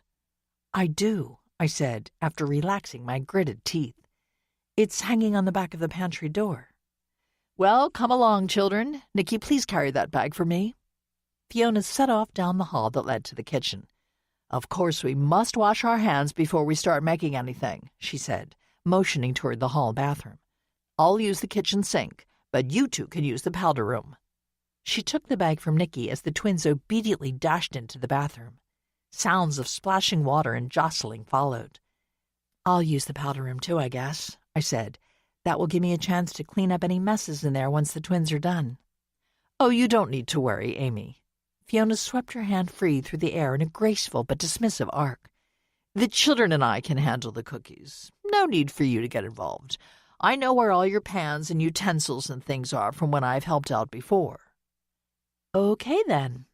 I moved out of the way as Ella and Nicky dashed out of the hall bath, water droplets flying from their fingers. "Stop. Towel." Grabbing one of the guest towels from the rack next to the sink, I tossed it to Ella, who barely swiped it across her palms before handing it to Nicky. "How many times do I have to tell you two to thoroughly dry your hands?" I asked as Nicky passed the towel back to me. Fiona made a tutting noise. Now, Amy. They're still learning." I twisted the towel between my fingers, fighting the urge to throw it in her face. "Well, if you're going to be in charge, Fiona, I think I'll take the opportunity to sit on the sofa and read. It's been a while since I had time to do that." Fiona widened her clear gray eyes. "But you're a librarian. Surely you have plenty of time to read at work." I counted to 5 before trusting myself to speak. "Anyway, have fun." As I turned away and marched into the living room, my lips formed a word I'd never speak aloud, at least not in Fiona's presence. Realizing I was still clutching the towel, I tossed it onto the coffee table next to the book I was currently reading and slumped down onto the sofa. I sat for several minutes, simply staring up at the ceiling before I leaned forward to grab my book. I tried to concentrate on reading, but noises from the kitchen kept distracting me. Bursts of high-pitched laughter and the constant buzz of my children's chatter sailed down the hall, reminding me that while my relationship with Fiona was fraught with tension, Ella and Nicky had no such problems. "Which is good," I told myself, as I flipped back and forth between 2 pages whose text appeared to swim before my eyes. Loie and Fossey, who'd huddled under the coffee table upon Fiona's arrival, slunk out and leapt up on the sofa to sit on either side of me. "It really is a good thing," I told the cats, while stroking their soft fur. "The kids need to have a close relationship with their grandparents, and while I know they'll never make much headway with Jim Muir, at least they can make warm memories with their paternal grandmother."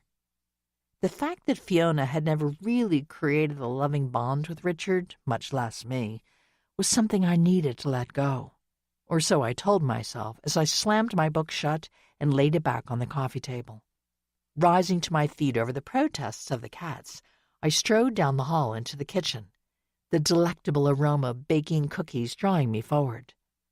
The scene that met my eyes resembled an indoor snowstorm, Flour and powdered sugar covered the top of the kitchen island, Ella and Nicky, and even the upper portion of Fiona's sleeves. The apron had protected the front of her navy dress, but not all of it.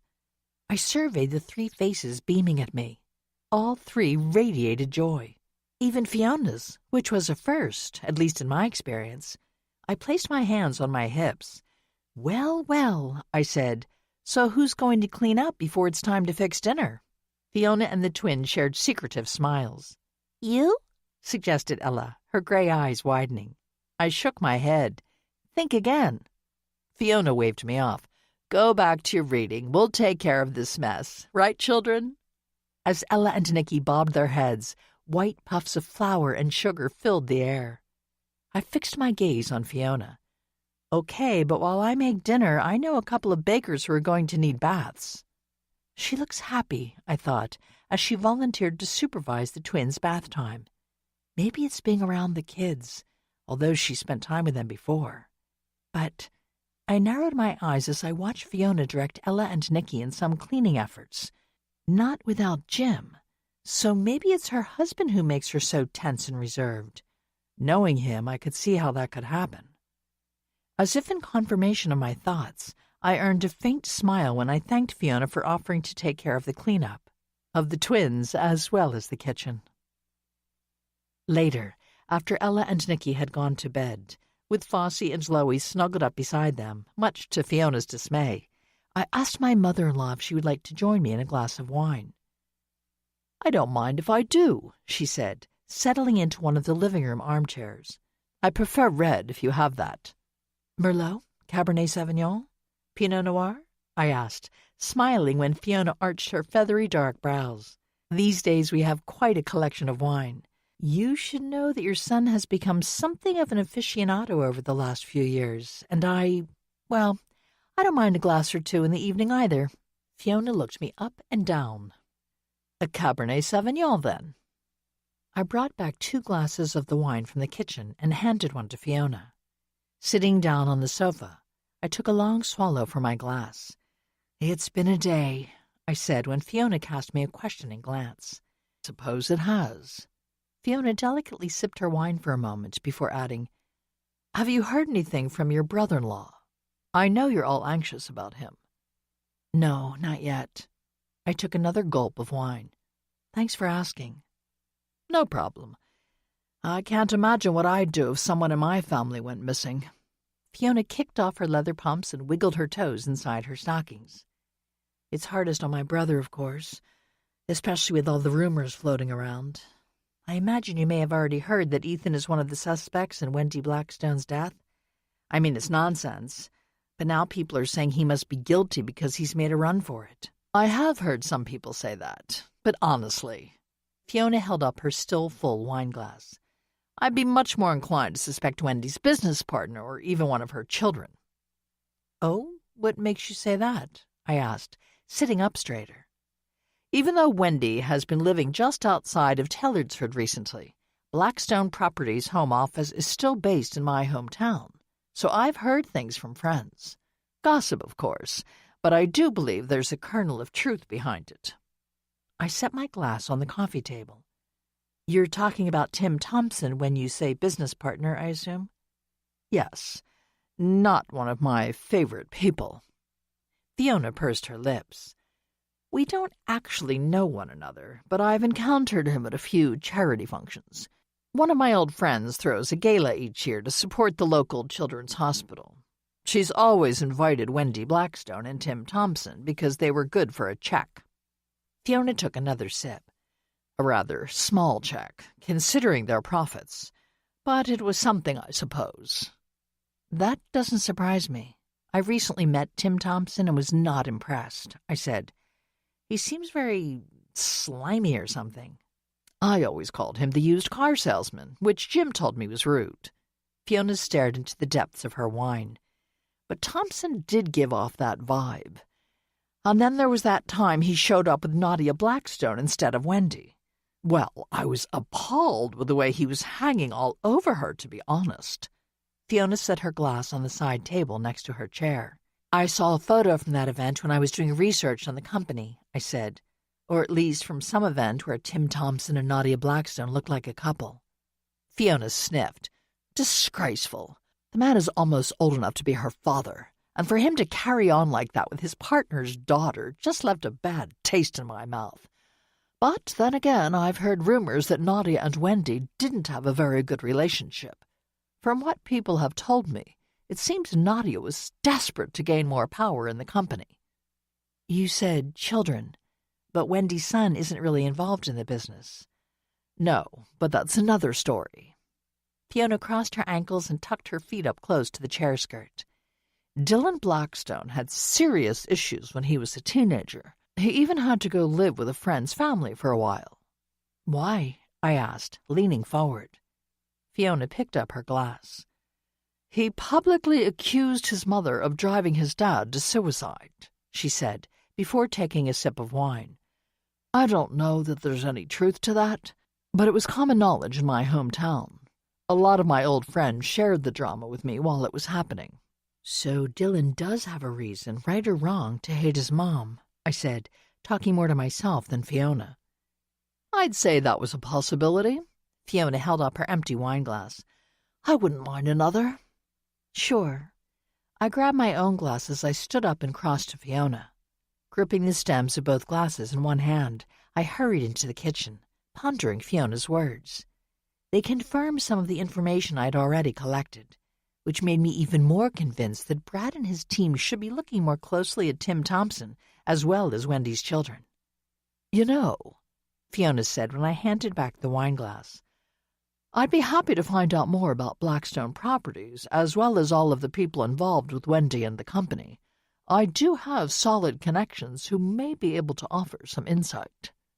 I looked down at her, clutching my wine glass with both hands. Really? That would be great. I'd definitely appreciate anything you can find out, anything I can share with the sheriff's department that will encourage them to broaden their focus. She must have read the astonishment in my face. I know we haven't always seen eye to eye, Amy, but I do want to help. Ethan is family, after all. Ella and Nicky would undoubtedly be upset if anything bad were to happen to him. Very true. I held out my wine glass. Okay, you're on. I welcome whatever you can find out concerning Wendy or her associates and family. Fiona raised her glass and clinked it against mine. Here's to a partnership, then. Perhaps we can solve this unfortunate issue before Christmas. I'll drink to that, I said, and I did. Chapter 16. I reaped one benefit of Fiona's visit on Monday. I had to work at the library, and Richard needed to spend the entire day at the theater. And since school was out for the holidays, having Fiona available to stay with Nicky and Ella was a boon. It meant I didn't need to ask Aunt Lydia to babysit. Not that she minded watching the twins, but she'd already done so much after-school care over the last few months that I was happy she could take a break. Besides, I knew my aunt. She'd revel in the time to bake all the items she liked to give away as holiday gifts. We received similar gifts at the library late Monday morning. One of our regular patrons, Mrs. Dinterman, brought in lemon pies as holiday gifts for me, Samantha, and Sunny. Sunny was off, and although I knew she was working at the library on Tuesday, our small break room refrigerator couldn't accommodate a pie on top of everything else. Since I didn't want a custard pie to sit out overnight, I decided to deliver it to Vista View over my lunch break. I threw on a fleece jacket before heading out to my car. The weather had warmed to temperatures more typical of northern Virginia in December, so I didn't have to bundle up in a hat or scarf, although I'd still pulled on some thin gloves. Setting the pie on the seat beside me, I drove out to the farm, taking care not to hit too many bumps and dips in Vista View's gravel driveway. I parked between Sunny's iridescent Beetle and the battered silver compact car that I assumed belonged to Megan Campbell. Carrying the pie with both hands, I called out a hello as I reached the front door.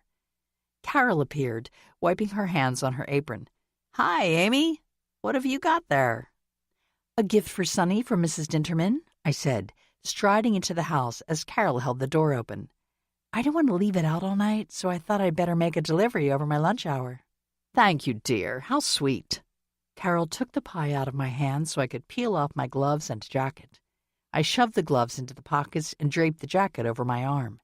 That probably means you're not going to have time for lunch, so let me fix you a sandwich or something before you leave, she called over her shoulder as I followed her into the kitchen.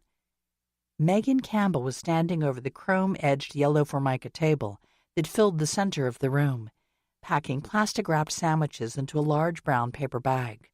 Worry lines fanned out from her taut lips as she looked up when we entered the room. "Miss Muir, whatever brings you here?" Megan's tone was sharp as a stiletto. She stared at me with a wary expression. "Just delivering a patron's holiday gift to Sonny," I said, hanging my jacket across the back of a kitchen chair. "Is she around?" "She's out checking on the chickens. We heard some squawking and were afraid something had gotten into the coop," Carol replied before Megan could open her mouth. "She should be back any minute." "Are you having a picnic?" I asked Megan, figuring that if she could answer me so abruptly, I could return the favor. "That's brave of you. I know it's gotten a little warmer, but I still don't think I'd want to eat outside right now." "What?" "Oh, no, nothing like that." She brushed back a coiled tendril of red gold hair that had fallen across her brow. "I'm just getting some food together for a meeting EA is holding later today." It took me a moment to realize she was referencing environmental advocates. "Ah, I see. Some snacks for the group." "And water," Megan said, shoving a few bottles into another bag. "It won't be cold, but it will have to do." Carol slid the lemon pie into her white enameled refrigerator. "I'm sure no one will mind, as long as it's wet, right?" "That's what I figured. Besides, our group isn't picky about things like that." Megan's eyelids were lowered, making her eyes impossible to read, especially behind the round lenses of her glasses. "This will be fine, believe me." She folded the top of each bag down and then snatched them both off the table, gripping one in each hand. "Thank you for the sandwich makings and all, Carol," she said. "I probably won't be back until late, so don't wait dinner on me." She practically ran out of the room, giving me a barely perceptible head bob as acknowledgement as she dashed past me. When the front door slammed, Carol placed her hands on her hips and shook her head. "That's one peculiar young lady, I must say." "In what way?" I asked, after a quick glance at my watch. I didn't want to be late returning to the library, but I was too curious to cut Carol short. Carol opened the bread box on the counter and extracted 2 slices of marble rye. "I don't know. She seems very nervy. I keep thinking she's going to flap her arms and squawk like my chickens when a critter is circling the hen house." Picturing the image, I laughed. "Maybe it's her work. She appears to be extremely devoted to her organization. Things like Wendy Blackstone's death throwing everything into question might be making her anxious." "Could be." Carol pursed her lips. "But you'd think that would help her cause. It'll be a while before everything is sorted out. Blackstone Properties isn't going to be able to bring in their bulldozers any time soon." "True." I shifted my weight from foot to foot. "Do you have any other thoughts about Megan, Carol?" "Other than the fact that she holes up in the guest room like a scared rabbit when she isn't out meeting with her environmental group?" Carol pulled a plastic storage container from the refrigerator. "Egg salad okay?" "Sounds good," I said. "No, actually great. Your food is always delicious." Carol flashed me a smile. As she spread some of the egg salad on the bread, her expression grew less cheerful. "As for Megan, well, I don't know. She just seems awfully anxious, which I wouldn't expect from someone who's trying to, fight the power." "Why do you ask?" "I'm just trying to figure out if anyone associated with environmental advocates could have had a reason to harm Wendy Blackstone." "Like me?" Sonny waltzed into the room, pulling off her work gloves and tossing them onto the table. "No, not like you," I said, with an exaggerated roll of my eyes. "This may come as a surprise, but not everything is about you, Sunshine Fields." Sonny responded to my teasing with her usual good humor. "Really? I had no idea. I thought the world revolved around my fine—" "Sonny," Carol interjected before my friend could complete her comment. "Anyway, what brings you here today, Amy? I thought you were working at the library all day." "I am," I said, with another glance at my watch. "I need to leave soon so I can be back on time, but I wanted to bring you a gift that was dropped off at the library this morning." "Lemon pie," Carol said, motioning toward the refrigerator. "Amy very kindly drove over here on her lunch hour so it wouldn't be left sitting out overnight." Sonny pulled off her denim jacket. From Mrs. Dinterman, I bet. She loves bringing us pies. You're correct, I said. Anyway, it was no problem to run it over here. Carol held up the sandwich she'd covered in plastic wrap. I made Amy something she could eat in the car on the way back. Figured she might miss out on lunch otherwise. Always worried about people going hungry. Sunny draped her jacket over the back of a chair and crossed to Carol. She threw her arm around her grandmother's shoulder. Heaven forbid anyone leave this house without something to eat, she added, giving me a wink. That's country hospitality, Carol said with an audible sniff. And don't you forget that, Missy. When I'm long gone, it'll be up to you to continue that tradition. Sunny's golden eyelashes fluttered. I knew she hated any reminder of her grandparents' mortality. They were all the family she'd ever had, other than her found family that includes all of my relatives, Richard, and many other friends, I reminded myself. I was asking Carol what she thought of your house guest. Maybe I should ask you the same thing. Still trying to get Brad to focus on someone other than Ethan? Sunny slid her arm away from Carol's shoulders and strolled over to the counter that held an electric kettle. Have you heard anything from him yet? She asked, flicking the switch to heat up the water already in the kettle. Unfortunately not. Scott is beside himself with worry. I bet. Sunny rummaged around in a basket that held a variety of tea bags. I think something's wrong there, to tell you the truth. Ethan would get in touch with Scott if he could. I'd put money on that. I know, it has me worried too. I gnawed the inside of my cheek for a second. I'm actually worried that his cell phone broke or died or something and he's stuck somewhere, needing our help. I guess it's good that the sheriff's department is searching for him, then. Carol plucked a mug from the dish drainer and slid it down the counter to Sunny. I know you don't want him arrested, Amy, but if he's hurt or otherwise in trouble, it's best that he be found. I suppose, I said, picking up the sandwich Carol had laid on the table. I guess I should be running along. Thanks for this, Carol. I slipped on my jacket and dropped the sandwich into one of its deep pockets. Thanks for bringing that pie, Sunny said as she poured hot water into the mug. She appeared lost in thought as she dropped in a tea bag. Before you go, Amy, there is one other thing. Maybe it's nothing, but... I paused, my coat zipper halfway closed. If it has any relevance to the Blackstone case, I want to hear it. Maybe. It does involve a member of that family, Sunny said. Carol, who'd been looking puzzled, snapped her fingers. Oh, you're talking about that young man that stopped by to talk to Megan. Dylan? My watch warned that I was going to be late, but I decided I'd just have to send Samantha an apologetic text and make up the time another day. Wendy's son? That's the fellow, Carol said. Seemed like a nice young man. Polite. What did he want with Megan? I asked, directing my words toward Sunny. She tossed her head, flinging her long blonde braid behind one shoulder. I didn't catch all the details. They were talking in the living room, so I could only hear so much. She flashed me a grin, no matter how hard I tried to eavesdrop. I couldn't hear much either, Carol said with a sly smile. But when I took them in the mugs of coffee, well, I did pick up a few things. Mostly it seemed like the young man was sharing information about a few Blackstone Properties projects with Megan. She did seem very interested, for what that's worth. He mentioned two in particular, Sunny said, plucking out the tea bag and tossing it into the sink. Something called Mountainside Farms and another called Crystal Lake. Two cases where the company ran into serious opposition or had other issues building out the developments. Noting both Carol's and Sunny's interests, I added, I came across that information when I was doing some research recently. I didn't mention Candy Jensen's connection to Mountainside Farms, thinking that was something I needed to dig into a bit more before I shared any suspicions. So, there may be any number of people with a grudge against Blackstone Properties? Carol tugged up the drooping strap of the white cotton apron she wore over her tie-dyed t-shirt and jeans. Seems to me that Brad Tucker and his crew ought to be looking into that, not just trying to pin the crime on Ethan. Now, Grandma, I don't think Brad is trying to pin anything on anyone. Sunny's spoon clanged against the sides of the mug as she vigorously stirred her tea. Huh! You know how these cops are, Carol said, turning away to put the egg salad container back into the refrigerator. I caught Sunny's eye and raised my eyebrows. Carol and PJ hadn't totally lost the aversion to authority figures they'd developed back in their flower children days. It was one reason they hadn't been upset when Brad and Sonny broke up. Although now she's dating a private investigator, I thought. But that seemed to carry fewer negative connotations for the Fieldses, who'd said Fred wasn't really part of the establishment.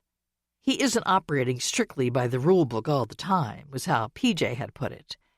Okay, I really must go, I said, but thanks for that info. It might come in handy. Always happy to help. Sonny raised her mug in a mock salute. All for one and one for all and so on. I'll let you know if I ever need your good sword arm, I said with a smile. Don't laugh. I bet I could handle a sword pretty darn well, Sonny replied. I bet you could too, I called out as I left the room. Chapter 17. When I got back to the library, one of our loyal volunteers, Bill Clayton, was staffing the circulation desk. I got here a little early today, he said. I thought I'd just cover the desk until you got back so Samantha could go to lunch. Good thinking. I looked out over the library. Has it been busy? Not really. There was a rush right around noon. You know, when people dash in to grab a book or two during their lunch hour. But it's slowed down again. I noticed a full cart of books behind us. I thought Denise reshelved everything this morning. Have there been that many returns since then? Bill shook his head. That's just what she collected before she left. He quirked his bushy gray eyebrows. The Nightingale has been here. Oh, dear. She's really been busy today, hasn't she? I said with a deep sigh. The Nightingale, whom we jokingly named in honor of the famous nurse, was a regular patron whose attempts to be helpful included reshelving books. But since she had no concept of the cataloging system, she always returned things to the wrong places, like shoving car repair manuals in with the history books. Since you're here now, I'm happy to go shelve these in the proper locations, Bill said. Denise already scanned them with the barcode reader to make sure none were checked out and put them in call number order. So all I have to do is get them back on the shelves. That would be great, thanks.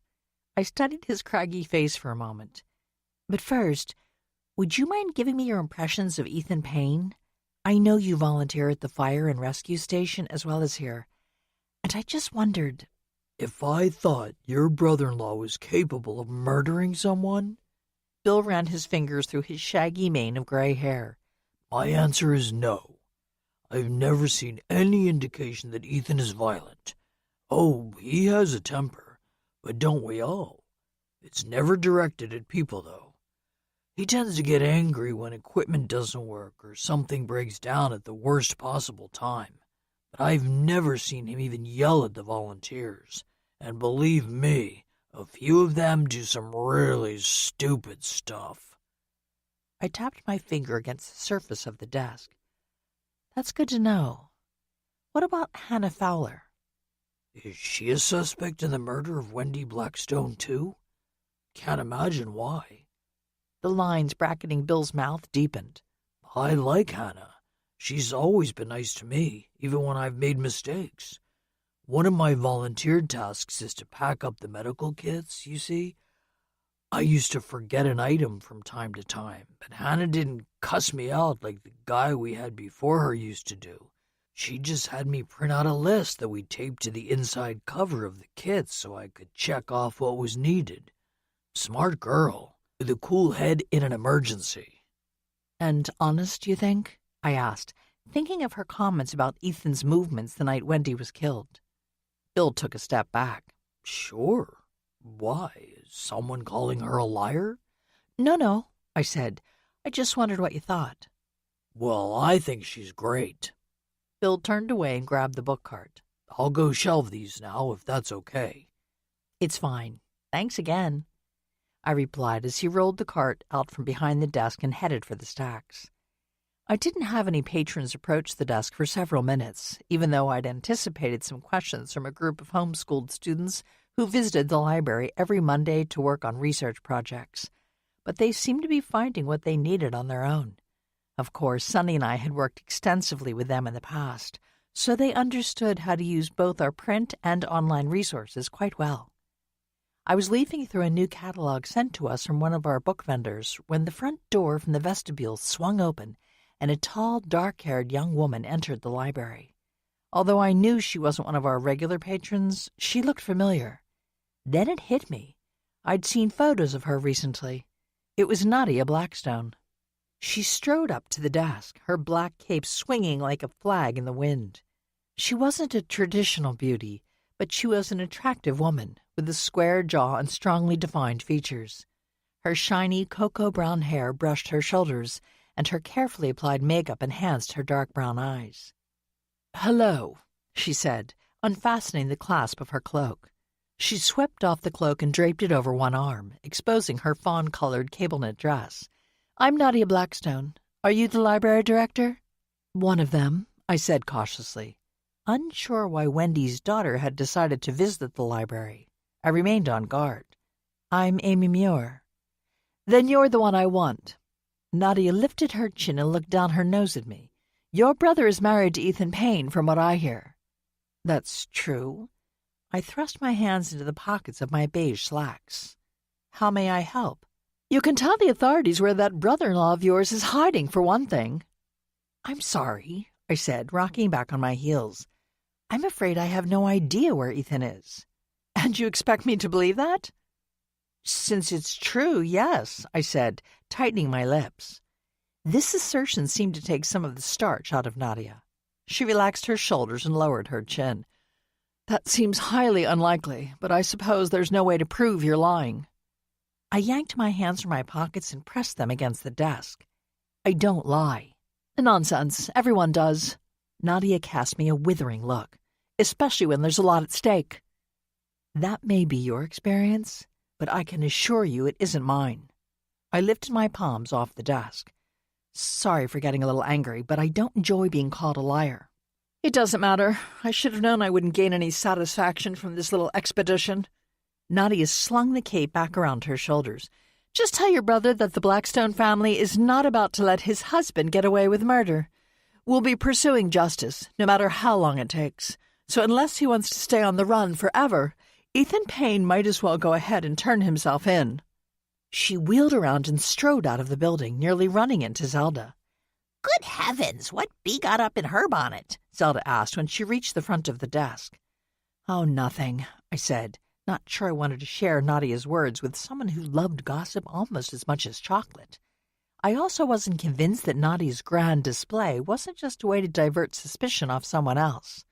Like herself, I thought, deciding that was another thing I shouldn't share with Zelda. No matter what my suspicions were concerning Nadia Blackstone, I had no proof, and I certainly didn't want Zelda sharing unsubstantiated rumors. "What are you doing here? I thought only Denise and Bill were on the volunteer roster for today." Zelda tugged off her cobalt blue knit gloves. "I didn't actually come to work. I just wanted to see how you were doing, and maybe share a little information you might find interesting." Puffing out her chest in her ruby-red down jacket, Zelda reminded me of an indignant robin. "Gossip, you mean?" I said, my smile meant to take any sting out of my words. "Call it what you will, Lamb. It's still something that might prove useful." She shook one of the gloves at me. "Lydia told me you've been doing a little research on Blackstone properties and other things that might help Ethan's case." "That's true." I looked her over, amused by the high color in her cheeks and sparkle in her light brown eyes. I knew she was dying to share her news. "So what is it you want me to know?" Zelda, who admittedly had helped some of my amateur sleuthing efforts in the past, squared her shoulders. "Believe it or not, it has to do with the young woman who just stormed out of here." "Nadia Blackstone? What about her?" I asked. Zelda balled up her gloves in one fist. "Oh, nothing. Just that she and her mother were not on the best of terms lately, according to some of the rumors I've heard. In fact, they had a very noisy fight in the middle of the heap and plate the other day." "Really?" I frowned. If Wendy and Nadia had openly argued in the diner where most of Taylorsford business owners ate lunch, they certainly hadn't been trying to hide their animosity toward one another. What was the fight about? "Something to do with Wendy not allowing Nadia to make any decisions on her own." Zelda shook her head. "Apparently, it got so heated that Bethany Verts had to tell them to leave." "That certainly paints a picture of family dysfunction," I said. And if they argued like that in public, surrounded by people, who's to say they didn't argue the night Wendy died? Zelda tipped her head to the side. The only thing is, no one saw Nadia there the night Wendy was killed, I said. No one who's mentioned it anyway, Zelda countered. Also, there are woods near the area where Wendy fell. Nadia could have been hiding until the time was right. She was right, of course, but I wanted to temper my response. Even if I thought Nadia could be the killer, I didn't want Zelda to tell anyone else that. I don't know. I twirled a pencil between my fingers. I guess I can imagine Nadia shoving her mom in anger, but planning to kill her is an entirely different thing. Zelda's smile faded. Still, if she and Wendy were at odds over the business, that does give Nadia a motive. She's undoubtedly set to inherit Blackstone Properties. Part of it, anyway, I said. There's also her brother, Dylan, and Tim Thompson. Heavens, that wouldn't matter much. From what I hear, Nadia and that Thompson fellow are an item. Everyone expects they'll end up marrying and running the business together. As for Dylan Blackstone, Zelda widened her eyes. A little bird told me that you've already spoken to him. Did he seem like a killer to you? No, I said, wondering who had found out about my meeting at Highview with Kurt and Dylan. And he claims he isn't interested in the business, although, as Nadia just informed me, sometimes people lie. Indeed they do. Quite frequently in my experience. Zelda tugged her gloves back on. Well, that was my news. I thought you'd like to know, just in case you're trying to steer Brad Tucker and his team toward a few additional suspects. Did you hear that from some little bird as well? I asked. Oh, no, dear. No need. Zelda strolled out from behind the desk. Pausing to look him in the eye before she sauntered away, she added, Thinking of you and what you've done in the past, I was sure that's what you've been up to these days. Chapter 18. Since Nikki and Ella had a special rehearsal on Tuesday morning, Richard took them to the theater so he could troubleshoot some technical issues while the children in the production worked with Carla in one of the basement studios. "I'll bring them back around lunchtime," he told me. "They aren't in the run-through tonight, as we're focusing on the second act. We wanted to give the kids a break, especially as they'll have to stay for the entire dress rehearsals tomorrow evening and Thursday night." "Was it the kids you wanted to give a break, or you and Carla?" I asked, as I double-checked the twins' dance bags to ensure they had the proper shoes and other necessary items. Richard didn't answer that question. He simply gave me a wink and leaned in to kiss my cheek. "I'll go make sure the kids are ready to head out," he said, taking the zipped-up bags off the bed. "Oh, by the way, did I hear something about you walking into town with Mom this morning? What brought that on?" I shrugged. "We're actually getting along better these days. I thought I'd show her around the few shops we have downtown. She said she still has a little holiday shopping to do." "Well, wonders never cease." Richard flashed a broad smile. "Okay, have fun. As much as possible, that is." After we bundled up Nikki and Ella and got them strapped into their booster seats, Richard drove off, mouthing, "Good luck," as he waved goodbye. Back in the house, I immediately headed into the kitchen for another cup of coffee. Fiona was at the sink, rinsing off the breakfast dishes. "Did you want these washed, or should I just load them into the dishwasher?" she asked without turning around. "Dishwasher is fine." I poured myself a mug full of coffee, but set it down on the counter when Loie and Fossey barreled through the cat door from our screened-in back porch. "Uh-oh, looks like a couple of others want their breakfast." Fiona audibly sniffed. "I don't know why you want those creatures running all over the house. Sleeping with the children, no less. It's hardly sanitary." Since her back was still turned, I pulled a comical face at the cats, who sat at my feet, staring up at me expectantly. "Okay, guys, don't trip me. I have to get your food before I can pour it into the bowls." But Fiona wouldn't take the hint. Turning around as she dried her hands with a kitchen towel, she shot the two cats a disdainful glance. "I understand that you don't want to leave them outside in cold weather, but couldn't they stay on the porch?" "It isn't heated," I said mildly, "and they never go outside, cold weather or not. Too many wild critters in the woods behind the house that might see them as a tasty snack." Fiona's expression indicated that she didn't consider this a problem. "Well, it's your house. I just wouldn't want cat hair all over my furniture, and I'm afraid to say I have found them on the counters. I made a non-committal noise as I poured kibble into the cat bowls. So, concerning our excursion this morning, we'll have to wait until the shop's open. So I'd suggest heading out a little before 10. Does that work for you? That's fine, Fiona said, draping the hand towel over the dishwasher handle. I need to call Jim this morning, so I'll do that before we leave. Tell him hello from Richard and me. I placed the cat food bag in the pantry. When I closed the pantry door and turned to face Fiona again, I noticed the quizzical quirk of her eyebrows. I'll do that, although... Fiona's lips thinned. He probably won't pay any attention. He sent me a text last night asking me to call today. I think all he's thinking about is our trip. That's what he'll be focused on, I'm afraid. I nodded, aware of my father-in-law's tendency to obsess over things. Well, things important to him, anyway. I offered Fiona a sympathetic smile. I get the feeling you aren't totally enthusiastic about this cruise. Heavens, no. Fiona crossed to the kitchen island. It was all Jim's idea.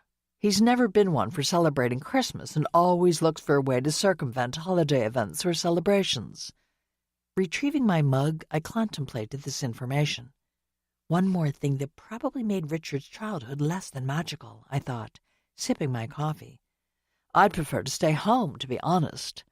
Fiona pressed her palms flat against the soapstone surface of the island. I was actually looking forward to decorating the house and having Nicky and Ella visit on Christmas Day. Later in the day, of course, she added, meeting my gaze. I know you usually celebrate here with your parents and aunt in the morning. I finished off my coffee, remembering the past few Christmases, when we'd visited Richard's parents a day or two later. That would have been nice. We usually have brunch at Aunt Lydia's, but we certainly could have gone to your home for dinner. That was my plan. But then Jim up and bought cruise tickets. Fiona tapped her manicured fingernails against the countertop. I'm afraid he's always been like that, making decisions without consulting me, I mean. I could tell by the downward curve of her lips that Fiona was not happy with the state of affairs. But she's stayed with him all these years, I thought, as I carried my mug to the sink. There must be some reason for that, although I can't really figure out what it is. Perhaps it's just the financial security. I need to do some laundry, I said as I turned away from the sink. But I'll plan to be ready so we can head out later. That works for me. Fiona straightened and tugged down the sleeves of her gray sweater. I'll be upstairs for a bit, but we'll be down by 10:15. Casting a sharp look at the cats, who'd finished eating and were now perched on the chairs at the kitchen table, she left the room. I spent the next hour trying to deplete the pile of laundry our family seemed to generate on a daily basis, then changed into a pair of brown wool slacks and a cream sweater over a rust-red blouse, clothes that seemed more appropriate for a shopping trip, or at least a shopping trip with my mother-in-law. Fiona was quiet when we left the house and walked the few blocks to the edge of Taylorsford's small business district. When I asked about her phone call with her husband, she brushed me off with a snippy, "Everything's fine." But I had the feeling everything was not so great. There was a faint red tinge to Fiona's eyes that made me wonder if she'd been crying. Of course I didn't say anything. I knew how proud she was. "Oh, look, it's the temporary local office for Blackstone Properties," I said, when we reached one of the brick storefronts that lined one block of Main Street. These structures, built in the 1940s, were less picturesque than the older stone and wood-framed buildings that made up most of the town, but they did have the large plate-glass windows that many businesses preferred. Fiona paused in front of the building. "Shall we go in?" she asked, "to express our condolences and perhaps pick up a few clues to help your brother-in-law?" She adjusted the pewter-gray silk scarf she tucked into the neckline of her charcoal wool coat. "I have met Tim Thompson and Nadia Blackstone before, so I feel I can say something without it seeming too odd." I cast her a sidelong glance, noting the color that had risen in her pale cheeks. She seemed eager to engage in a little amateur sleuthing with me. It's probably a good distraction from whatever's bothering her, I thought, and it might actually be helpful.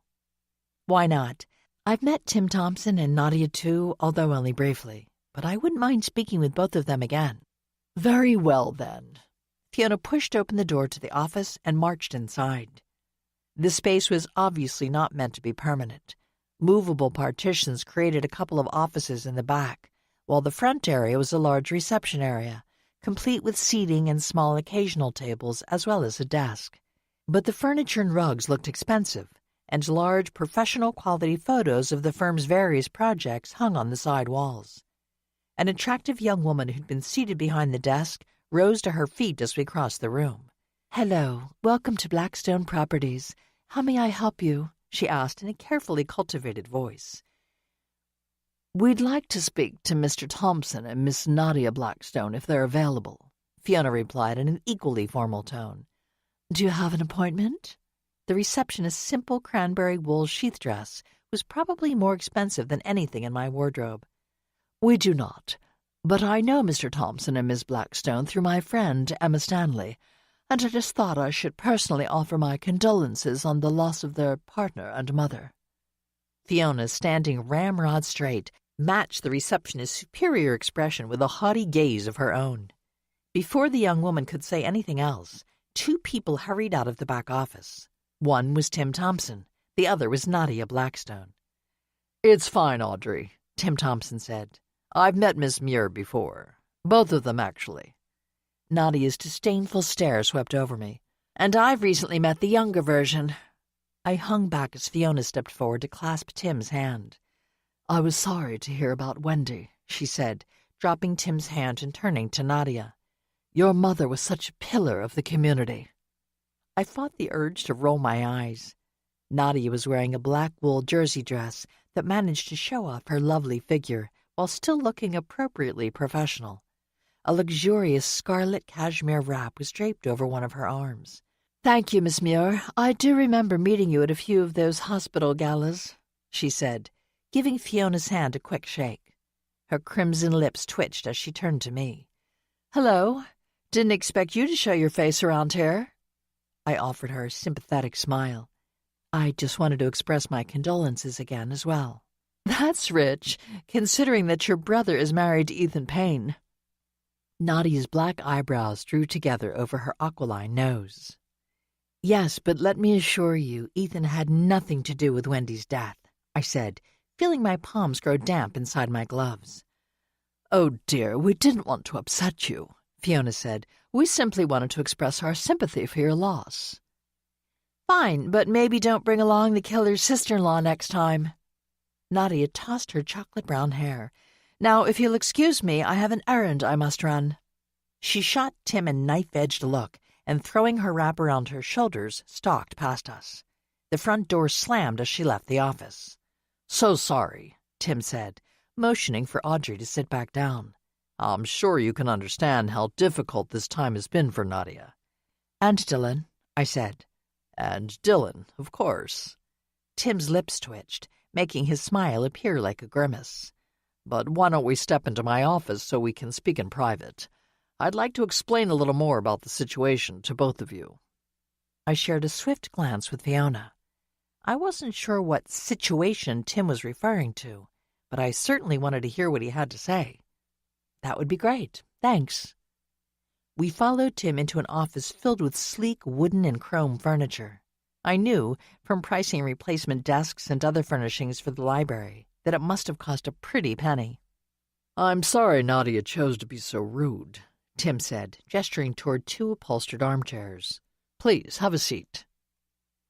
"Think nothing of it," Fiona said, gracefully perching in one of the chairs while I sat in the other. "She's naturally going to be on edge, all things considered." "Yes, but—" Tim stepped behind his desk, which was piled high with documents and photographs. Remaining on his feet, he picked up a Venetian glass paperweight and bounced it from one palm to the other. "I'm afraid I have my own suspicions. It seems to me that Nadia is protesting a bit too much, and you know what they say about that." I stared at him, the realization that he was throwing Nadia under the bus heightening my interest.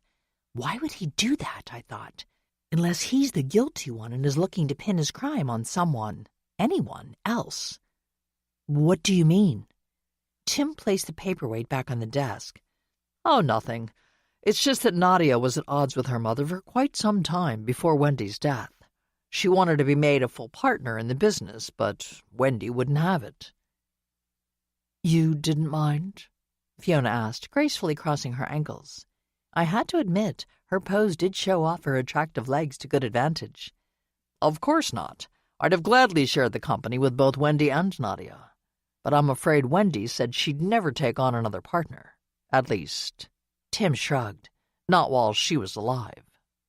The swish of the building's front door opening and closing made me wonder if Nadia had returned. Tim Thompson must have had the same thought, because he moved away from his desk and crossed to the office entrance. Audrey poked her head around the door. There's someone here to see you, Mr. Thompson. A man from the County Planning Commission, asking about some updated plans. Right. Tim grabbed up a roll of what looked like blueprints. Sorry, I need to take care of this. But please stay. I'll be back in a minute, and perhaps we could even make plans to go to lunch. He flashed one of his insincere smiles and left the office. I don't believe I want to go to lunch with that man, Fiona said, rising to her feet. I stood up beside her. Me either. However, I noticed something on his desk I'd like to take a better look at. Fiona strolled over to the cluttered desk. She took hold of a piece of paper hanging out of one of the piles of documents and twitched it free of the stack. There's a crude hand-lettered message on here, and it's written in red ink. Looks rather ominous, she said, handing it to me. It is, I said, keeping one eye on the door of the office as I studied the document. Fiona was right. Someone had taken a flyer advertising several Blackstone properties, including Mountainside Farms and Crystal Lake, and written over the text and photos with a thick red marker. It's a threat. I held it up so Fiona could see the message. You will die for what you've done, Fiona read aloud. Not too subtle, is it? Absolutely not. But it means that Blackstone Properties has received at least one threat recently, which also means there's someone out there who may have murdered Wendy over a property dispute or something like that. Footsteps made me swiftly fold the document and shove it into my coat pocket. You're keeping that? Fiona asked, sotto voce. I nodded. Evidence, I mouthed back at her. She shook her head.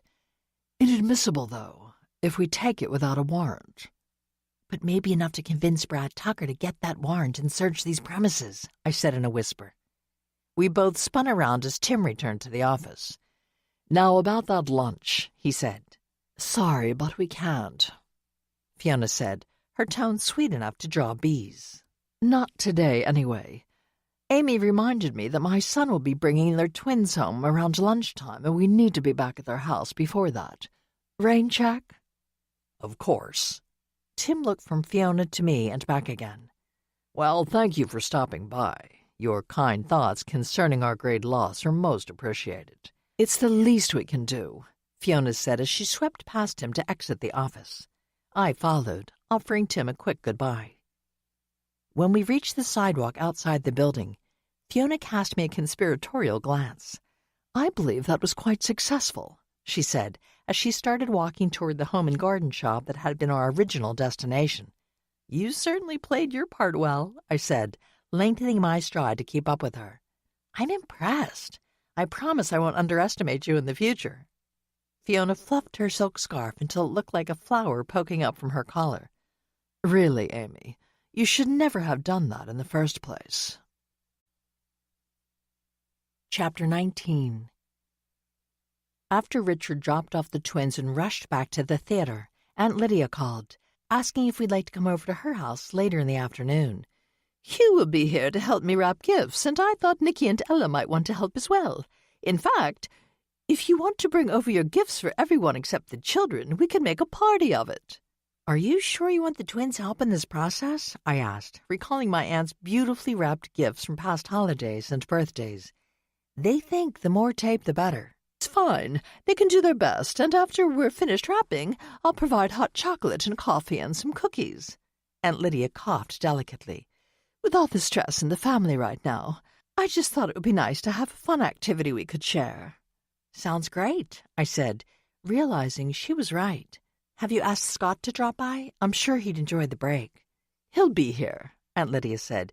See you around 2 then. I asked Fiona if she wanted to join us, but she said she'd prefer to stay back and rest. I also have some letters to write, she said as we cleaned up the dishes from lunch. You still write letters? Again, I'm impressed. Never could get comfortable with texting or email, she said, drying her hands on a kitchen towel. It seems so impersonal. I won't argue with that. I stacked a couple of soup bowls in the dishwasher. But if you change your mind, we'll be next door. I imagine we'll be using the sun porch, so you can just cross over from the backyard, where we have that arbor connecting the two properties. Fiona thanked me, but said not to expect her. By the way, did you share that information we discovered this morning with your law enforcement friend? She asked, as we left the kitchen and walked into the living room. I tried, but haven't been able to speak directly to him yet. I really didn't want to leave a message about something like that, so I just told him to call me as soon as he has a chance. I hope it will prove helpful, Fiona said before heading upstairs. Later, I had Nikki and Ella help me carry some gifts over to Aunt Lydia's house. Nikki suggested that we use their matching little red wagons, which I thought was a brilliant idea. Like a train full of presents, I said, as we pulled the wagons across our backyard. When we reached the enclosed sun porch at the back of my aunt's house, Ella dashed up the short flight of steps and banged on the door. "The gift train is here," she called out. Hugh poked his head out the back door. My goodness, how charming. Lydia, come here. You need to see this. My aunt appeared behind him. How clever! Who thought of this? Nikki? Ella and I said in unison, while Nikki shouted, "Me!" Hugh and Aunt Lydia helped us carry the packages from the wagons into the sun porch, where a long folding table filled the middle of the room. A child-sized craft table that my aunt always kept on the porch for Ella and Nikki sat off to one side. Numerous rolls of wrapping paper, gift bags, tissue paper, and ribbons and bows were piled on one end of the long table. I thought the children might prefer to use gift bags and boxes, Aunt Lydia said, as we placed packages on the other end. I know I often do, Hugh said with a smile. He was dressed more casually than usual, in a soft blue pullover sweater and jeans. Nikki and Ella, you can use your craft table. Your special scissors and markers are in the drawers as usual, Aunt Lydia said. The twins grabbed a few packages, small gifts for their kindergarten teachers and friends, and dashed over to their table while I supplied them with bags, boxes, and tissue paper. "We didn't bring Mommy's presents," Ella announced, tossing her dark hair behind her shoulders. "We didn't want her to see them." Very wise, Aunt Lydia said, opening one of the rolls of gift wrap. I'm sure your father will help you wrap those. He took us to buy them. Stuffing a small toy into one of the bags, Nikki frowned. I wanted to get something different, but he said maybe Mommy wouldn't really like a stuffed giraffe. I shared an amused look with my aunt, just like I suggested that Daddy might not enjoy that box of Legos. Oh, wait, we need some music. Hugh crossed to a small table set against the stone wall that had once been the exterior of the house and turned on a portable audio system. Christmas carols blasted the room. Very festive, dear, Aunt Lydia said, but perhaps turn it down a hair. Of course. Hugh adjusted the volume and strolled back to the table. I can't wrap your Aunt Lydia's gifts today either, he said to the twins. Or yours, he added with a smile. "You can do ours. We won't look," Ella said, earning laughs from all the adults. We'd almost completed wrapping all the gifts when the doorbell chimed. That must be Scott. Aunt Lydia hurried down the hall to the front door. She returned after a few minutes with my brother. "It's okay to come in, Uncle Scott," Nikki said. "We've already done your gifts." "And Uncle Ethan's too," Ella added. Scott's smile tightened. That's great. I didn't bring anything to wrap, I'm afraid. Anyway, most of them are for the people in this room, so that might not have worked out so well. The twins' gazes swiveled to him. "You got us lots of presents?" Ella asked. Maybe not lots, Scott replied, his expression softening. But more than one apiece, I promise. He caught my eye and shrugged. I don't have any other kids to spoil. So you're going overboard with mine, as usual, I said with mock severity. It's one thing that brings a little joy right now. Scott crossed to the table and briefly pressed his fingers against Hugh's shoulder. How are you? I haven't seen you in quite some time. I'm great, thanks. Hugh turned and extended his hand to Scott. You do always seem to be out of the country whenever I'm home, and vice versa. The unfortunate consequences of our work. Scott shook Hugh's hand, then turned to Aunt Lydia and gave her a quick hug. Look what I did! Ella held up a gift bag plastered with at least 5 stick-on bows. Very nice. Scott circled around the larger table and strolled over to the shorter craft table. Kneeling down, he engaged the twins in a lively conversation, admiring their handiwork and hearing more than he'd probably ever wanted to know about their parts in the Nutcracker. He's good with them, Aunt Lydia observed in a quiet voice. I nodded and tied off the bow on my final package. I knew that Scott would have liked to have children of his own, but as he'd once explained, it wasn't practical. Both Ethan and I have dangerous jobs, he told me. I'm not sure it would be sensible. And now Ethan is missing, I thought, sorrow tugging my lips into a frown. Although my brother and I hadn't spent a great deal of time together as adults, the closeness we'd felt as children always returned whenever we were together. Well, you're just in time for cookies and hot chocolate, or coffee if you prefer, Aunt Lydia said, dusting glitter from her hands. Why don't you and Hugh carry our finished packages into the parlor while Amy assists me in the kitchen? Can we stay out here? Nicky asked as Scott rose to his feet. I want to draw a picture for Daddy. Ella clicked 2 markers together. Me too. Of course, as long as you stay inside and don't mess with anything on the big table. Aunt Lydia cast both Ella and Nicky the sort of look that had always cowed Scott and me when we were kids. The twins vigorously bobbed their heads. As Scott and Hugh carried all the packages, except the ones I needed to take home, to the parlor, I joined Aunt Lydia in the kitchen. She pulled out an oval holiday plate and instructed me to fill it with homemade cookies from her stash in the pantry closet, while she brewed coffee and boiled milk for the hot chocolate. I'd just arranged an assortment of mugs and spoons on a pewter platter when a couple of loud shrieks from the porch made me rush out of the kitchen to see what was going on.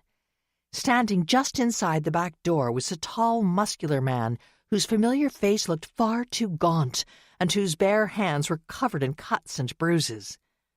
Amy, said Ethan Payne in a hoarse voice. Where's Scott? Chapter 20. I called for my brother, who sprang into action as soon as he entered the sun porch. Scott threw his arm around Ethan's shoulder and guided him into the hallway, where Hugh provided support on Ethan's other side. As they slowly made their way down the hall and into the sitting room, I ushered the twins into the kitchen and placed a small plate of cookies on the table in front of them, while Aunt Lydia provided them with mugs of hot chocolate topped with marshmallows. You two stay here, I told them, testing the hot chocolate first to make sure it was cool enough to drink. Aunt Lydia and I need to go and talk to Uncle Ethan, okay? Can't we come? Ella asked, her words muffled by a mouthful of sugar cookie. No, it's big people stuff. You know, boring. I gave them each a kiss on the tops of their heads and hurried out of the room, right behind my aunt. Ethan was slumped on the suede sofa in the sitting room, Scott close beside him. Never one to mince words, Aunt Lydia had barely stepped inside the room when she said, Where in heaven's name have you been, Ethan? You had us worried sick. He's been held captive, dear. Hugh, standing behind my aunt's favorite armchair, gripped the top of the chair with both hands. Please, come and sit down. Ethan said he'd tell us the whole story once everyone was here. Held captive? Aunt Lydia sank into the soft cushions of the chair. But how? And why? The bigger question is, by whom? I said, sitting in the other chair that faced the sofa. That's the one I can't answer. Ethan's voice croaked like that of someone who'd spent hours yelling for help, which I thought he probably did. I studied him more closely. His short hair was plastered to his head, as if he hadn't washed it in days, and there were bits of debris embedded in his flannel shirt, while the hems of his jeans were caked with mud. You came here immediately after you escaped, or they let you go, or what? I escaped, Ethan said. Sorry for the condition of my clothes and all, but I desperately wanted to find Scott, and he wasn't at home, so I drove over here thinking he might be at your house, Amy, or here, and then I saw his car out front. No problem. Scott clasped one of Ethan's hands. No problem at all. Of course not, Hugh said. It's just a little odd because, well, you're a strong fellow, Ethan, and well-trained in how to handle emergencies. How did someone get the jump on you? Ethan dropped his head back into the top of the sofa cushions. Staring up at the ceiling, he exhaled a gusty sigh. They played on my love for animals, dogs in particular. Someone sent him a text saying there was a dog trapped in an abandoned barn on a property near the Fields' farm, Scott said, with an anxious glance at his husband. So of course Ethan went to check it out. Wait, the old stone barn? I scooted to the edge of my chair. Yes, I was at the station taking care of some paperwork when I got the text. I couldn't tell who the sender was, but I thought I should check it out. I realized it might have been a prank, but since the dog was involved, I didn't want to take any chances. Ethan lowered his gaze and leaned in closer to Scott. Hannah was actually in charge in terms of supervising our volunteers on any other calls, so I thought it would be okay to just slip away and check it out. You didn't tell Hannah where you were going? I asked. Ethan shook his head. I didn't think it was necessary. I just drove home fast as I could to grab my emergency kit and to make sure Cassie was taken care of, then rushed over to the property. The private road that led to the barn was pretty overgrown, but my vehicle could handle it. I parked the truck under a shed roof overhang behind the barn and looked around for the person who'd texted me, but I didn't see anyone. I suppose you didn't hear a dog barking or anything? Aunt Lydia asked. No, but that just made me more concerned. Ethan cast Scott a sidelong glance. I know I should have been more careful, but I thought the dog might be in real trouble, or even close to death, if it had stopped barking, so I decided to climb inside the barn to investigate. Were the entrances boarded up? Hugh's dark eyes were fixed on Ethan's face, and I could see his sharp mind processing each new fact. Yeah, but there were spaces where an animal could have gotten in easily enough. I yanked off a couple of loose boards to get inside and used my cell phone light to look around. Ethan stretched out his legs, wincing as if the action caused him pain. Didn't see anything at first, but then I heard a rustling noise over in one corner. When I got there, I saw a door I figured led to a tack room or storage space or something. I thought maybe the dog had crawled inside and the door had closed behind them, so I opened the door and stepped inside. Ethan inhaled a deep breath. That's when someone hit me from behind. Someone ambushed you? Aunt Lydia lifted her pale eyebrows. Didn't you hear them coming up behind you? Ethan tightened his grip on Scott's hand. No, they must have moved really quickly, and I was focused on finding that dog. Anyway, they hit me pretty hard, with some heavy object. My cell phone flew out of my hand, and I guess my attacker must have grabbed it when I fell forward on my hands and knees. Everything went blurry at that moment, and before I could get up, they closed the door behind me. You didn't get knocked unconscious, did you? I asked. Because you should be at the hospital right now if that was the case. Concussions are nothing to mess with. No, I was never out cold. I mean, my head hurt, but I knew from my own work at the station that I probably wasn't concussed. But we're going to get you checked out anyway, Scott said. Sure, but not just yet. Ethan's gaze swept over me, Hugh, and Aunt Lydia. And that's where I've been, locked in that room, because whoever it was must have brought along a padlock and used it to fasten the latch that was already there. Aunt Lydia looked stricken. All this time without food or water? No, my captor left me some water, and even a little food in a cooler. I mean, it didn't last the whole time, but it was enough to sustain me. So they didn't necessarily want you to die, I said, casting a swift glance from Hugh to Scott. It was planned to keep him out of the way for a while, not to kill him. Sounds like it, my brother replied, although it certainly wasn't a healthy environment. Yeah, there was just a bucket for waste. Ethan made a face. I had to kind of zen out to deal with it all, to tell you the truth. How did you get out? I asked. I guess you were looking for ways to escape the whole time, but it must have been difficult. Which is why my hands look like this. Ethan pulled his fingers free of Scott's. As he held up both his hands, I could see that his fingernails were broken, his palms scabbed over, and his fingertips scratched raw. Not very attractive, I know. That doesn't matter. All that matters is that you're safe now, Scott said, gently clasping Ethan's hands again. I'm guessing you were forced to tear off a few wallboards to get out of there, Hugh said. The cooler actually came in handy for that. Ethan shot a glance at Scott. I used the lid like a hammer. It was hard plastic, so it didn't break right away, and when it did, I used the pieces like pry bars. Scott met Ethan's gaze with the look of love that made me catch my breath. Good thinking. I always said you were a lot smarter than people gave you credit for. Well, I don't know how smart it was to fall for that scam about the dog and get locked in there in the first place, Ethan said ruefully. Releasing his grip on Ethan's hands, Scott leaned in to kiss him. That was your kindness, he said, sitting back. Whoever it was knew about your love for animals and exploited that.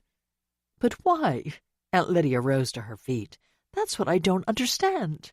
Why would anyone want to hold you captive in the first place, Ethan? I think it was a diversionary tactic, my dear, Hugh said. Don't you agree, Scott? My brother narrowed his dark brown eyes. It certainly kept the focus on Ethan in terms of Wendy Blackstone's murder. Right, I said. The authorities thought Ethan had disappeared because he was on the run. They were sure he was trying to evade the law. It made him look like the guilty party. Which allowed the real killer to escape scrutiny. Scott snapped his fingers. That's it, I bet. That was the plan. I'd put money on it. Ethan managed a wan smile. Not too much. We aren't that flush with cash. I know you're exhausted, but there is one other thing I'm confused about, I said, focusing on Ethan. Hannah mentioned that you were quite late in getting back to the station the night Wendy Blackstone was killed. She felt like she'd eventually have to tell the authorities that, which wouldn't do you any favors, especially in terms of them considering you a top suspect. So what were you doing exactly? Oh, that was another stupid move, I guess. Ethan leaned in closer to Scott. I was just so angry after my run-in with Wendy at the festival. Not in any condition to see anyone, I'm afraid.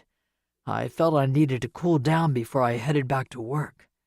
I should have called Hannah, of course, but I just took off in my truck and drove for a while. I ended up parking near one of the mountain trails and hiking for a good mile or two in the dark before I decided I'd better get back to the station.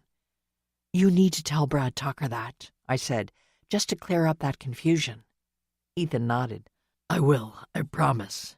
I certainly don't want to make Hannah look like she was lying or anything. So now what? Aunt Lydia asked as Hugh stepped out from behind the chair to stand beside her. You need to be checked out at the emergency room, for one thing. He should go to the sheriff's department first, I said. Let them see the condition he's in. That will help bolster his story. My aunt swept one of her fine-boned hands through the air. But they're likely to lock him up immediately. No, Amy is right. I should go and report to the sheriff's office. Even if they do hold me without bail, at least they'll get me medical care. I know Brad Tucker will insist on that. Ethan slid forward and attempted to stand up. As his knees appeared to buckle, Scott leapt up and grabbed his arm to steady him. We'll go now, Scott said. I'll drive you there, then come back for the truck later. Don't worry about that, Aunt Lydia said, reaching out to clasp Hugh's hand. We'll make sure your truck gets back to your house, Ethan. And if you leave the keys to your house, we can check on Cassie, too. Thanks, that would be a big help. Ethan fished a ring of keys out of his pocket and tossed it to Hugh. Cassie's met Lydia at least, so she should be okay with you entering the house. I'd come along, but I need to get the twins home and make sure they're rested. They have dress rehearsals tomorrow and Thursday, and then the premiere on Friday night, I said. That's right, they're in the Nutcracker. I was hoping to see that, Ethan said, his smile fading. We have tickets. We'll be there, Scott said firmly. What could keep us away? Ethan shook his head. In my case, a prison cell? Chapter 21. Scott called me Tuesday evening, letting me know that he and Ethan were finally back home. Fortunately, despite questioning Ethan's story, Brad hadn't ordered him to be held at the jail. He'd simply requested that Ethan stay at home until the sheriff's department could check out the old stone barn and see if there was evidence that he was telling the truth. Ethan had also gotten a good report from the medical team, who'd said that while he was suffering from a lack of proper food and water and sleep deprivation, as well as the wounds to his hands, he was otherwise in decent shape. "It's the best possible news, all things considered," Scott told me. "Of course he needs rest and time to heal, but he doesn't have any really serious injuries." I finally got a message from Brad, but it was not encouraging. "Stop by Thursday around 11 and we can talk," he texted. Thursday, I texted back, feeling the need to use extra exclamation points. My info is too important to wait that long. "Sorry, we'll have to," Brad shot back before ignoring my following 3 texts. I finally gave up, fumed to Richard when he got home late Tuesday night. "Better Thursday than never," he told me, yawning and rolling away from me, then immediately falling asleep. Of course he was right, and by the time I left for work on Wednesday, I had calmed down enough to logically consider my plan of attack for the Thursday meeting. I was thankful to have Fiona available to watch the twins on Wednesday. It was the only other day I was scheduled to work during the week, since Sunny, understanding the complications presented by our hosting Fiona, as well as Richard's and the twins' rehearsal schedules, had graciously volunteered to take on extra shifts. Samantha was already at the circulation desk when I arrived. "I just want to warn you," she said as she turned on the desk computer, "that we might get some gawkers in here today. You know, people curious about what's going on with the Blackstone case." "You mean people who want to know more about my brother-in-law's possible involvement?" I asked. Samantha fiddled with the computer mouse. "Exactly.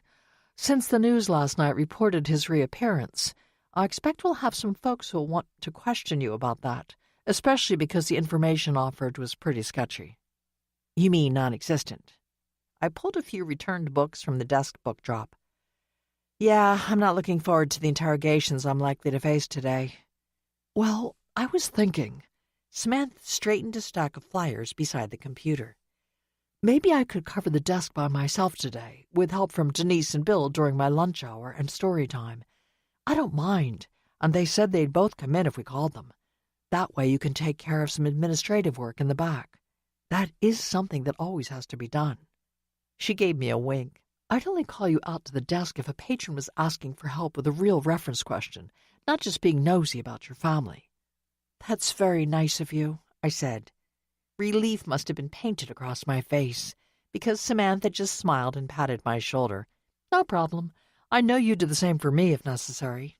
"I most certainly would," I told her fervently. Freed from the public desk, I spent a few hours at my computer workstation in the staff workroom, processing interlibrary loan requests and handling other back-office tasks. I was deep into organizing some budget reports when my cell phone rang. Noticing that the call was from Fiona, I experienced a frisson of anxiety until she immediately responded to my greeting by saying that Ella and Nikki were fine. "I just wanted to let you know that I talked with a few old friends this morning, and they provided some interesting tidbits about Blackstone properties," she said. "What might those be?" I asked, marveling at Fiona's continued interest in helping me. "It's all rumors, or maybe even ghost stories," Fiona said, amusement brightening her voice. "But there's a lot of tales connected to one of their projects, the one called Crystal Lake. If you remember, it was featured on that flyer that had the threat scrawled across it." "Oh?" I straightened and rolled my task chair back from my desk. "What kind of stories?" "Some people say the whole area around the lake is haunted. A lot of foolishness, of course, but I think there's occasionally a nugget of truth behind such tales." "I agree. So why do people claim it's haunted?" "That wasn't entirely clear, but it seems some people think that a couple of people were killed when the lake was constructed. One of my friends said she heard it was a few of the workers, but another one said it involved residents from the area." "Interesting. Thanks so much for sharing that, Fiona. I think I'll go on a research hunt and see what else I can find." "Happy to help," Fiona said in a tone that surprisingly made me think she was telling the truth. "And don't worry about rushing home, Amy. The children showed me where you stored the instructions and supplies for doing their makeup and Ella's hair for tonight's rehearsal. I can take care of that before Richard drops by to pick them up." "Well, thanks again," I said, so flabbergasted that no other words came to mind. I cleared my throat. "I should be able to get back in time to help you, but it's good to know it will be taken care of in case I'm delayed. No problem at all, Fiona said, before wishing me a good day and ending the call. I stared at my screen for a moment. Will wonders never cease, indeed? I asked aloud as I laid down the phone. Inspired by Fiona's comments, I decided to try a few more searches focused on Blackstone Properties and its Crystal Lake development project. At first, all I retrieved were more of the promotional materials that the company had generated. But when I added in some terms referencing the history and folklore of the area, I discovered a more intriguing item. It was an article written for a local newspaper discussing an older couple who were refusing to leave the small farm that had been in their family since the early 18th century. The husband, Gregory Hurst, was quoted as saying they'd have to be dragged out in chains, while his wife, Trudy, pleaded with local officials to block the development. We'd been on this land since long before any of these Blackstone folks were even in the country, she told the reporter. It isn't right we should have to move for some latecomers. The photo that accompanied the article showed the Hursts standing in front of a log cabin with two sagging clapboard extensions and a porch that looked like it was being held up by stacked stone pillars and prayers. I peered closer at the photo but couldn't discern much about the Hursts' appearance, other than their well-worn clothes and the distinctively stubborn set of their shoulders and jaws. Reading over the article again, I noticed that the Hursts, like all the people who owned property in the areas slated to be flooded to create Crystal Lake, had been offered a substantial settlement by Blackstone Properties. Apparently, everyone else had agreed to accept well over the tax value of their property, but the Hursts were still fighting their eviction. I checked the date of the article and did another search, this one to uncover any articles referencing Crystal Lake by the same paper and reporter and published over the next year or so. Bingo, I said, when I finally found a follow-up report on the Hursts. I read through the short article quickly, noting that the Hursts had eventually bowed to the pressure exerted by both Blackstone Properties and local officials. At least they made Blackstone shell out a bit more cash, I thought, as I read the Greg and Trudy Hurst's payout had been substantially increased. According to the article, the couple had told Blackstone's management team that they planned to buy another farm farther west, but having cashed their settlement check, the Hursts had provided no forwarding address. There were some rumors among the locals that the Hursts, whose only child, a daughter, had died a few years previously, might have moved closer to their only remaining family, a son-in-law who'd made a career in the army and a grandchild. But the reporter clarified that this information was not substantiated, as no one had been quite sure where the son-in-law was living at the time. I sat back in my chair. Could the son-in-law have carried enough resentment over the treatment of his wife's family by Wendy Blackstone and her team to want to kill her so many years later? It seemed a stretch, but I'd encountered seemingly unlikely motives before. Samantha cracked open the door to the workroom. "Sorry to bother you, but there's someone here I thought you might want to talk to." She widened her dark eyes. "It's somebody called Tim Thompson," she said in a softer voice. "He said something about a donation to the library, and I assumed that was always worth a conversation." The coincidence of my researching Blackstone Properties and Thompson's appearance in the library wasn't lost on me. More wonders, I said to myself as I stood up. Not wanting to embroil Samantha in my latest adventure in amateur sleuthing, I waved off her questioning gaze and said I'd be out in a second. "How ironic. Just the person I wanted to see," I said, as I strolled out of the workroom and faced Tim Thompson across the desk. Turning to Samantha, I added, "Go ahead and take a break. I can watch the desk while I speak with Mr. Thompson." She murmured, "Thanks," and headed off toward the staff break room. "You wanted to see me?" Tim's face expressed his obvious confusion. "That's odd. I had the distinct feeling that I hadn't made a good impression on you, Miss Muir."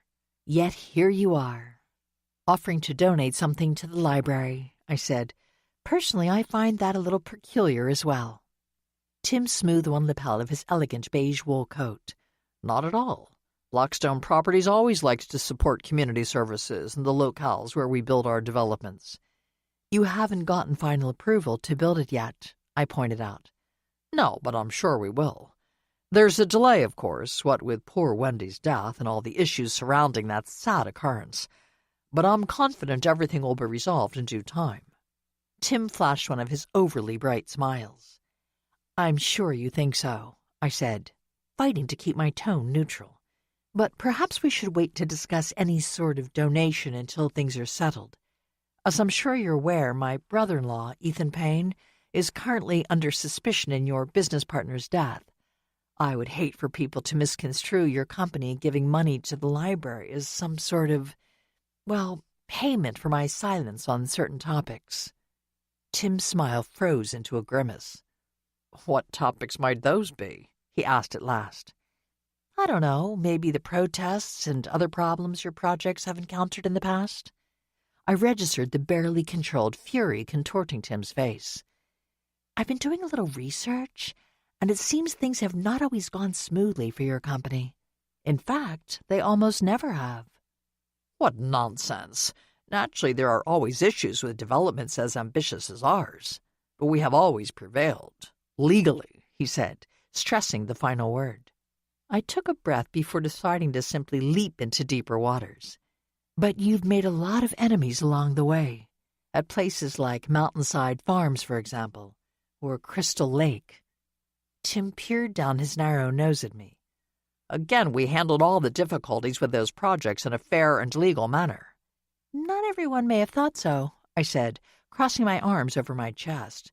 "Like the Hearsts or the Jensen family." That scored a hit, I thought, as Tim's face blanched to the color of bone. "Where did you hear those names?" he asked in a strangled voice. "I told you I did some research. I'm a librarian. It's what I do," I said. "Research my foot. You've been talking to Dylan, haven't you?" Tim's eyes narrowed to slits. "That boy is disturbed. In the past, he's seen conspiracies and cover-ups lurking behind every comment I, Nadia, or Wendy ever made. He needs help, not encouragement for his fantasies." "I have spoken with Dylan, but—" "Enough!" Tim sliced the air with his hand. "I'm not interested in hearing more of this nonsense. I came here in good faith to offer a donation to your library, and what do I get? Unfounded accusations, that's what. I don't need to hear anything else from you, Miss Muir. Good day." He turned on his heel and stormed away, shoving the front doors so hard that they clanged back against the doorframe. "I take it that didn't go well?" Samantha asked as she returned to the desk. "Oh, I don't know," I said with a little smile. "I learned a few things that might be extremely useful. Now, if you'll excuse me, I think I'll go and add them to the list I'm compiling for my meeting with Brad Tucker tomorrow." Samantha's eyes brightened. "You found out something that might help Ethan?" "I certainly hope so," I said. Chapter 22. With my notes and the threatening flyer I'd filched from Blackstone Properties in hand, I felt prepared for my meeting with Brad on Thursday.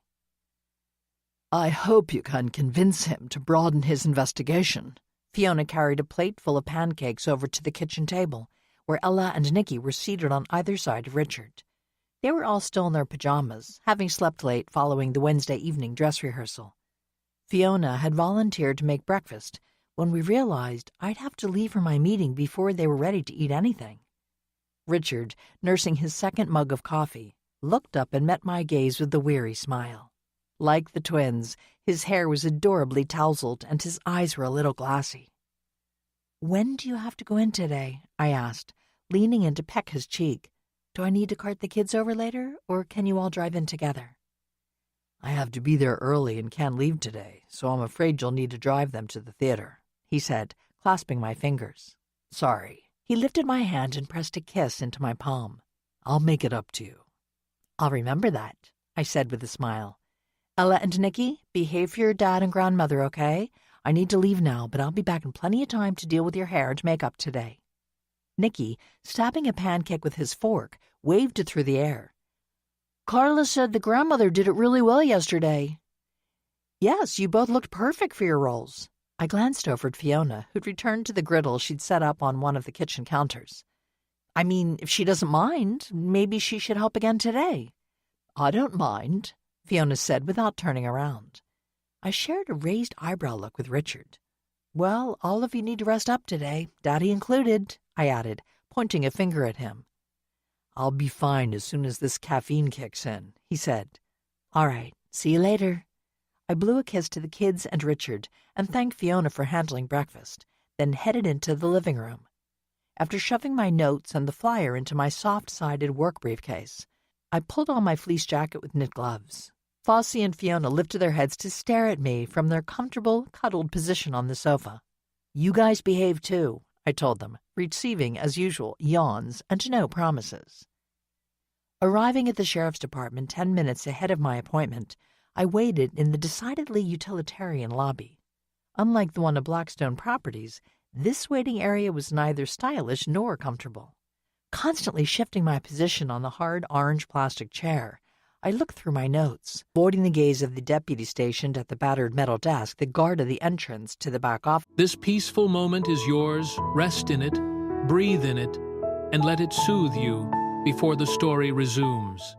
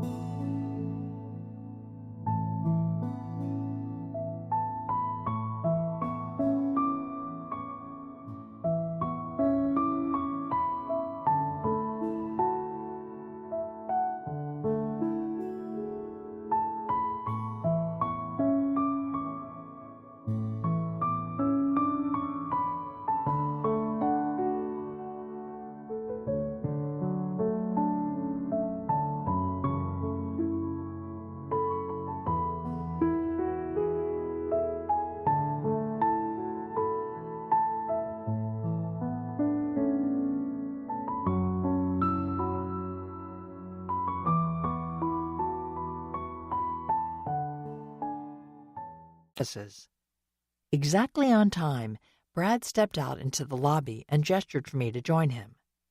"I don't think I've ever seen your new office," I said, trotting behind him as he navigated a rabbit warren of cubicles. "It's hardly new, just mine now." Brad ushered me into a room that looked like it hadn't been updated in decades. "The 70s have called and want their style back," I said, surveying the wood-paneled walls and well-worn patterned carpeting. Although the entire decade was before my time, I recognized the overabundance of wood, dropped acoustic tile ceiling, and brown and rust color scheme from photos in the reproductions of Sears catalogs we kept in the library. "Have a seat," Brad said, gesturing toward a rolling task chair set in front of a hulking wooden desk. Brad settled into a more comfortable-looking office chair behind the desk. Obviously, even he drew the line at spending much time in a chair that looked like it should be tossed in a dumpster.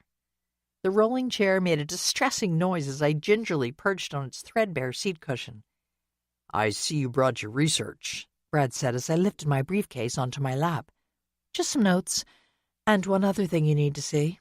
I pulled a few pieces of paper and a flyer from my briefcase before setting it back on the floor. "Found this just the other day."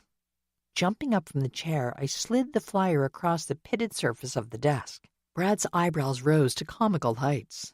"Found it? And how exactly did you do that? Did someone drop it into a library wastebasket?" "Not exactly," I said, cringing as the chair squealed again when I sat back down. "You sure this thing can hold me?" "Absolutely. If it'll support some of my burly deputies, it won't fall apart under you." "I don't know," I said. "Maybe they just intimidated it into obedience." Brad laughed. "Okay, now that we've broken the ice, what is this all about, Amy?" He waved the flyer at me. "Where did you really find this?" "At Blackstone Properties' temporary offices in town." I held up my hand, palm out, and before you start berating me, it was really my mother-in-law who spied it in a stack of papers on Timothy Thompson's desk and retrieved it, without Thompson's knowledge, of course. "Of course," Brad said. "We just thought, well, we wanted you and your investigative team to know that Blackstone Properties had received at least one death threat. Now, I don't know if it was directed toward Wendy, Tim, or even Nadia, but it shows that someone out there was threatening them, which means Ethan isn't the only one with a motive to kill Wendy. Not by a long shot. I have other information along those lines, too, including some viable motives linked to Jaden Perez, Thompson, Nadia, and even Dylan," I added, shuffling through my notes. Crossing his arms behind his head, Brad leaned back in his chair. "That won't be necessary. Despite your obvious lack of faith in our abilities, my team and I have discovered that Tim Thompson, Nadia Blackstone, Perez, and others should be looked at more closely, and we're conducting those investigations right now." Really? I looked up from my notes. But in all the news briefings, you seem so focused on Ethan. It's a strategy, Amy. Brad dropped his arms and leaned forward, resting his forearms on his desk. We've investigated Ethan's story and have found evidence to back up his claim of being held in that barn, which has led me to believe he was kidnapped to cast more suspicion on him while the actual murderer escaped, or flew under the radar anyway. Oh. I stared into his clear blue eyes. Sorry, I just thought... That I was incompetent? Brad tapped the surface of the desk with his index finger. Listen, Amy, you know I appreciate all the help you've given the department in the past, but you really aren't a one-woman investigative team. 2 women, I thought, thinking of Fiona. I realize that, and I apologize if I got it wrong, but I hope some of my research will still be useful, for background if nothing else. Brad sat back in his chair and looked me over. Okay, tell me then. I detailed the information I dug up about Tim Thompson and Nadia, as well as the protests and other issues surrounding the Mountainside Farms and Crystal Lake developments. Who's to say one of the protesters like Jaden Perez or someone affected by those projects didn't kill Wendy, I said in conclusion. Quite possible. And yes, some of this might be useful. Brad held out his hand. Do you mind leaving those notes with me? I'll have one of my deputies look more closely at those developments as well as any other Blackstone projects. I stood and placed the notes on his desk. I appreciate that. But you should back off of this case now. Brad stood, facing me across the desk. Seriously, Amy, for your own safety. You've seen what happened to Ethan. Whoever's behind Wendy Blackstone's death, they aren't messing around. Okay, but... I slipped the strap of my briefcase over my shoulder. Why aren't you publicly declaring Ethan's innocence if you know he's not the culprit? To draw out the actual killer, of course, Brad said. We'll clear Ethan soon, probably sometime tomorrow. But until then, we're allowing the perpetrator to think they've escaped suspicion. Hoping they'll grow careless and make a mistake, I asked. Brad flashed a weary smile. Something like that. All right, I'll go now. But first, I'll apologize again. I should have known you wouldn't jump to conclusions about Ethan or anyone else.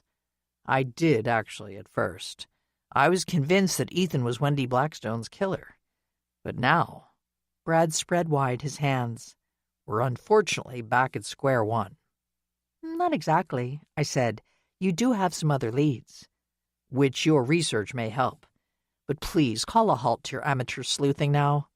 Brad pressed his hand over the badge on his uniform shirt. I promise we'll do our best to find the actual culprit or culprits.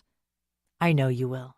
But if you do need any additional research assistance, I know who to ask. Brad glanced at his watch. Forgive me, but I have to ask you to leave. I have another appointment in 5 minutes, and I'd like to grab a cup of coffee before that. Sure thing. Thanks again for hearing me out. And straightening me out, I said with a rueful grin. Wishing Brad a good afternoon, I left his office. As I drove home, my thoughts swirled around the information I'd just learned. As soon as I reached the house, I'd call Scott and let him know that Ethan was no longer under suspicion. Of course, Ethan would have to lie low at home until Brad made a public announcement about his innocence, but at least he wouldn't have to worry for one more day. I tightened my grip on the steering wheel. I should have called Scott before I left the sheriff's office, but I never used my cell phone while driving. It will be soon enough when I get home, I told myself. Caught up in these thoughts, I didn't notice the vehicle tailgating me until I pulled onto the stretch of rural road that separated the sheriff's office from the main street leading into town.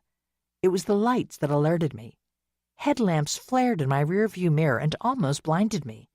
It was a gray day, so someone turning on their lights wasn't odd, but it looked like they had their high beams on, which was definitely unnecessary. I tried to catch a glimpse of the vehicle in my side mirror, but all I could see were the lights and what looked like a chrome grille gleaming against a black or dark gray paint job. I increased my speed slightly, thinking the driver was pushing for a faster pace on the 2-lane road, but the car simply accelerated to match. "What the heck are you doing?" I muttered as I tried to keep one eye on the road in front of me and still monitor the vehicle behind me. There was no reason for the driver to push me. I was already driving 10 miles over the speed limit, and the road offered sections of broken lines, allowing them to pass if they were so inclined. "There's no one coming in the other direction," I said, my voice rising. "You can just go around me if you're in such a hurry."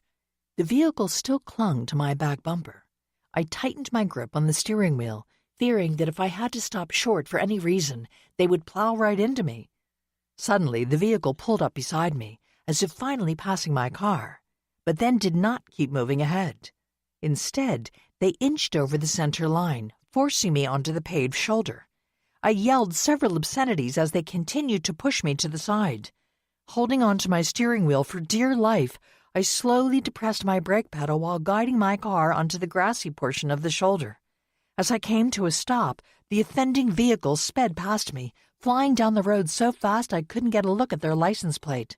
But I confirmed that the vehicle was a black SUV, emblazoned with a logo that looked like a multicolored shield inside an open-topped laurel wreath. A Cadillac of all things, I thought, recognizing the emblem. A Cadillac SUV, not a cheap ride by any means. I sat on the side of the road for several minutes, allowing time for my hands to stop shaking. As I stared mindlessly through my windshield, my cell phone buzzed, alerting me to a text. I plucked the phone from its dashboard holder and stared at the screen. "Just a taste of what might happen if you don't stop nosing around," it said. I dropped the phone like it was a snake poised to strike. After taking several deep breaths, I retrieved the phone from the floor mat and punched in the shortcut I'd set to call Brad Tucker. "Hello, Brad," I said when I reached his voicemail. "Please call me back. I know you said I shouldn't do any more investigating, and I haven't, but I think the Blackstone case might have decided to involve me, like it or not." After completing that call, I texted Scott and shared Brad's information concerning Ethan before trying another number, again reaching voicemail. "Kurt, I wonder if you have time to talk to me. I might need your help with something," I said. He called me right back. What do you need? He asked. "Help tracking down a vehicle that just ran me off the road, and maybe assistance in digging up a little more information on a couple of Blackstone Properties' former projects." Tell me about the vehicle, and I'll get right on that. Have you informed the sheriff's department as well? "I will, just waiting for them to call me back. Anyway, it was a black Cadillac SUV, late model, I think, though I'm no expert on cars, but it looked fairly new." Very well. I'll check with some of my contacts. As for the other thing, have you spoken with Mary yet? "Mary Gardner? No. Why would she know about Blackstone Properties?" Because she still keeps up with all the gossip and stories about happenings in the Blue Ridge Mountains, near and far. If the developments were, as I think, located anywhere affecting that region— "They were, and I did," I replied. "Then she may have heard something. It would be worth a visit, perhaps?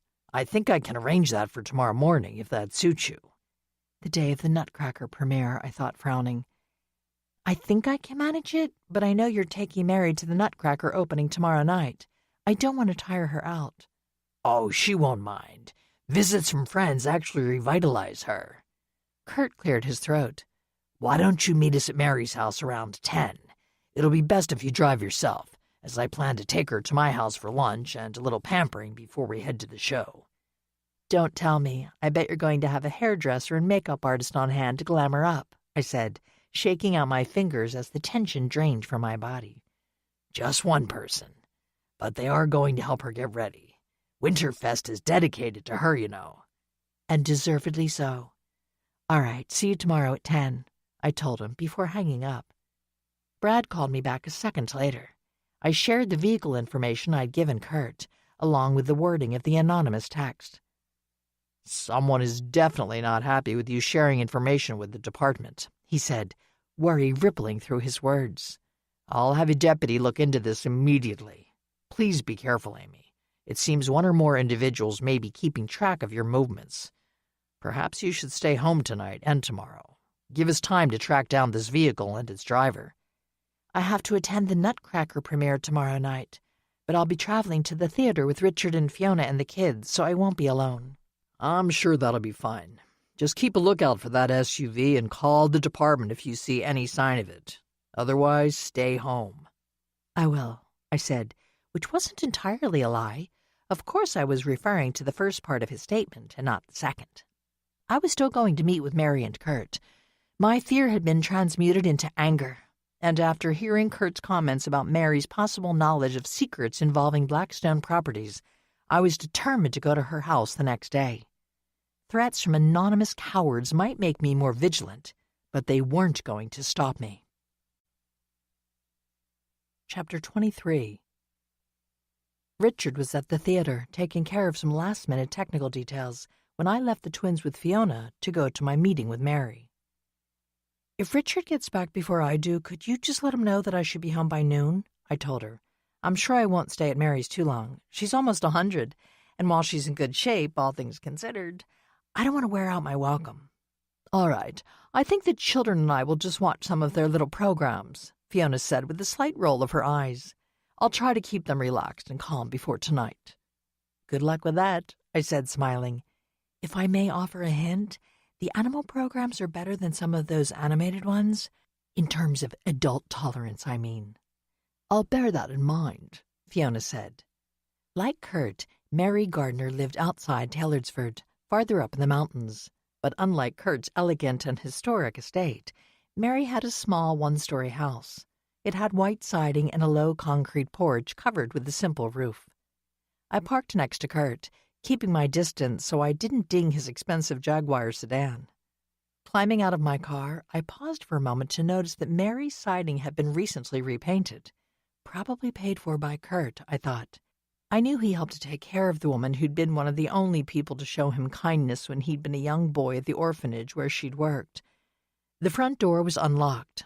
I pushed it open and entered a small living room paneled in polished wood. Windows framed with lacy white curtains let in the clear winter light, while several paintings of flowers lent color to the dark walls.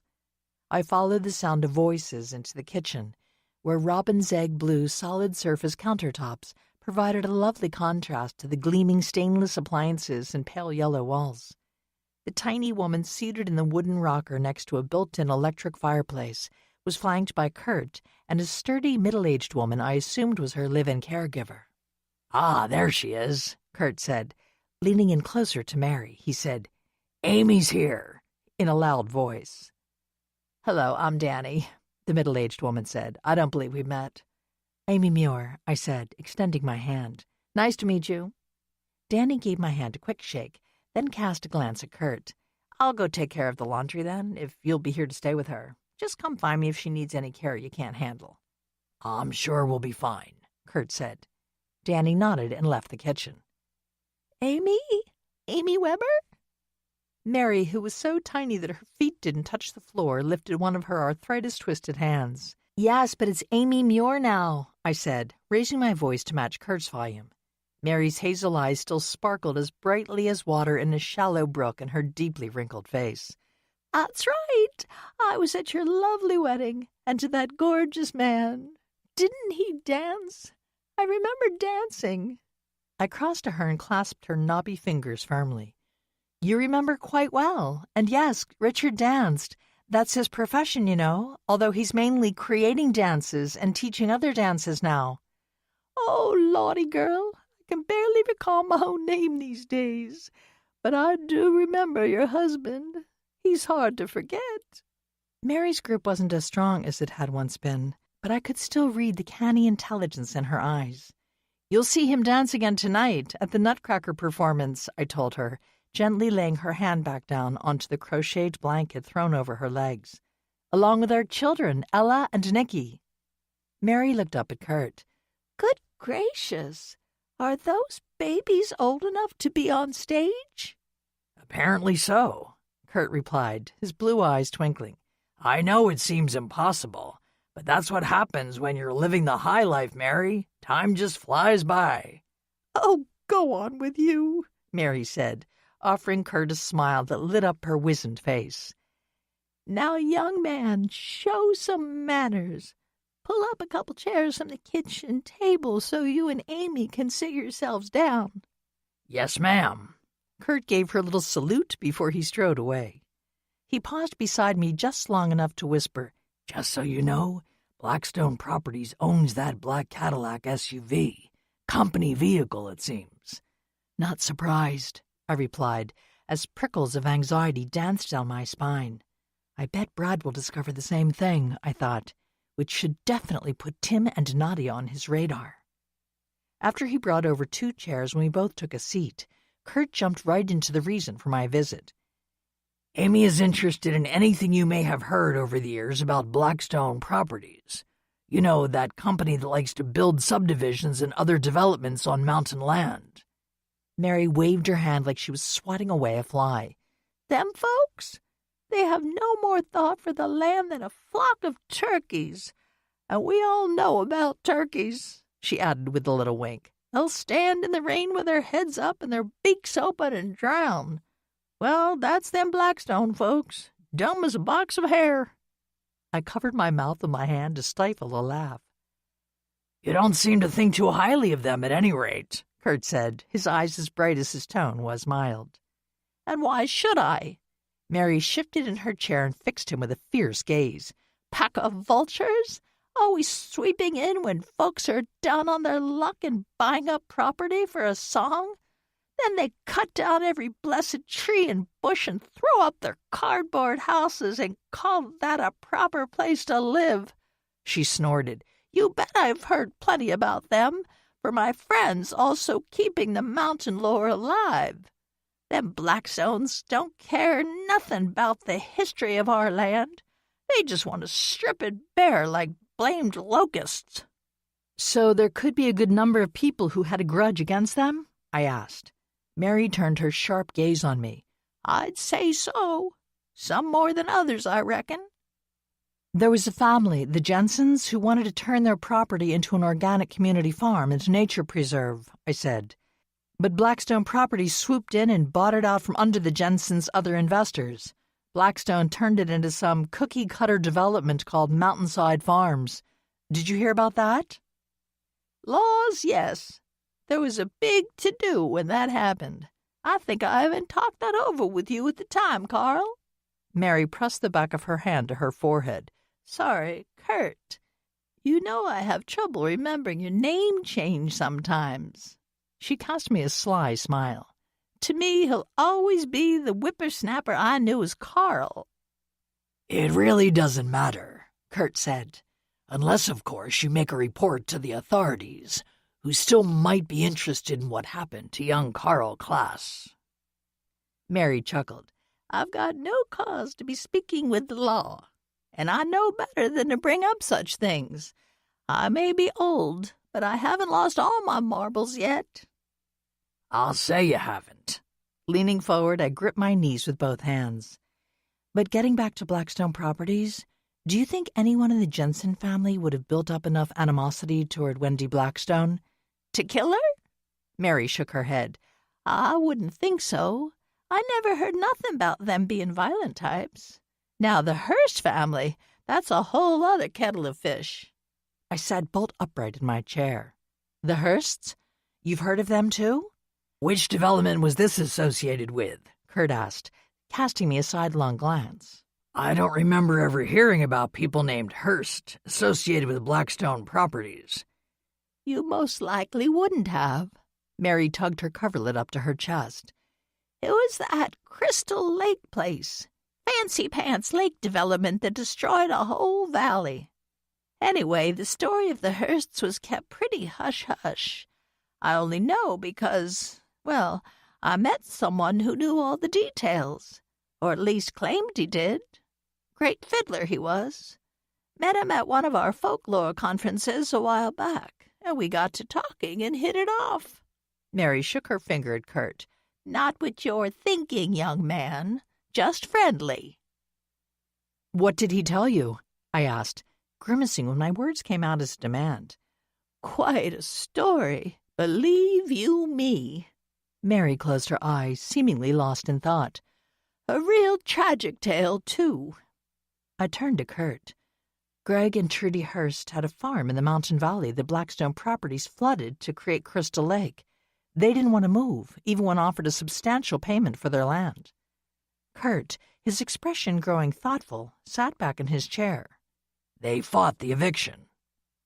Until the last minute, from what I read, although they did manage to squeeze more money out of Blackstone Properties, so I guess that was something. Ha! Mary's explosive exclamation caught both Kurt and me by surprise. As we turned to face her again, I noticed that her eyes glittered with what looked like repressed amusement. You think that's what happened, do you? Yes, indeedy, that's what Blackstone told everyone. But it wasn't the truth. Not according to my friend, anyways. They didn't get the money? I asked. Mary's sparse eyelashes fluttered. No, child. They never moved away. I frowned. What do you mean? The place was eventually flooded when Blackstone dammed a small river nearby. There was no way they could have stayed. There is one way. Kurt's face went still as stone. If they were dead. Mary licked her forefinger and held it up. 1 point for you, Carl. You guessed it right the first time. I leapt to my feet. Wait, they died? But I found a newspaper article that said they moved farther west after cashing their settlement check from Blackstone. Of course you did, dear. Mary adjusted the folds of her blanket. That's what Blackstone wanted people to know. Or anyways, so my friend said. Kurt reached out and took my hand, pulling me back down into the chair next to his. How did this friend know anything about the situation? He was hiding out in the area at the time. Mary shrugged her bird-wing shoulders. He was a fugitive. Had been convicted of some minor crimes like petty robbery or drugs or such. Not sure what, to be honest. Anyway, he was living out there in the woods near the Hearsts' farm. Used to pilfer a few eggs and things from them. He thought maybe Trudy Hearst knew, but she didn't care. Said the Hearsts weren't ones for bowing down to the law, if you get my meaning. He saw something then? Something that convinced him they were dead? I asked. Mary's sigh rattled her thin chest. He saw them killed, dear. Said it happened when one of Blackstone's flunkies came to finally force the Hearsts off their property. Blackstone was just about to raise the last of the buildings still standing in the valley so they could start the flooding process. My friend said he guessed Blackstone was getting mighty frustrated and awfully worried, too. Every day costs money on a project like that. No doubt, Kurt said. So what happened when this Blackstone employee came to evict them? I asked. Did the Hearsts resist or something? Quite fiercely, or so my friend said. He saw the guy driving up and hid behind a storage shed where he could keep a lookout on the cabin. According to him, as soon as the enforcer roared up in his truck, Greg Hearst bursts out of his front door, brandishing a shotgun. He lowered his weapon before he ordered the guy to leave, though. Leastwise, that's what my friend claims. I clasped my hands tightly together in my lap. The Blackstone employee killed Greg Hearst? Mary rubbed her lower arms as if she'd been stricken with a sudden chill. So I was told. Shot him in cold blood, my friend said. And then when Trudy Hearst ran out onto the porch to see what was going on, she was shot dead, too. I tried to form words, but my lips refused to cooperate, reducing my reaction to a strangled squeak. Kurt crossed his arms over his chest. So, according to your friend, Blackstone Properties just covered this up. I suppose they buried the two bodies on the property, and then when the entire area was flooded, they figured the crime was hidden forever. That's right. Mary rocked back in her chair.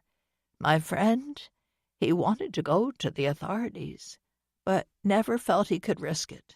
He was still a wanted man. He changed his name later. Mary sent Kurt a knowing look. But he knew if he tried to report any of this to law enforcement, the whole truth, including his fugitive status, would come out.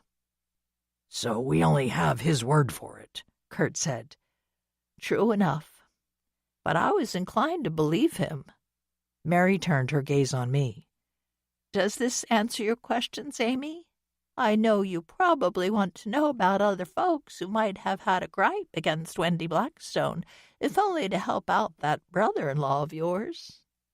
Well, actually, I felt the intense heat of Kurt's attention switch to me and reconsidered my next words. "Yes, this is very helpful, Mary. Thanks so much. The only thing is, there was a son-in-law and grandchild, wasn't there? I mean, I read that they were the only family the Hearsts had left. No one seemed to know where they were living at the time, though. Do you think there's any chance they ever found out the truth?"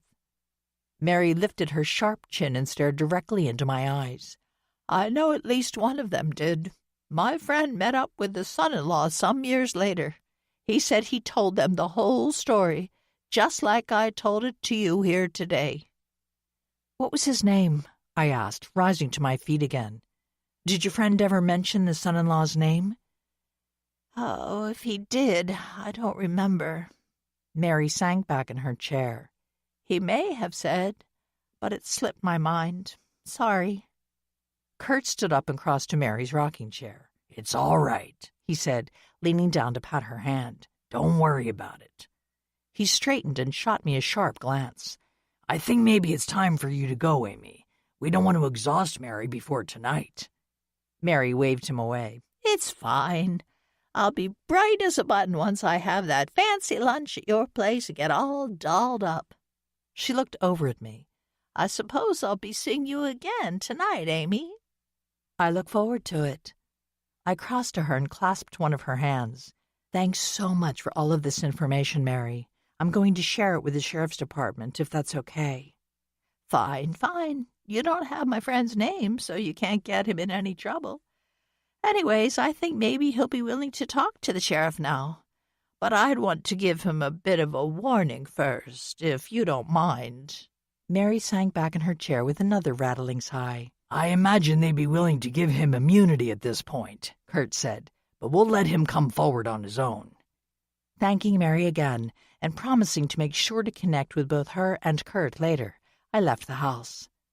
Sitting in my car, I texted Brad, telling him I might want to speak privately at the Nutcracker performance. "No rest for the weary," he texted back. "But okay, at intermission perhaps. We'll both be busy with our kids after." I agreed with this plan. Driving home, I rehashed Mary's story several times. It was clear that if this tale was true, and Mary's fugitive friend had shared it with the Hearst's son-in-law, he, or perhaps even his son or daughter, could have had a reason to seek revenge against Wendy and Blackstone Properties. If only Mary had remembered his name, I thought, as I pulled into my driveway. But that was something Brad and his team could certainly uncover, given enough time. Climbing the steps to the front porch, I realized Wendy wasn't the only person who could be held responsible for the Hearst's death. There was the enforcer, as well as Tim Thompson. Blackstone Properties itself could also be considered liable, which might have an adverse effect on Nadia and Dylan, if only financially. I inhaled a deep breath of cool winter air, hoping Brad and his team had enough time before it was too late, before the killer struck again.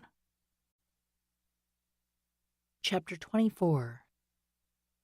Traveling to the theater with two children who were hyped to the max was quite an experience. "How did you do this by yourself yesterday?" I asked Richard. He shot me an amused glance as he turned onto Smithsburg's main street. "I told them I'd keep them off the stage if they didn't settle down." I glanced over my shoulder. Fiona, to her credit, was sitting in the middle of the back seat, between Ella and Nicky. I knew that couldn't be comfortable, but she'd insisted. "We're going to have a long way to the theater," I told her, when we'd discussed the arrangements in the afternoon.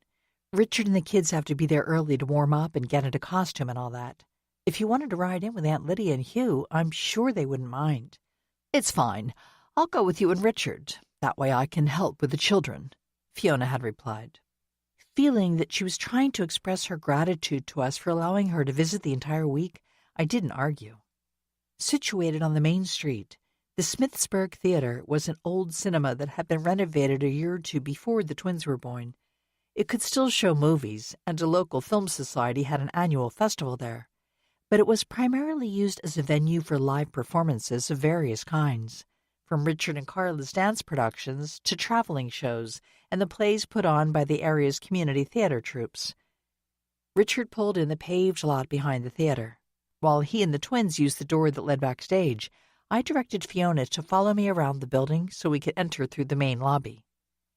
I thought the children might need help with their costumes, Fiona said. Carla has a contingent of dance moms lined up to do that. I used the extra set of keys Richard had given me to open one of the front doors. Painted a glossy crimson, the doors reflected their Art Deco heritage in their diamond-patterned windows and chrome geometric accents. I'm surprised you aren't a dance mom, Fiona said as we entered the lobby. I grinned. No need. They have a dance dad. Fiona slipped off her black wool coat as she surveyed the lobby. It was a glamorous space, a perfect backdrop for her elegant silver silk sheath dress. Marble columns flanked the doorways leading off the lobby, and the soaring pale blue ceiling created the illusion of a summer sky.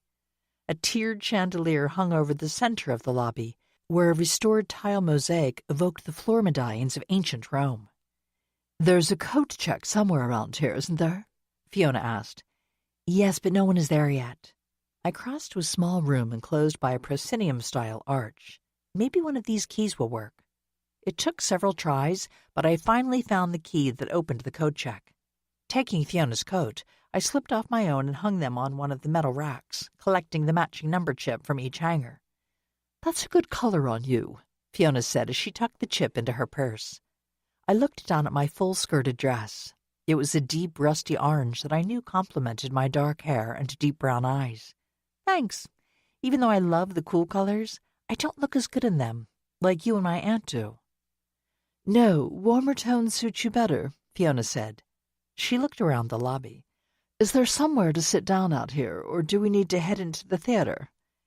I pointed toward another alcove framed by an arch. Within its shadowed space, a few small tables and chairs provided a place for patrons to sit after they'd purchased intermission drinks or snacks from the concession area. We can wait over there. I don't want to go into the theater until the ushers arrive. That makes sense. Fiona followed me over to the seating area. When do they usually open the auditorium? She asked, with a glance at her delicate silver wristwatch. About 30 minutes before the curtain, but things will start buzzing around here before that, I said, taking a seat across the small cafe table from her. We made idle chit-chat for a few minutes before Fiona pulled out her cell phone to check messages. I did the same, and we fell silent until the theater manager appeared. I explained about having been given a set of keys by Richard.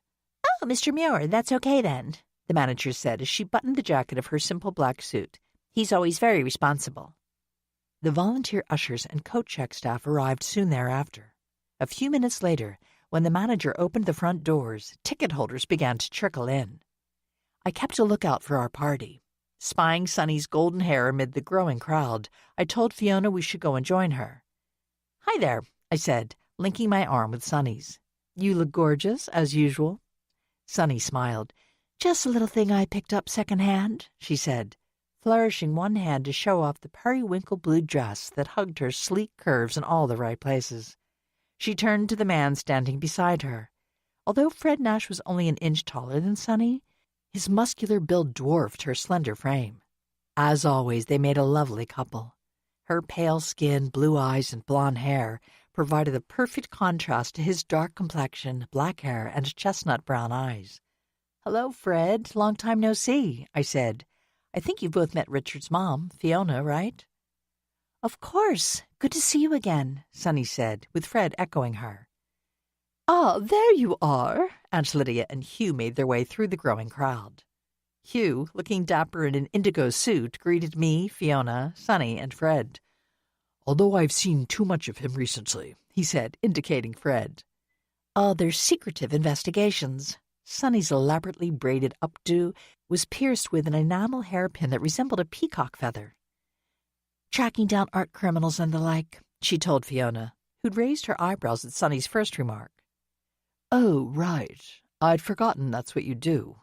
Fiona pursed her lips. Some things don't change, I thought. She still doesn't approve of private investigators or others who might skirt her definition of acceptable professions. Aunt Lydia, who was lovely as usual in a blush pink suit accented with a fuchsia silk blouse, held up a pair of tickets. "Shall we head to our seats? It looks like they've opened up the auditorium." Wait a minute. What's all the buzz about? Sonny asked, eyeing the crowd. I realized she was right. The usual low rumble of conversation had given way to louder comments and exclamations of surprise. Turning to face the front doors, I noticed that a circle of onlookers had formed around the two men who'd just entered the lobby. "It's Scott and Ethan," I said, waving my arm above my head to alert them to our location. Fred stepped forward, clearing a path for my brother and his husband. "It seems not everyone has heard the news," he said as they joined our little group. "Yes, that's right," Sonny said, raising her voice so her words would project over the crowd. "Ethan Payne has been cleared of any suspicion of Wendy Blackstone's death, in case any of you wondered." The light from the crystal chandelier glittered off her peridot-studded silver bracelet as she flicked her wrist through the air. Ethan, color rising in his cheeks, mumbled, "Thanks." "No problem at all," Sonny said, patting his shoulder. Fred, beaming with pride, took her arm. "Come on, love, let's take our seats," he said. They led the way into the auditorium, sweeping past a few obviously shocked patrons. The rest of us followed. As we strolled down the center aisle to find our assigned seats, I once again admired the renovation that had been spearheaded by Arts Administrator and current Taylorsford Mayor Marty Stover. The stage, which had been expanded from its original size to cover a small orchestra pit, could easily accommodate the demands of live theater and dance performances, especially since the original movie screen had been replaced by a retractable version. Midnight blue velvet drapes behind an elaborate pseudo-Roman frieze whose plaster decorations gleamed with touches of gilt were pulled close to cover the stage. Passing rows of theater seats, I noticed Brad sitting with his wife, Allison, and waved. I'd heard from Richard and Carla that their 6-year-old son, Noah, displayed a real talent for dancing, an observation I wasn't sure Brad would welcome. But unlike Richard's dad, he has shown up for his son's performance, I thought, as we reached our row of seats near the front of the auditorium. More than a few curious stares focused on Scott and Ethan. Combined with idle chatter, this continued until the lights flashed, warning people to take their seats. As I settled back against the sapphire plush velvet upholstery and focused on the stage, Fiona tapped my arm. "I had some flowers sent backstage for Ella and Nikki," she whispered. "I hope that's okay." "I'm sure they'll be thrilled," I said, but then held a finger to my lips as the lights dimmed and the orchestra launched into the opening bars of Tchaikovsky's score. The curtains slid back, revealing a party scene that evoked a Victorian parlor while still remaining stylized enough to match the aesthetic of the production. Ella and Nikki, along with Noah and the other children, performed their roles with a charm and assurance far beyond their years. It's a testament to Carla's skills as a teacher and her and Richard's brilliant choreography, I thought, as I shared a quick smile with Fiona, who appeared transfixed by the action on stage. She leaned forward when Richard finally appeared as Drosselmeyer, a mysterious figure who gives the main character, Clara, the nutcracker that eventually turns into a prince. Dancing with his usual skill and elegance, Richard projected a slightly dangerous quality that made it difficult to determine whether his character was meant to be good or evil. He just can't help it, I thought with a little smile. I knew that Richard hadn't planned to put himself front and center in this production, wanting the focus to remain on the younger dancers. But the moment he stepped into the scene, it was impossible to keep your eyes off of him. Of course, that might just be me. As the first act ended in its flurry of snowflakes, the audience broke into loud applause. "Ella and Nikki were so good, weren't they?" Fiona said, as the lights came up for intermission. "Well, everyone was." "Including Richard," I said. "Yes, of course." Fiona fiddled with her paper program. Meeting my gaze, her expression grew serious. "He is a great dancer, isn't he? I wish I hadn't waited so long to find that out." I wish you hadn't too, I thought, but simply smiled. I'm sure he'd love to hear you say it. Surveying the crowd, I noticed Kurt standing a few rows back, near a section that had been designed to accommodate wheelchairs. "Excuse me, I need to go say hello." I told Fiona before heading up the aisle. Don't you both look elegant, I told Kurt and Mary, who was seated in a wheelchair beside him. She wore a red velvet dress accessorized with a pearl necklace and earrings, a velvet patchwork quilt in shades of green, gold, and red draped over her lap. Very festive. Kurt, who was wearing a pearl gray shantung silk suit I was certain had been tailored to fit his large frame, gave me a little bow. Thank you. We thought the occasion demanded a little extra effort. I bent down to clasp one of Mary's hands. Are you enjoying the show so far? Oh, laws, yes. It's splendid, Mary said, her hazel eyes sparkling. That husband of yours certainly knows how to make an entrance. He does, doesn't he? I gave her fingers a slight squeeze. The children did well, too, don't you think? They were adorable. Such lovely little dancers, Mary replied. As I started to slide my hand away, Mary clutched my fingers. Lordy, Amy, I almost forgot again. I remembered that name, the one that slipped my mind earlier. She tightened her grip. The last name of the Hurst's son-in-law, I mean. It was one of those Scottish names common in these parts. Campbell, that was it. What? I straightened, pulling my fingers free. You're certain it was Campbell? Oh, yes, dear. That was certainly it. Duncan Campbell, I believe the son-in-law was called. Not sure about the child. As Kurt and I shared a glance, I saw understanding flood his face. Megan Campbell, he said. I need to find Brad. I cast my gaze wildly about the auditorium. And Sonny. Turning back to Mary, I wished her a good evening and darted off, searching the crowded rows. I found Sonny first, standing in the lobby chatting with a member of Jaden Perez's Environmental Coalition. Grabbing her arm, I pulled her to one side. Where's Megan? Is she still at Vista View? Sonny, her blue eyes widening in surprise, shook her head. No. As a matter of fact, she disappeared in the middle of the night. Or early this morning. Anyway, it was while the Grands and I were asleep. And she didn't tell any of us thanks or goodbye or kiss my astrolabe? Sonny flashed an apologetic smile at an older woman standing nearby. She stole one of our coolers, too. I just discovered that today. I went out to the shed to find a pair of pliers and noticed the cooler was gone. I guess she took that with her when she flew the coop. I think she stole it long before last night, I said, remembering Ethan's mention of a cooler when he was locked in the barn. But it's actually good that she's gone. If she shows up again, call 911 immediately. Why? Confusion washed over Sonny's face. Because I think she's Wendy's killer, I said. Sorry, I can't explain now. I need to find Brad. Over by the concession stand, Sonny said with a wave of her hand. As I dashed off, she called out, You'll clarify all this later, right? The lights flashed, warning that the intermission was almost over. I knew I had to get back to my seat, but first I needed to talk to Brad. I intercepted him as he was heading for the auditorium doors. Amy, he said, I knew I mentioned talking at intermission, but we don't have time. I clutched the sleeve of his jacket. I know, but you have to hear this. It's Megan, I said. Megan Campbell, Jaden Perez's partner in Environmental Advocates. What of her? Brad pulled his arm away. She's the killer. Don't ask me how I know. There's no time to explain, but it's her. Brad stared at me for a moment before yanking his cell phone from his pocket. Go inside, he told me. I'll call in an APB on the woman, but only if you swear you have some evidence to back this up. I do. I honestly do. Other than the volunteers, we were the only people left in the lobby. I pressed my hand to my heart. I swear. Brad nodded and held up his phone. Then I'll call. You get back to your seat. I followed his command, although I was trembling from the adrenaline rushing through my body. Just as the lights went dark, I grabbed my program off the seat and fanned my face as I sat down.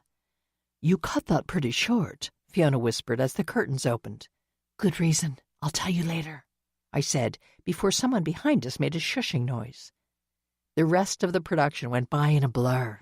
I was glad I'd planned to attend all of the performances so that I could actually appreciate the second half. Once Megan Campbell is in custody, I'll be able to concentrate on things like dancing again, I told myself, certain her arrest would occur before the Nutcracker's closing night. I hoped so anyway. Chapter 25. I thought I was the only one up by 9 on Saturday morning until Fiona appeared in the kitchen in her paisley-patterned bathrobe. "Good morning," I said. Is it? Fiona's voice sounded ragged, and her hair was pulled back into a simple bun rather than her trademark chignon. I noticed she was clutching a wad of tissues in one hand and that her eyes were red-rimmed. "What's wrong?" I asked, motioning toward the chair across the kitchen table for mine. "Here, sit down and I'll get you some coffee or water or whatever." Coffee would be good, she said as she slumped into the chair. I didn't ask any more questions until I placed a mug of black coffee in front of her and sat down with my own refilled mug. "Is someone ill or injured?" I asked, after taking a sip. No, nothing like that. Fiona shoved the tissues into the pocket of her robe and stared glumly down at the slightly oily surface of her coffee. It's just that, well, last night was so lovely. I truly enjoyed seeing the children perform. And Richard, too, of course. And all your friends were so pleasant to be around." She raised her eyes and met my questioning gaze. Then, when we got home and I went upstairs, I received a call from Jim. "What did he have to say? Confirming plans for your return home and then your cruise?" Yes, well, that was the issue, you see. The cruise. Fiona circled the top of her mug with one finger. I didn't mention this before, because I had already made up my mind. But he called earlier in the week and wanted me to come home Thursday. He had this idea that we could leave for our trip a few days ahead of time and tour Miami, where we were scheduled to board the ship before the cruise. I told him I didn't choose to do that because I wanted to stay until today, for the Nutcracker performance, among other things. "I assume he didn't take that well," I said, studying Fiona's drawn face. He did not, especially since he'd already booked a couple of nights in a Miami hotel. "Without consulting you?" Fiona shrugged. As I've mentioned before, he always does that sort of thing. He calls it taking charge. "I'd call it presumptuous." Fiona stared over my shoulder, not meeting my eyes. Of course, that's what it actually is. I've just grown used to it, I suppose. Normally I go along with his plans to keep the peace, but this time I refused. When she focused back on me, I could read the resolve in her eyes. I was determined to see Ella and Nicky's first stage performance. I didn't do that for Richard, you know. "Yes, I know." I swallowed a gulp of my coffee. I regret that now. Fiona shoved a dangling lock of hair behind her ear. Jim didn't want me attending any of Richard's dance performances because he thought if we refused to support him, he'd eventually give it up. I used to argue with Jim about it, but never really stood my ground. "But you did this time," I said. "Yes. I told him, when he called before, that I would not return home until today. He'd been sending me angry emails and voicemail messages ever since. I was ignoring them until last night. I thought if I talked to him about how wonderful the Nutcracker was, how well the twins did, and how impressed I was with Richard and Carla's choreography and overall leadership." Fiona pulled one of the tissues from her pocket and dabbed her eyes again. It didn't do any good. I just got yelled at again.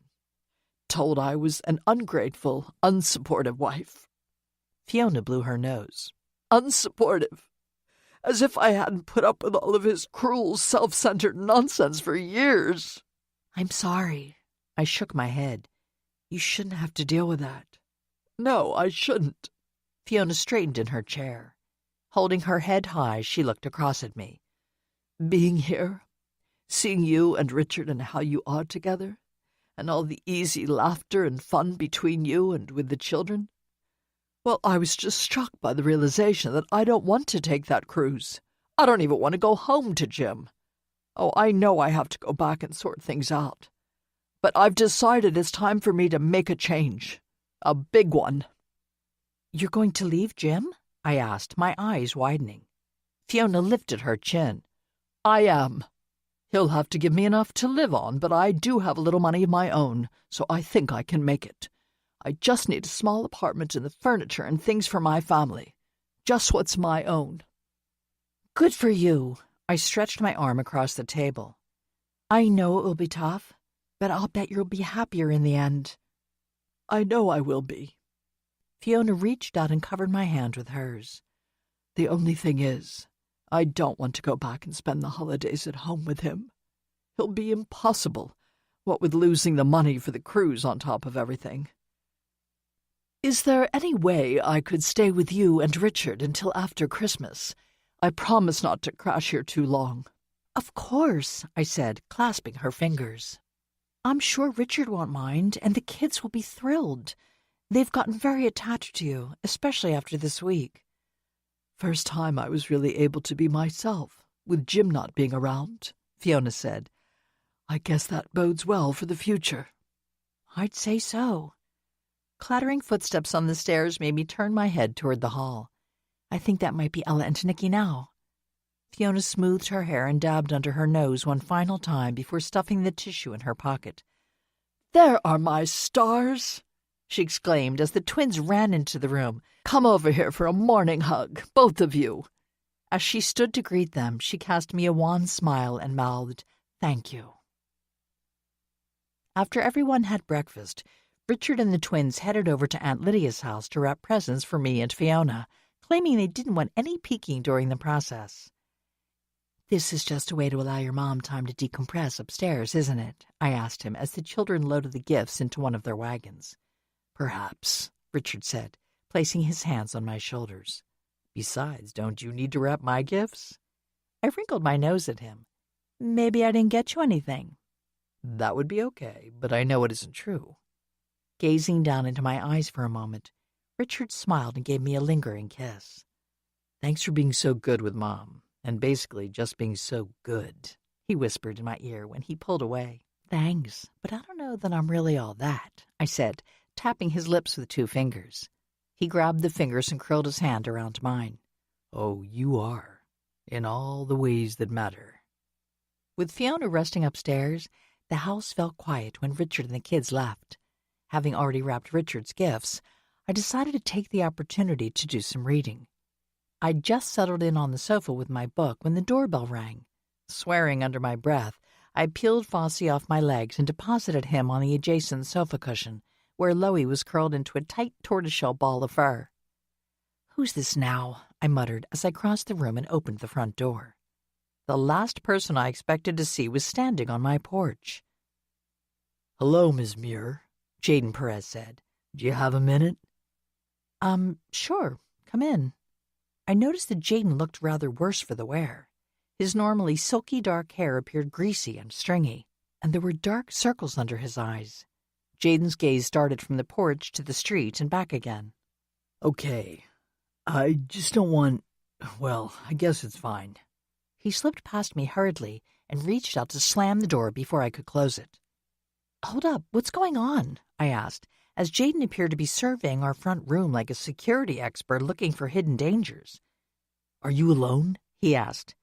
"Pretty much. My mother-in-law's upstairs, but I believe she's napping. Anyway, I doubt she'll be down for a while." I motioned toward the seating area. "My husband and kids are next door." Jaden dropped down into one of the armchairs. "I just didn't want to talk if there were too many people around," he said.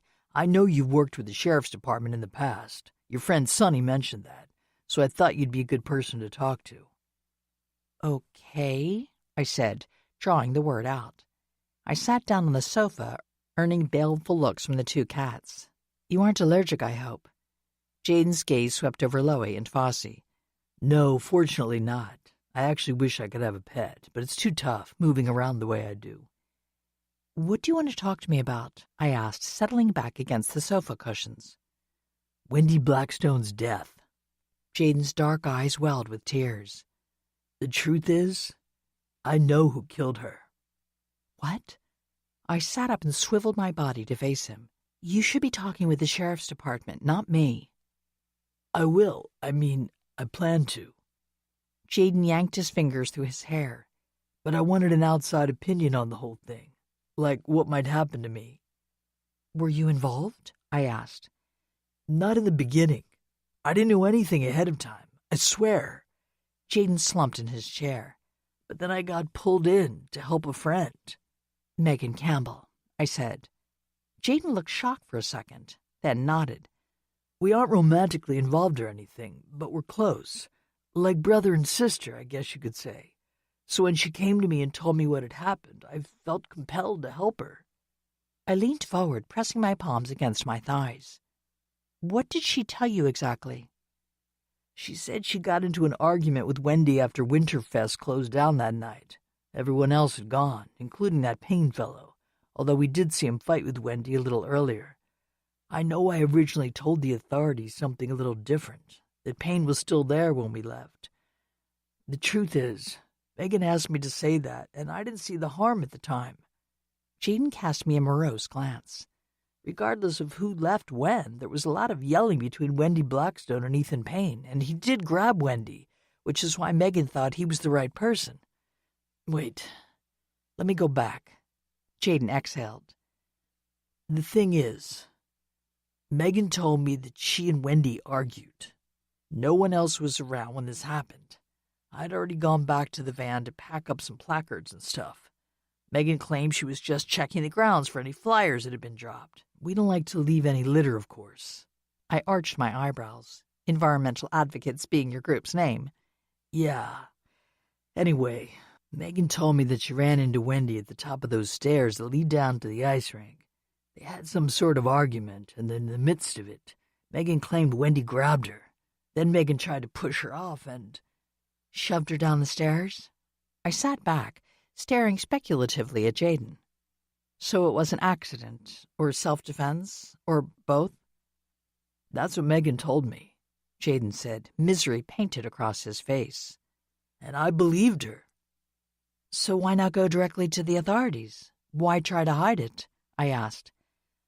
Megan was afraid they wouldn't believe her. She had ties to Wendy and Blackstone Properties, you see. Ah, right. They instigated and then covered up the deaths of her grandparents. Jaden shot me a wide-eyed glance. You know about that? I found out with some help from friends and my own research. I drummed my fingers against the sofa cushions, drawing a muffled meow from Fossey. So what was the plan? Stay quiet and hope someone else, like Ethan Payne, took the rap? I didn't know about that, I swear, Jaden said. All I said I'd do was arrange for Megan to quietly leave the country and stay away until things cooled off. She had a valid passport, and we figured since she didn't really seem to be on the sheriff's radar, she could just slip away. I have environmental activist associates in South America, you see. I thought Megan could go and work with them for a while, and maybe Wendy Blackstone's death would be declared an accident or something, and it would all blow over. But it was declared a murder, I said. The forensic experts found evidence of a blow to Wendy's head, which led to her death just as surely as the fall. I know. Jaden dropped his head into his hands for a moment. When he looked up, his pain was palpable. I really did believe Megan when she said it was an accident, and then the sheriff was looking at Ethan Payne as the perp, and I said something to her, urging her to confess, to not let an innocent man go to jail. But she just said that he was a great distraction. When Payne disappeared, I thought it was simply a stroke of luck. My fingernails dug into my jeans. It gave you more time to make all the arrangements for Megan to flee the country. Which were complicated. Anyway, Jaden sat up straighter. I had no idea that Megan had anything to do with Payne's disappearance. I certainly wouldn't have supported that if I had known. She was acting peculiar, but I just thought it was guilt or trauma from the accident. His lips twisted into a grimace. Accident. Yeah, that's a good one. There was no accident. You think Megan deliberately killed Wendy Blackstone? I asked. I do now. Jaden stared up at the ceiling. When Ethan Payne was cleared and the information about his kidnapping came out, I asked Megan if she knew anything about that. She just laughed in my face, told me that she'd engineered the whole thing to keep the focus on Payne. It was almost like she wanted me to admire her for that. And when I didn't, she got angry, demanded to know when I was getting her to South America. So I said maybe I wasn't now. I pressed one hand against my chest. What happened then? She lost it, started screaming at me, said I'd betrayed her, just like the Blackstones had betrayed her family, told me to forget about helping her. She'd take care of herself like she always had. Claimed that her dad had taught her how to live off the land and she might just disappear into the mountains where no one would ever find her. Jaden pressed his hand to his forehead. Then she threatened me. What? How? He met my intense stare without flinching. She said she'd been keeping tabs on me, and if I went to law enforcement with what I knew, she'd kill me. She swore she could, that no matter how long it took, she'd get revenge, just like she did with Wendy Blackstone. She'd planned that for years, she said, just waited for the right moment. And she'd do the same to me, just like she would eventually to Tim Thompson and Wendy's kids. Oh, hell, that's not good, I said, rising to my feet and crossing to his chair. Jaden stood up to face me. No, it sure isn't. Maybe the woman isn't entirely sane, or maybe she's just allowed her anger and desire for revenge to overwhelm every other emotion. I don't know. All I'm sure of is that she's quite capable of killing again. I think you do need to go to authorities, today, to protect yourself as well as others. And to be perfectly honest, the sheriff's department knows about Megan's connection to Blackstone Properties, and is looking for her as we speak. I laid a hand on Jaden's shoulder. You'll have to face the music for your involvement in covering up Megan's crime, but if you explain it the way you've told me and offer to testify, you may be granted immunity, or at least a very light sentence. It doesn't matter.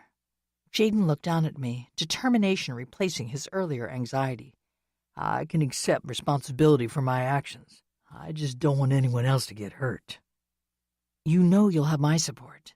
Now perhaps it's better if you leave. I don't want to have to explain everything right now to my mother-in-law or the rest of my family. No problem.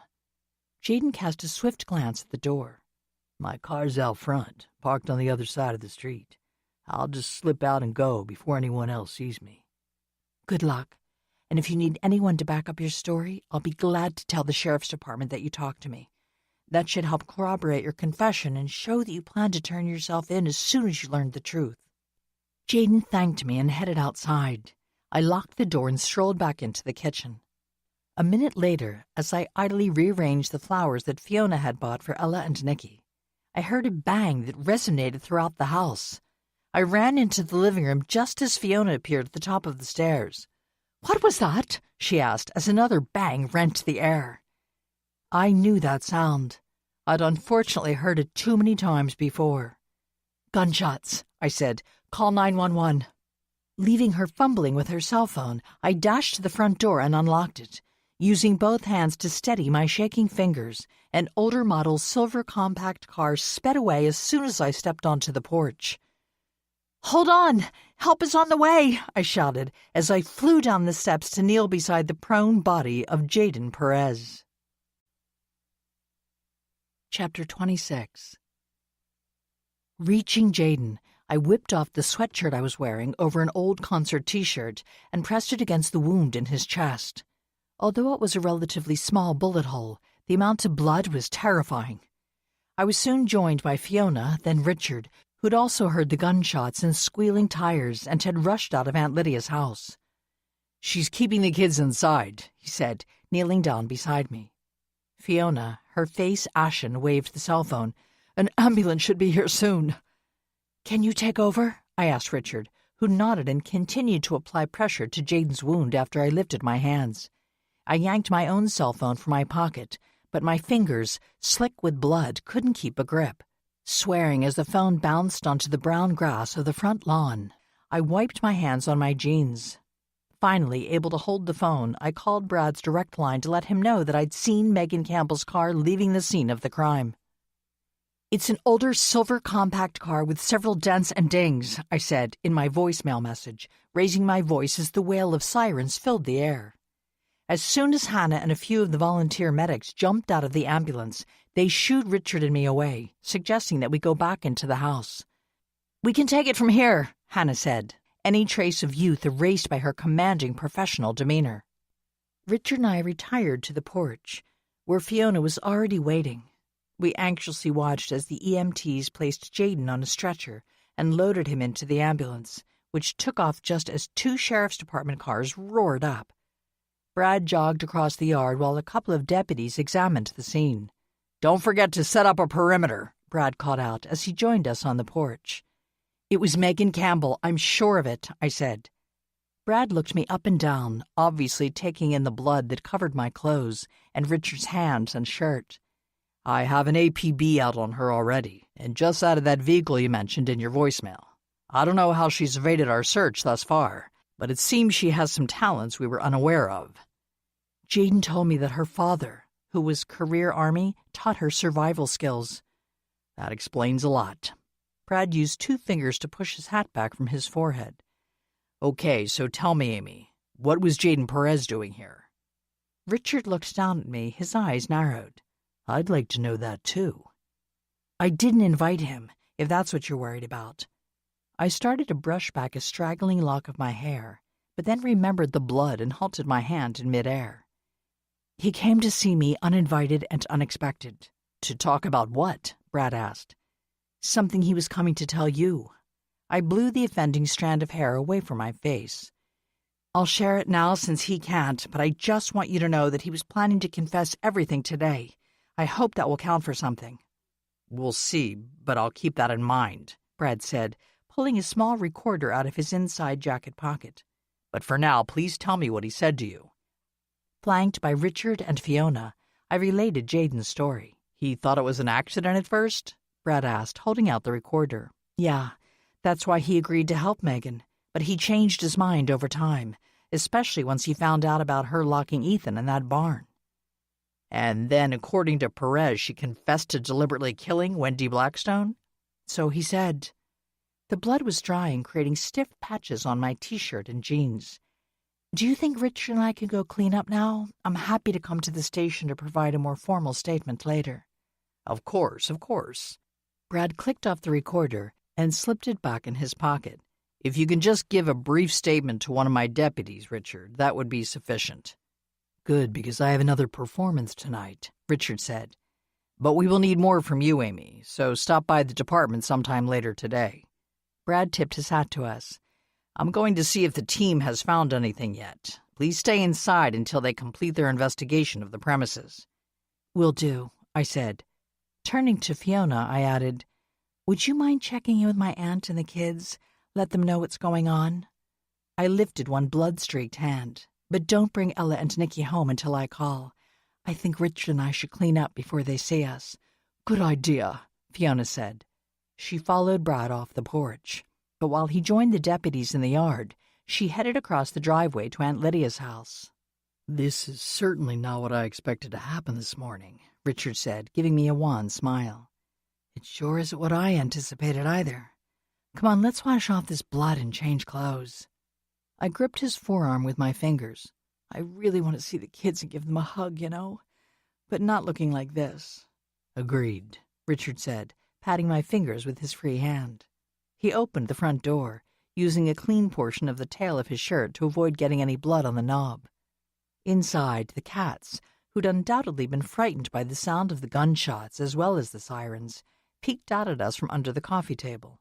"Sorry, guys," I told them as Richard and I crossed to the stairs. "Things should calm down soon." Richard, 2 steps above me, looked back. "If only I could believe that."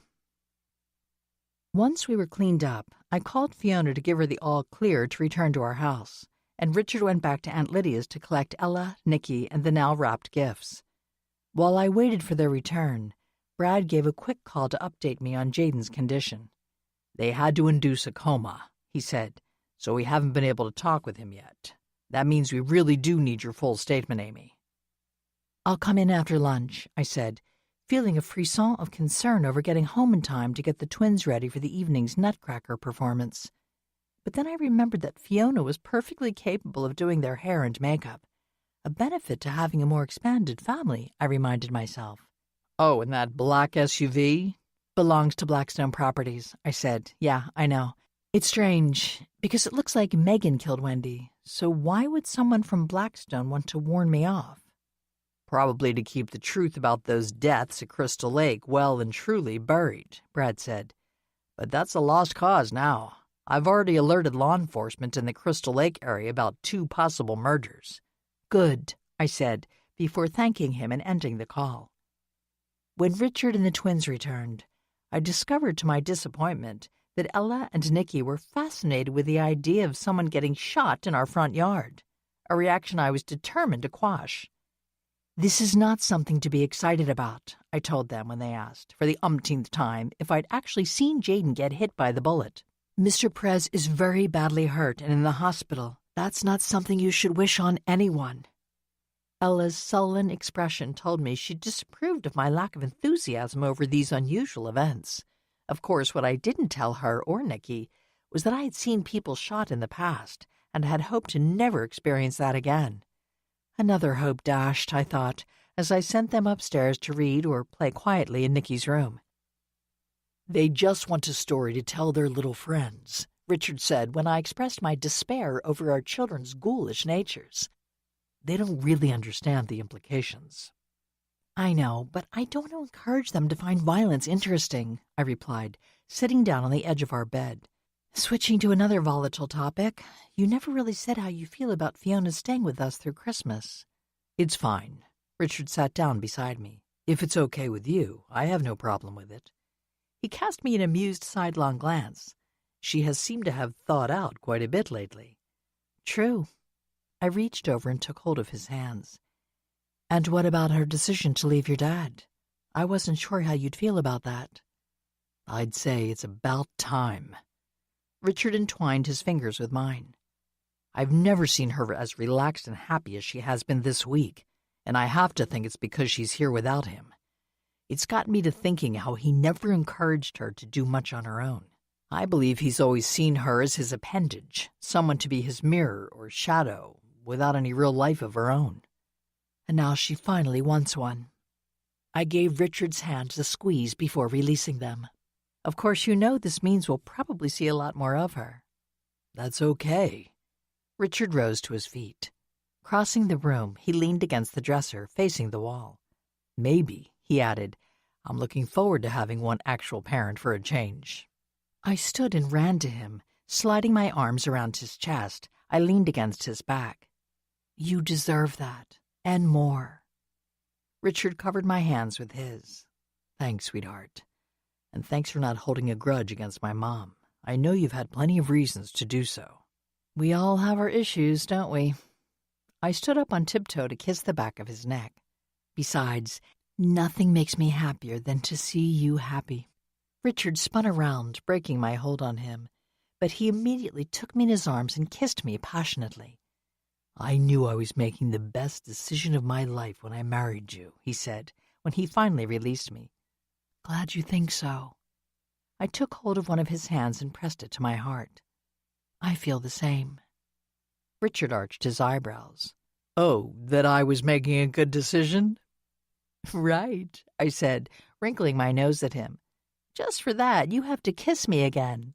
Such a tyrant, Richard said, before enthusiastically complying with my request. Chapter 27. My parents arrived early in the day on Christmas Eve, a fortunate decision as it turned out. By mid-morning it was snowing hard, promising a white Christmas, but also making travel treacherous. As they often did, Mom and Dad elected to stay in one of the guest bedrooms at Aunt Lydia's house. Of course, with Fiona still visiting us, it was really their only choice. My aunt had also called Scott and Ethan as soon as the snow started falling and told them to come over and stay the night, since otherwise they might miss all the family festivities. You can bring the dog, she'd told them. I don't think anyone will mind. So by early afternoon, Aunt Lydia's house was bursting with activity. Richard, Scott, and Ethan were assigned to keep Nicky and Ella, who were bouncing off the walls due to the combined excitement of Christmas, the snow, and Cassie, under some semblance of control. Mom, Hugh, Fiona, and I volunteered to help Aunt Lydia with food prep and other things. She quickly set Fiona and Hugh to work polishing the silverware in the dining room, while Mom and I assisted her in the kitchen. It's not really big enough to accommodate too many helpers, she said, earning an eye roll from her younger sister. Just be honest, Lydia. You don't much like other people messing around in your kitchen, my mom said. Aunt Lydia didn't correct her. She simply handed Mom a bag of potatoes and told her to get busy peeling them. By late afternoon, the snowstorm had stopped, leaving behind over 1.5 feet of snow. Richard, looking a little haggard, poked his head around the kitchen door and made the suggestion that we all bundle up and take a walk before it got dark. "Fess up, you just want to turn the twins loose outside to burn off some energy," I said. He gave me a thumbs-up sign. I had to admit that was a good idea. Ella and Nicky needed some time to enjoy the snow, which wasn't that regular an occurrence in our area. Despite living at the foot of the mountains, we'd seen very little significant snowfall over the last few years. As we all tugged on boots and other outerwear, Hugh asked me if I'd heard anything from the sheriff's department concerning Megan Campbell. "Not really," I said. "I spoke to Brad Tucker again a few days ago, at the closing night of Nutcracker, and all he said was what's been on the news. The search for her is ongoing. They did find her car abandoned at one of the local trailheads, but there was no sign of her on or anywhere near the trail." "I think that was a ruse." Scott pulled a white knit cap over his dark hair. "I bet she parked there and then walked to another location just to throw off the searchers. Probably hitchhiked or something and then caught a bus out of the area," Ethan said. "Judging by her ability to deceive and then get the jump on me, I wouldn't underestimate her." Scott gave him a poke in the ribs with his elbow. "Are you saying someone has to be a genius to put one over on you?" Ethan playfully bopped Scott's arm with his fist. "Okay, have your little joke. I know I was bested by a girl, and a rather physically small specimen at that." "She just knew how to play on your good nature," Scott said, throwing his arm around Ethan's shoulders. "Mention a dog in trouble and you're putty in anyone's hands." "Speaking of dogs, where is ours?" Ethan asked, looking around the sun porch, where we'd stored all our winter gear. "Already outside with the kids," my dad said. "Don't worry, Richard and Hugh are out with them, too." After we were all dressed for the cold and snow, our entire group met up in the backyard, where Cassie was enjoying a romp with Ella and Nicky. "They're going to be exhausted tonight," I told Richard. "Good. Maybe they'll go to sleep a little early so Santa can come before it's so late." He pointed to himself, because Santa would sure like to go to bed before midnight. "We'll see." I patted the sleeve of his thick fleece coat with my heavy mitten. "They'll probably get a second wind around 10. "I know," Richard said glumly. "Who's taking the lead?" Aunt Lydia asked, her pink cheeks matching her rose-colored down coat. "Nick, you're already closest to the front, but remember you have to blaze the path for the rest of us." My dad shuffled his boots through the snow. "No problem. I'll just make like I have snowshoes on." "You do have some pretty big feet," my mom said with a wicked smile. My dad scooped up a handful of snow and tossed it at her, which started an impromptu snowball fight. Ella and Nicky enthusiastically participated until Richard grabbed Ella and swung her up on his shoulders. Scott did the same with Nicky. "Easier for these guys to keep up this way," Richard told Fiona, who expressed some concern about his back. "And thanks, Mom. But though I am getting older, I'm not that feeble yet." We set off, trying to stick to the sidewalk, although it was difficult to determine where the edge of the sidewalk ended and the road began. Of course, there were no cars or other vehicles on the street, so we felt safe either way. There were only a few other people outside. "A shame," Hugh said. "It's so lovely, like a wonderland." I had to agree with him. The white frosted limbs of the trees and shrubs created an elegant tracery against the clear gray of the sky, while the blanket of snow lent the lights and other holiday decorations an extra touch of magic. I drew in a deep breath of the crisp, cold air as the scents of pine and wood smoke wafted through the air. Cassie, who'd been trotting along beside Ethan, paused to investigate a squirrel that chittered at us from a branch not far above our heads. Ella reached up from her perch on Richard's shoulders and grabbed the branch, sending the squirrel skittering farther up the tree trunk and showering herself and Richard with a large dollop of snow. Richard let loose a few words that horrified Fiona and made me giggle. "You can't say those things in front of the children," Fiona said, brushing off the dusting of snow that had also fallen onto her wide-brimmed felt hat. "Obviously I can," Richard replied, but then he told Ella never to repeat them. "Like that will work," my mom said, sharing a smile with me. When we reached the edge of the business district, Aunt Lydia suggested that we turn around.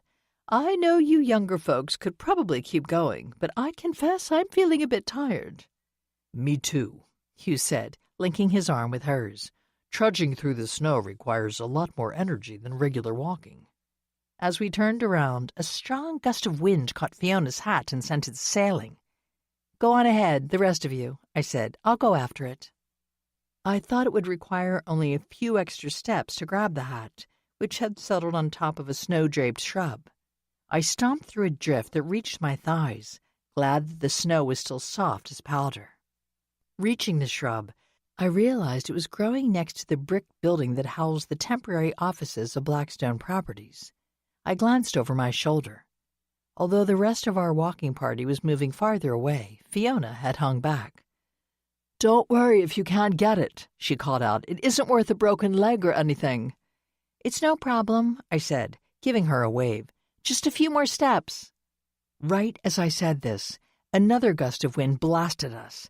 Catching the hat, the wind blew it off the shrub and sent it dancing across the snow and into the small parking lot behind the building. Richard and the others, obviously expecting us to be following behind them, moved farther and farther away. I gnawed the inside of my cheek for a second, then continued to fight my way through the snow to reach the hat. I'd almost laid hands on it when another gust blew it out of reach. As I swore under my breath, Fiona struggled through the drifts to stand beside me. "It's certainly being difficult," she said, looking around us. "That's odd."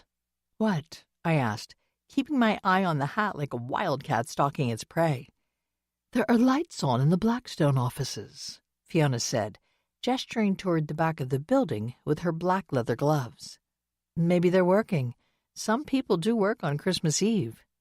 I took 2 steps forward, only to have the wind blow the hat away again. It landed up against the brick building next to the back door. "In this weather? And I forgot to tell you in the midst of all the hubbub today, but Emma, my hometown friend, texted me last night to say that she'd heard Blackstone Properties was abandoning their plans for development here," Fiona said. "Really? They're pulling out?" I asked as we both fought the snow to move closer to the hat. "Apparently. So I'd imagine they'd be shutting down their offices sooner rather than later." Fiona held out her gloved hand. "It's snowing again. Let's forget the hat and head back." I glanced over at her, noting the white flakes spangling her dark hair. "No, you need something on your head for the walk back. Anyway, it's stuck up against the brick now. I don't think it will escape again." As we closed in on the hat, Fiona offered me her arm to help me navigate through a particularly deep drift. "Thanks. One of the many problems of being short," I told her, nabbing the hat just as the back door flew open. Fiona and I stopped in our tracks.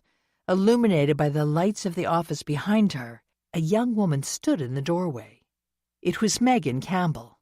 I recognized her immediately, even though she'd switched out her colorful glasses for a pair of pewter wireframes, and her curly rose gold hair had been trimmed into a short pixie cut and dyed dark brown. She was wearing a camouflage shirt with khaki pants and a pair of short hiking boots, and she was holding a gun. Chapter 28. "Get inside," she said, brandishing the gun. The one she used to shoot Jaden, I thought, as I followed Fiona into the building. Megan slammed the door behind us, locking it for good measure. "Over there," she said, pointing with the revolver toward the office where Fiona and I had spoken with Tim Thompson. I wasn't entirely surprised to discover Tim and Nadia in the office. The fact that they were tied to 2 sturdy wooden chairs and gagged was a little more unexpected, but not entirely given Megan and the gun. "What are you doing?" Fiona asked. I could read fear in the twitch of her left eyelid, but she was otherwise remarkably composed. "I was about to extract some much-needed justice," Megan said, "until you 2 came barging in." I opened my mouth to mention the fact that Fiona and I would have happily gone on our way if Megan hadn't forced us into the building, but one look at Megan's face silenced me.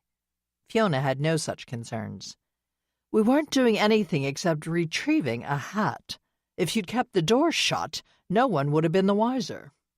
Megan walked up and stared into Fiona's haughty face for a moment before slapping her hard across the cheek. "Shut up! I know you were spying on me through the windows." I made a slicing hand motion down low, next to my hip, trying to convey the need to stay quiet. But Fiona ignored me. Staring down at Megan, she delicately pressed her fingers against the red mark on her cheek. "I have no idea what you're talking about. We were out for a walk with family and friends, and my hat blew away. We had no interest in spying on anyone." "Well, you're here now, so sit down." Megan shoved Fiona, causing her to stumble and fall into the desk chair. It rolled back, banging into the partition. "Don't move or I'll shoot you along with these two." Nadia and Tim, fighting their gags, made unintelligible guttural noises. "Now you." Megan pointed the gun at me. "Sit in that armchair. I won't tie you up or gag you, but just know if you try to make a run for it or scream, I won't hesitate to shoot. Maybe not to kill, but I doubt you want to lose your kneecap." I stared at her, astonished at her transformation from a quiet, seemingly meek environmental activist to this angry vigilante. "I'll sit," I said, inching my way over to the chair.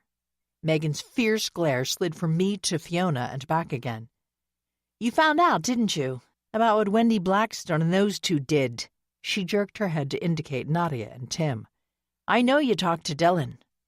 "Yes, but he didn't tell me anything about your grandparents," I said, lowering myself into the chair.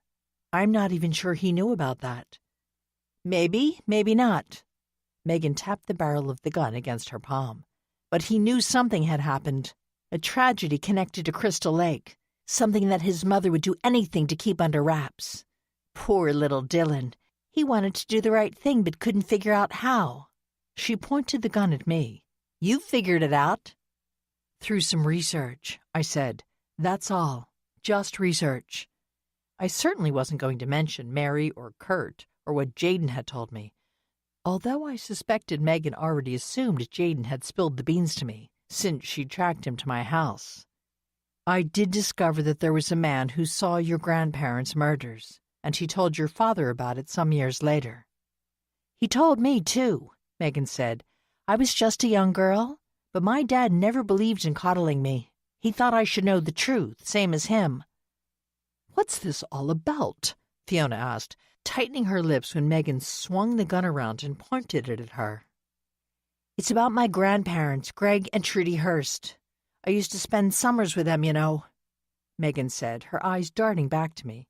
"My mom died when I was little, and my dad was working most of the time. He was in the Army, used to train soldiers in survival skills. That was his specialty." "He trained you, too," I said.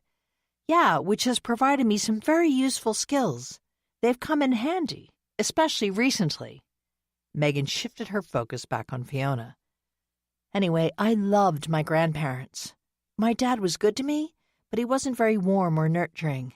She shrugged. "Not in his nature. So I liked spending time with Grandpa and Grandma. I loved the farm, too. It was going to be mine one day.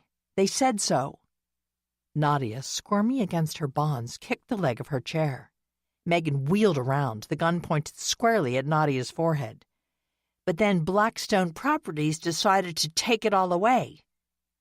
"I can understand your anger at losing the land," Fiona said, her voice preternaturally calm. "But surely a business deal isn't worth killing over." I caught Fiona's eye and shook my head in a silent warning. I knew I had to somehow reach out to Megan before Fiona inadvertently inflamed her even further. But it wasn't simply a business deal, was it, Megan?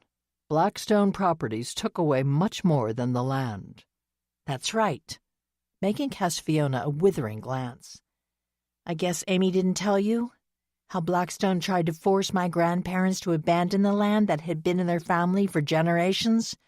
And when they couldn't buy them off, they had them killed," I said, lacing my words with as much sympathy as I could muster.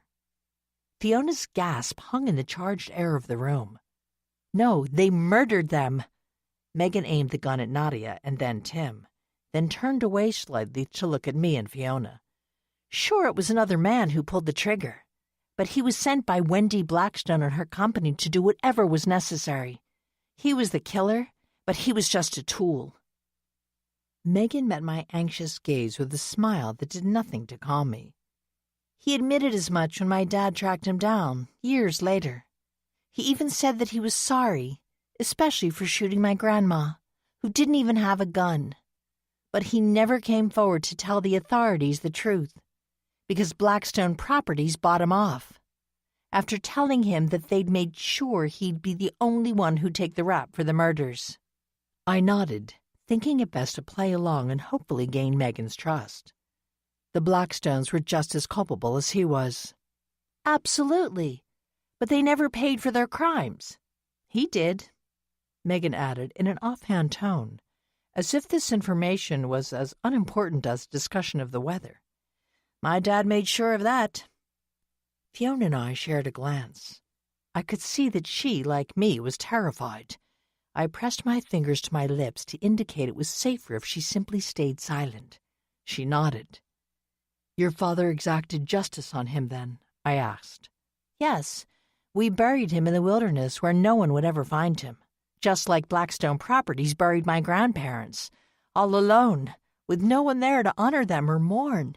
Their bodies thrown into a ditch and their unmarked graves buried under the depths of Crystal Lake. It was a terrible thing to do, I said. Turning my head, I noticed Fiona's amazed stare. She was probably wondering how I'd mustered the courage to play this deadly game with Megan. But I knew it was driven by my fierce desire to live and to save her life as well. I would not leave my children without a mother or force them to lose a grandmother, because I refused to hurt them and Richard so tragically. Yes, it was. Megan crossed to the chairs holding Nadia and Tim. Daddy evened the scales with the shooter, but he couldn't do anything to make anyone else at Blackstone Properties pay for their crime. She glanced back at me. He died, you see, just last year. So it was up to me. And then Jaden Perez decided to bring your environmental activist group to Taylorsford, where Wendy Blackstone and her team were planning another development, Fiona said. Megan stared down at the gun in her hands. No, that was me. I discovered that Blackstone Properties was hoping to develop land near Taylorsford and convinced Jaden that our next protest should be held here. She cast Fiona a superior look. That was clever, don't you think? I'd been thinking about my revenge for years, first with Dad and then by myself. I had my plan worked out, but it was only recently that I felt fate was on my side. That was very clever of you, using your connections that way, Fiona said in a hollow voice. I shot her an appreciative glance. She'd understood the gist of what I was trying to do and was now playing along. You knew Wendy would be at the festival and realized that would offer a perfect opportunity to confront her. To kill her, Megan said, with a lack of emotion that was more chilling than her earlier anger. And now I have these two. Megan leveled the gun at Tim and Nadia, who whimpered and struggled against their bonds. Idiots. They were in here packing up their offices, getting ready to flee the area. I wasn't about to let that happen. It was so easy. I just strolled in. They never suspected a thing, not until I locked their front door behind me and showed them the gun. Then they quickly tried to throw each other under the bus, let me tell you. Such loyalty, Megan snorted in derision. They are quick to protect their own interests, I said, hoping to place Fiona and myself on Megan's side, at least in her mind. You know, one of them even tried to run me off the road the other day, then threatened me.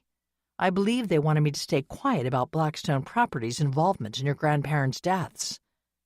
Did they? Megan casually clocked Tim upside the head with the gun. That's for Amy, she told him sweetly as he groaned. Your payment for my grandparents is yet to come. Fiona's chair squeaked. I looked over at her and caught her making a tiny movement with her hand. It looked like she was pointing her thumb toward the back door. I cast a surreptitious glance over my shoulder. There was a shadow darkening one of the windows. Whipping my head back around, I focused on Megan, who was tormenting Nadia by pressing the gun barrel against her temple. Thinking a distraction was in order, I coughed. Megan made a half turn to face me. Sorry, I said, tickle in my throat. I forced a smile. You know, I think the cleverest thing you did was trapping Ethan Payne in that barn. That was a stroke of genius. It kept the focus on him while you waited for Jaden to make those arrangements to get you out of the country. Megan stared at me, her nostrils flaring. And would have worked if Payne hadn't been quite so resourceful. Can't say I don't admire him a little for that, though. It just created a bit of a problem for me. Like Jaden did? I asked. He wasn't very loyal in the end, was he? No, Megan said, her expression darkening. He said he sympathized with me, but he didn't have the stomach for actually balancing the scales. Once he realized Wendy's death wasn't an accident, he lost his nerve. I had to keep an eye on him. When I followed him to your house, I figured he was heading to the sheriff's office once he left. So you had to silence him? I didn't want to do that. I just had to. I couldn't allow him to tell the authorities everything he knew.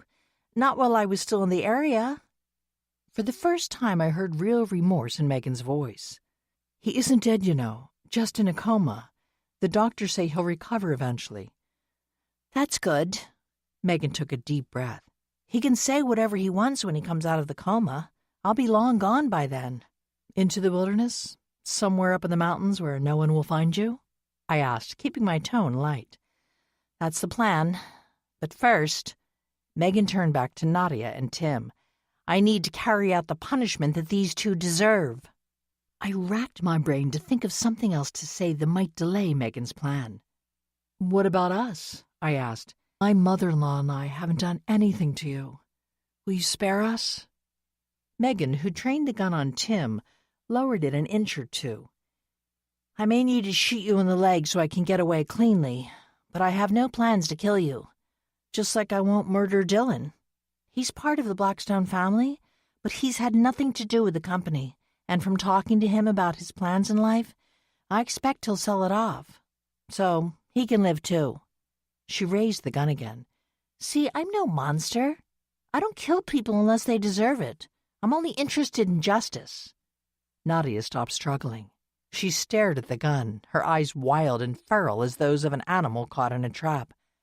My head was spinning.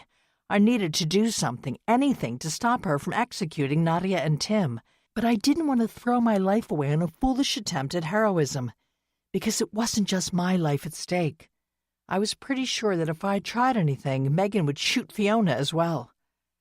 Just as I rejected the idea of hurling myself at her legs to catch her off balance, a thunderous crack rang throughout the room, followed by a blast of cold air and snow. Megan spun around, aiming the gun at the now open back door. "Drop the gun," Brad Tucker ordered. "We have the building surrounded. You can't get away. Lay down your weapon and let's conclude this peacefully." 2 deputies flanked him, weapons drawn. They inched forward until they were standing in front of me and Fiona, shielding us. Megan, her face suffused with fury, leveled her gun at Tim's head. "Don't be foolish," Brad said, his voice firm but calm. "We can take you out before you get that shot off. Put the gun down, Megan." She hesitated for one more second, then dropped the gun and raised her hands above her head. The deputies rushed forward to secure her and the gun and then free Nadia and Tim, who were understandably in shock. A burst of hysterical laughter made me turn to Fiona. She was hunched over, her shoulders shaking. "I'm fine. She needs help," I told the person bending over me. She looked vaguely familiar, but it took another second for me to recognize Hannah Fowler. "My mother-in-law, I think she's in shock too," I said, waving my hand toward Fiona. Hannah nodded and hurried over to Fiona as I tried to stand. I got to my feet, but my legs, wobbling like those of a baby just learning to walk, threatened to drop me to the floor. "Hold up," said a familiar voice. Strong arms wrapped around me, lifting me back on my feet and keeping me there. "How are you here? How did you know?" I asked as Richard turned me around so he could hug me to his chest. "As soon as we reached the house, we realized you weren't behind us, and also weren't anywhere in sight. So Scott and Ethan and I came back to figure out why. We could see enough of what was going on through the lighted windows to call 911 and get the sheriff's department and rescue squad here." Richard tightened his hold on me. "Just in time, it seems." She wasn't going to kill us, I said, my words muffled by Richard's coat. Not me and your mom, anyway. I mean, that's what she said, but I don't know. She was going to shoot Nadia and Tim, and then... I don't know. Tears welled in my eyes and spilled over, drenching my cheeks and the front of Richard's coat. I leaned into him as he adjusted his hold on me so that we could walk out of the building. Sirens wailed as one of the ambulances carrying Tim and Nadia took off. Another ambulance, its back doors open, still sat in the snow-covered parking lot. I noticed a slender, dark-haired figure sitting just inside the vehicle. Wrapped in a silver blanket, her legs dangling and an oxygen mask covering her face, Fiona looked up and met my gaze. She gave me a nod. I prodded Richard with my elbow. "Your mom," I said. "She was very brave." Richard gave my shoulder a comforting squeeze, then led me over to the ambulance, where we both wrapped Fiona in a warm hug. Chapter 29. I wasn't surprised when early the next day I heard shrieks from the room next door, accompanied by the sound of small children jumping on beds. It was Christmas morning, after all. But after an evening spent getting checked over by emergency personnel and talking to law enforcement, not to mention fielding calls from concerned friends, I was not thrilled to get out of bed. "You stay there," Richard said as he threw a robe on over his T-shirt and boxer shorts. "I'll take care of the kids."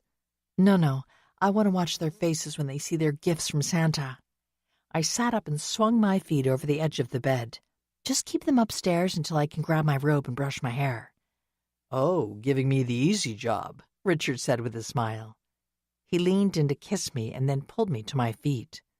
"Poor darling, you look exhausted." "And I probably will all day. But what the heck, I'm alive." I crossed to our walk-in closet to grab a silky red robe I hoped would make me look a little more festive than I felt. As I brushed my hair, I examined it in our bathroom mirror, certain the adventures of the previous evening had added more gray strands. Surprisingly, I didn't look any different than I had the day before, except for the paleness of my skin and the dark smudges under my eyes. I rubbed in a little concealer and added some color to my wan face with a light touch of blush and tinted lip balm. When I walked into the upstairs hallway, I was met with more shrieking. "Mommy!" Ella and Nikki shouted in unison. They barreled into me, hugging my legs. "Children, let go of your mother. You're making it impossible for her to walk." Fiona, tying the sash of her paisley bathrobe, stood in the doorway of Ella's bedroom. I met her concerned gaze with a smile. "It's okay. We didn't get to see each other much last night. By the time you and I got home, Mom and Aunt Lydia had already fed the kids and supervised their baths. I barely got a chance to give them a hug and kiss before they fell asleep." "We missed you, Mommy. And you, Grandmother." Nicky released his hold on me and trotted over to Fiona to give her an equally effusive hug. "Daddy said we had to stay up here until he turned on the lights of the tree and gave the cats their breakfast." Ella looked up at me, her black lashes fluttering over her wide gray eyes. "But I think he's had time to do that, don't you?" "Do you want to go downstairs for some reason?" I asked with feigned innocence. "It's Christmas!" the twins shouted in unison. "Really? Well, I suppose we should go see whether Santa brought you anything. Just be careful," I said, as Ella and Nikki clattered down the stairs. "Don't fall," I called out, knowing they were probably already at the bottom of the steps. I offered Fiona's smile and gestured toward the staircase. "After you." By the time we reached the tree, the twins had already discovered the bicycles that Santa had left. A gold and black one for Nikki, and a silver and blue one for Ella, along with matching helmets. Richard, promising that they could try out the bikes as soon as the snow had melted, steered them to the toys that they could use right away, a pair of saucer-shaped plastic sleds. "After we open the rest of the gifts," he said, when the twins asked when they could try them out in the snow. This led to some pouting, but this frustration was soon forgotten when the doorbell rang and my parents arrived, followed by Aunt Lydia, Hugh, Scott, and Ethan. "Did you call them?" I asked Richard, as Ella and Nikki were given the go-ahead to start tearing into the wrapped gifts. Richard, handing me a mug of coffee, gave me a wink. "I did. It seemed to be the safest course of action. "You are a wise man," I said, standing on tiptoe to kiss his cheek. When Richard headed back into the kitchen to grab some coffee for the other adults, I leaned against the wall near the hallway, surveying the hectic scene. Ribbons, paper, and discarded gift bags littered the floor near the tree, providing Fosse and Loie with the wealth of items to pounce on and into. To Ella and Nicky's credit, they didn't just focus on their own gifts, but also carried presents over to the adults, insisting that they be opened one at a time so we could all see what everyone had received. It made for a raucous morning, but I didn't really mind. Seeing the joy on my children's faces as the gifts they'd chosen, with little help, for their grandparents and other family members were exclaimed over and admired, was worth the little chaos. "This one's for Cassie," Ella said, handing a gift bag to Ethan. "Perfect," he said, when he pulled out a dog toy that looked like a flattened raccoon. "I'm sure she'll love it." Scott admired the gift before tucking it back into the bag. "I tell you what, why don't you give it to her when we go over to Aunt Lydia's for brunch? We didn't want to bring her over this morning because we didn't think Loie and Fosse would appreciate that very much." The twins thought this was a splendid idea. Leaving the dog's gift with Ethan and Scott, they dashed back to the tree and grabbed a small box topped with a white velvet bow. "This is for you, Grandmother," Ella told Fiona. "Daddy helped us pick it out." "Did he?" Fiona looked up and met Richard's gaze with a smile. "All right, let's see this gift. I'm sure it'll be very special." She opened the box and lifted out a silver necklace. The fine chain held a pendant in the shape of a tree. Studding the branches were 4 gemstones. "Those are Daddy and Mommy," Nicky said. "And the 2 that are the same are Ella and me, because we have the same birthday." "Ah, birthstones," Fiona said, holding the necklace up to the light. "Well, that's lovely and perfect. Thank you." She leaned down to kiss Ella and Nicky before sitting back and putting on the necklace. "A family tree, how nice," my mom said. She judiciously didn't mention that she'd gotten a similar gift for her birthday. I leaned in closer to Richard. "You thought it was finally time to get one of those for Fiona, I see." "Seemed like she might actually appreciate it now," Richard said, sliding his arm around my waist. "Mommy needs her special gift from you, Daddy," Nicky said, rummaging through the remaining packages under the tree. He sat back, looking puzzled. "I don't see it. You know, the really special one?" "Oh, right." Richard shared a conspiratorial look with my mom and Aunt Lydia. "Now where is that?" He reached into the left pocket of his robe. "Oops, nothing there. Maybe it's in the other one." I stepped back, eyeing him with suspicion. "What's this? I can see some people in this room already know." Mom and my aunt lowered their heads, hiding obvious smiles, while Hugh gave me a wink. Even Fiona, covering her mouth with her hand, seemed to be in on the secret. "Ah, here it is." Richard pulled a long envelope from his right robe pocket. He brandished it through the air. "Not wrapped, I'm afraid. But I think you'll see why." I took the envelope, casting a questioning gaze around the room before I opened it. Inside were plane tickets and a sheet of paper outlining the itinerary for a trip to England and Scotland. I stared at it for a moment. "Wait, this is the same time as that charity dance gala you're doing in London this coming summer?" I said, looking up at Richard in confusion. "But we said I couldn't go because of the kids." "That was until our mothers and your aunt volunteered to take turns staying with them so you can come with me. And also extend the trip so we can tour the places where some of your favorite authors lived," Richard said. "Merry Christmas!" Aunt Lydia and Mom shouted in unison, their smiles radiating a smug happiness at the success of the surprise. They were echoed by Fiona, who also looked quite pleased with herself. "We get to have both grandmas stay with us," Ella said, "and Aunt Lydia, too." Nicky bobbed his head. "Yeah, we think it'll be cool. And you and Daddy can bring us back neat stuff." "Okay," I said, and then burst into tears. "It wasn't meant to make you cry." Amusement sparkled in Richard's voice. He pulled me into an embrace. We just thought it was about time you got to do something you've always wanted to do. I mean, no time like the present, right? I hugged him, then pulled away and gazed around the room, taking in the bright faces of so many of the important people in my life. Quite a present, I said, thinking of the happiness of the day rather than the gift. I do love it, but honestly, I love you all more. That's good, Mommy, Ella said. Now can we play with our sleds?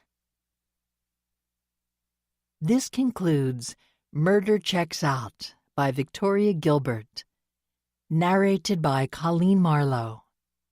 Copyright 2023 by Vicki L. Weevil. This unabridged audiobook is published by arrangement with Crooked Lane Books, an imprint of the Quick Brown Fox and Company, LLC, and was produced in the year 2023 by Tantor Media, Incorporated, a division of Recorded Books, which holds the copyright thereto. Please visit tantor.com for more information on our growing library of unabridged audiobooks.